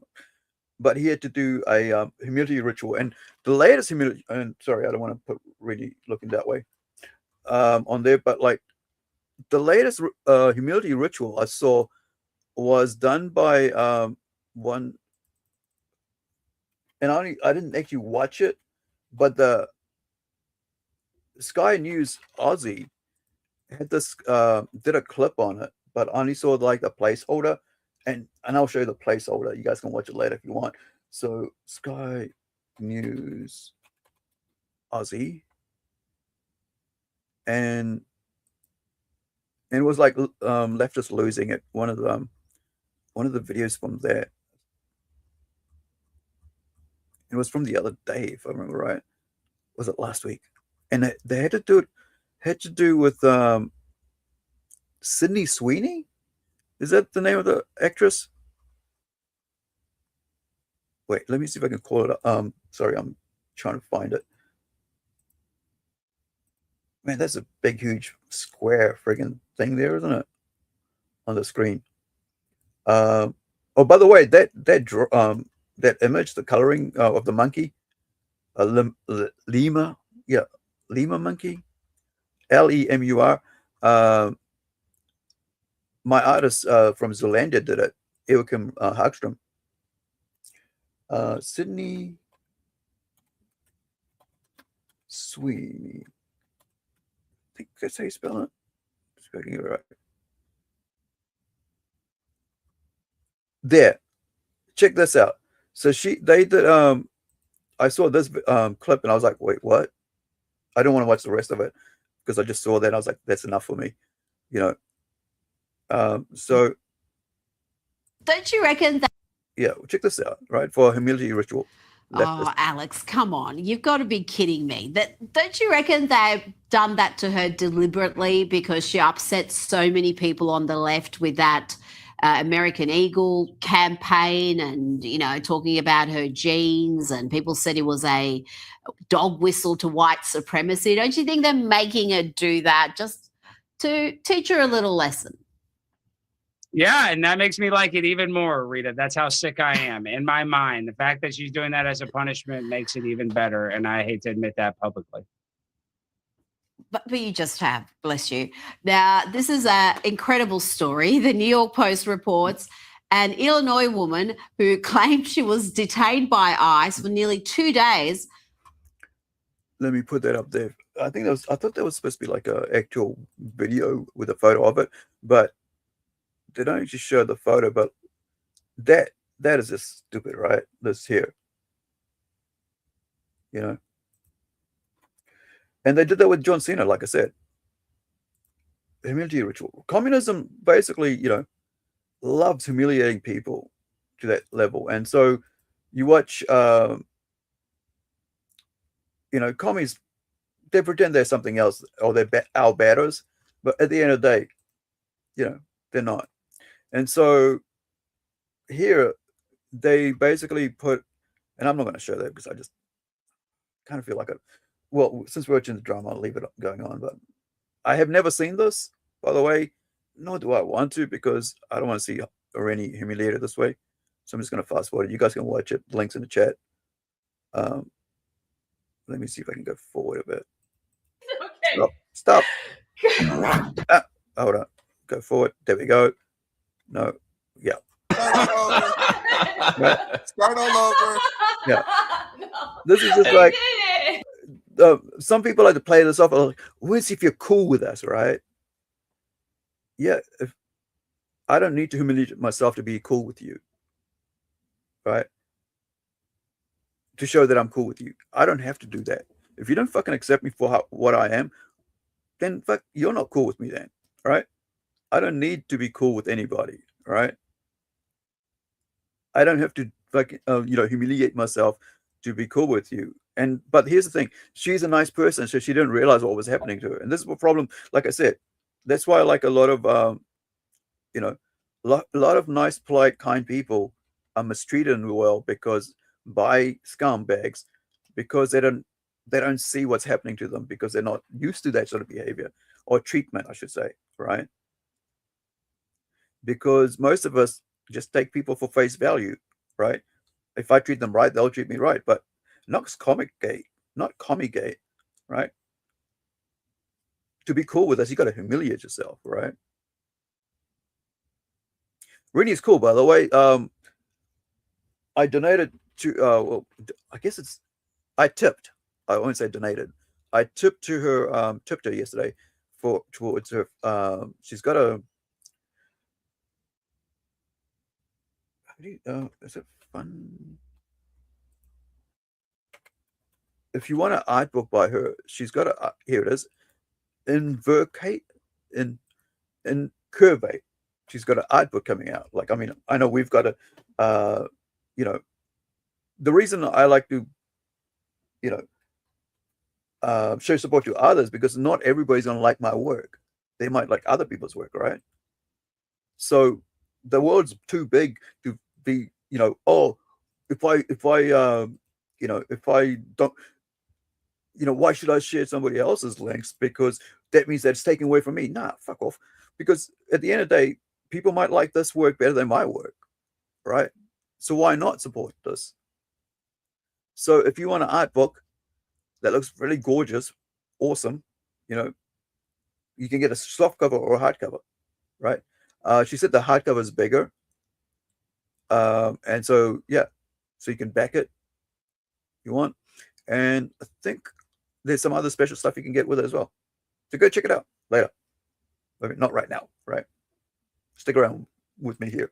So, yeah, but she's a great artist. I actually didn't realize that she'd worked on Archer, which I friggin' love Archer, right? And then I was watching her stream yesterday when she launched this, that I was like, oh, she did Archer. Because I have an Archer t-shirt. Because I love that series. And one to thank us all. But cracks began to show when Irene was a guest on Shane Davis's live stream, where he appeared very drunk. Am I sure I'm not a virgin? I'm pretty sure you're not. So this is the other thing I hate is drunk streams. Right? Because not only when you're drunk you say things that you don't really mean, but then you also sometimes say stuff that you're thinking that you wouldn't say if you weren't drunk, and then you can excuse it. Oh, I was just drunk, bro. I didn't mean it. You know the excuse? But really, some vile shit comes out when you're like, drunk. And you want to stream to the world that way. You want to go on a panel, with people and do that. But most of these guys, they say that shit normally anyway, so there's no excuse. Oh, I was drunk, right? I haven't seen this, by the way. Virgin, but you are now the Virgin Mary of this group. Fucking who's blasphemy? Yeah, remember these I'm guys? fucking. I'm all. laughing. I'm just saying. I'm all in. Yeah. You can't John be. Malin's in chat. Hey, John, do you have Yanzi's number? Someone save this man. Look, I'm okay. I'm head above water. Like, look, as long as I give it to her, it doesn't matter what I'm thinking about. That's so inaccurate. It's horrifying. Yeah. Dude, it's like scum. Oh my God, John Malin's telling me to run. Oh, this must be bad when he's looking out for me. All right. Yep. Bye. Promise and you broke it. Shane, You don't make me crawl. Hey, Irene, don't make me shut. Night, y'all. Whoa, Black Cherry. Please. After Irene left the stream, she started up her own. Unfortunately, a still drunk Shane Davis hopped onto her stream and proceeded to insult her in a very embarrassing display. I would have blocked him. Oh, whoa. Big draw to Irene. Well, I don't know why Irene didn't block him, because you can like actually kick him off like with in here when somebody shows up, and I'm not sure, maybe she wasn't using StreamYards, but you can actually ban people from the stream, like not the live stream. I mean, like actually when they show up in the back room, right, in the green room as such, you can actually block that. Like you can make sure they're not there, and you can leave them there and not put them on like I can like this, right, and just they can still stay at the back and watch or listen. And you can also mute it, right? Where is it? Just mute them. Can't say anything now. Oh, right now, where is it? I don't know why she didn't, especially after she left, knowing what he said. But hey, that's the past, right? Strakowski for bringing Shane Davis in here after calling him drunk multiple times on her stream, after piggybacking off his stream. Look at to that. then go launch her own stream. Oh my God, I'm glad you're the thermometer up my ass for what is drunk and what isn't. Yeah. Yeah. You were slurring your words. That's drunk. I do think I've I worked am in a a good bar. judge of that because I am not drunk. I don't think you are, because you're a lonely cat lady. Look at this. Oh my fucking God. I don't even have a cat. I'm just a lonely lady, Shane. Are you happy? Because Are you bait them, because they're on the menu, you don't have Yeah. it. Wow. Yeah, that's right. That's right. Oh yeah. Remember, he's married to a Chinese Singaporean, and she basically just said that she eats cats to a Korean. Yet his wife, Yanzi, is a Singaporean Chinese. Like I said, when you're drunk, what you think is going to come out, but you can't. But he'll play it off. Oh, it's because I was drunk. I was drunk, Yanzi. That's why I said those things. I was drunk. I just called another Asian a cat eater on a live stream. But I was drunk, ENZ. No wonder he gets beaten up by her, right? Like she was the guy gonna wallop him with a, there was he was on a live stream, and he tried to play it off as like a joke, right? It was like a skit, right? But really, the fear in his eyes, putting his hands up and saying, I'm live right now," And she was like, "Nah, I don't give a fuck," because she was mad because of what he said about his wife's sister. But these guys are vile, man. They'll just, that's why I never get drunk and come on stream, because it's like, you don't know what the fuck's gonna go in your head, right? Because when you're drunk, you're drunk. But these guys, bro, scummy people. Am I the object of your anger now? You're just gonna take it all out on me? No, I don't know. Like, why did you come in my stream? Why did you come in my stream to call me drunk and then fire off your own stream and then like shun me and then ostracize me for being drunk? That's not what happened. Right here is when she should have just booted him. The moment he basically said the cat eating thing, right, is when you push the delete, ban button or remove from screen. Problem is, she's too nice. You're in the same group. This is the early days, whatever, and you're busy working and you're trying to do your shit, and you don't want to be seen as a bad guy. Oh, she can't handle this sort of shit. It's like, yeah, but there's a belligerent a-hole coming onto your stream because you left his stream because you don't want to deal with this belligerent drunken ass. In the way that you put it, that's not what happens. That's not the correct order. Yeah, you're reading it in once you sober up, you'll see that that's a crazy way of reading what happened. Because you said it's crazy, or because it's crazy? Because it's fucking crazy, you moron. Because that's a fact, it's crazy. Because it's not an opinion. Because it's actually crazy. No, because the way you're framing it is incorrect. I think that's all I can handle from these scumbags for today. Maybe we'll carry on and finish off the rest later. There's about another 30 minutes left. I like Rini too much and I hate CG so much that I don't want to continue with that. It's just I don't know, man. I don't know why people can still put up with these people. Just cracks me up. I really don't know why they still. Maybe it's just a drama. Why they still hang around in CG chat, still super chat the scumbag who gambles away all their money that they were earned hard, hard long hours to earn. Maybe they love the humiliation of others, right?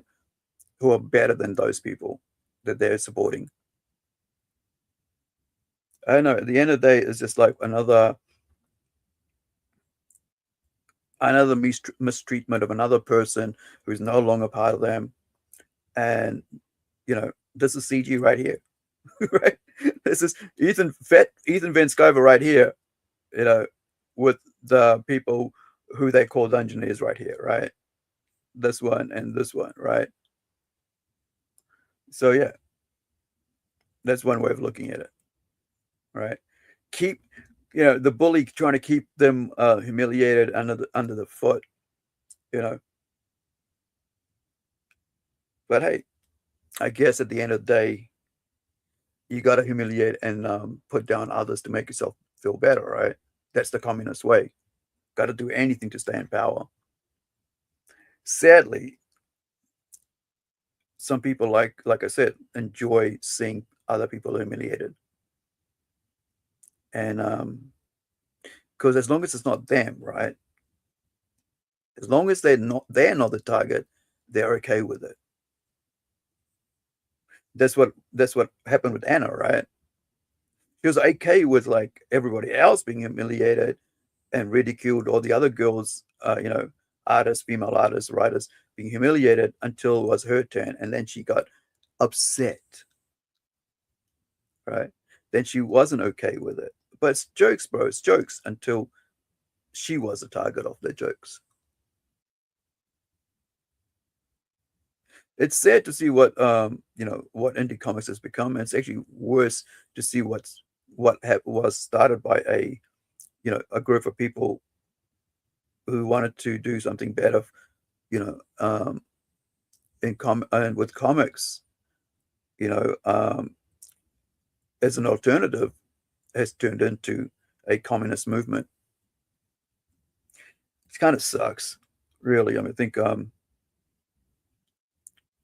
but like they say, if what is this?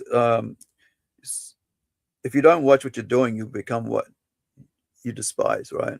Or something along that line.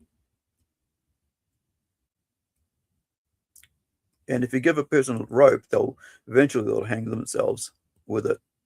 And kind of like, how they, you'll find out sooner or later what they're like, right?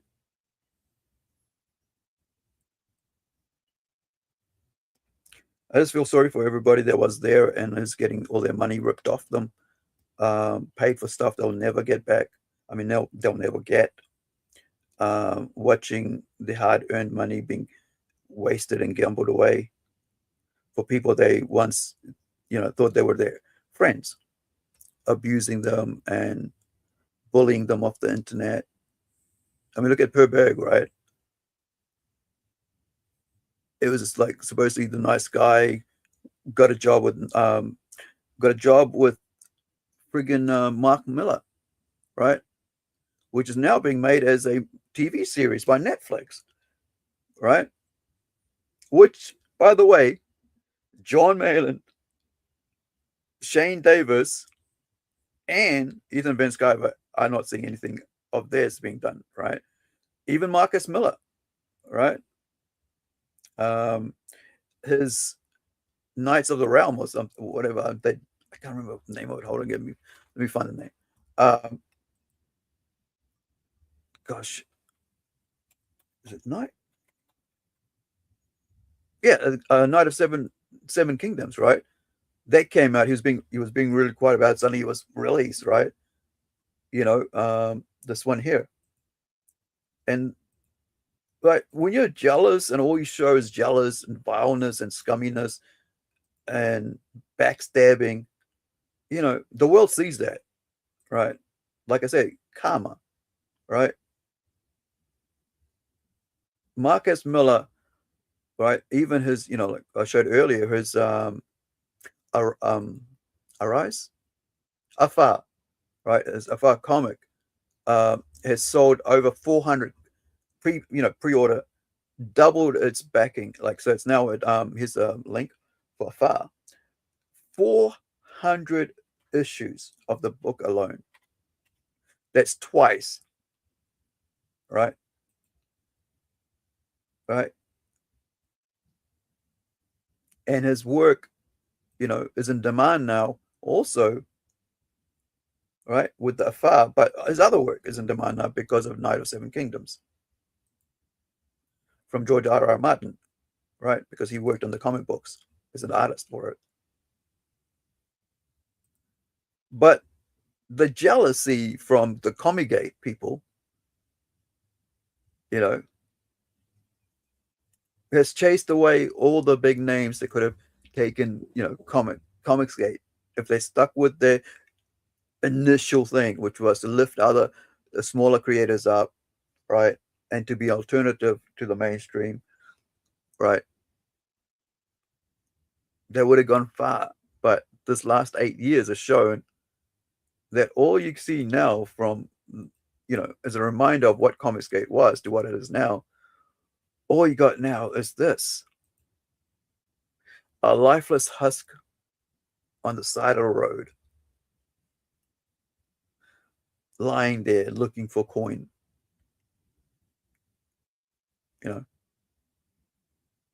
It's so sad. It's just sad, man.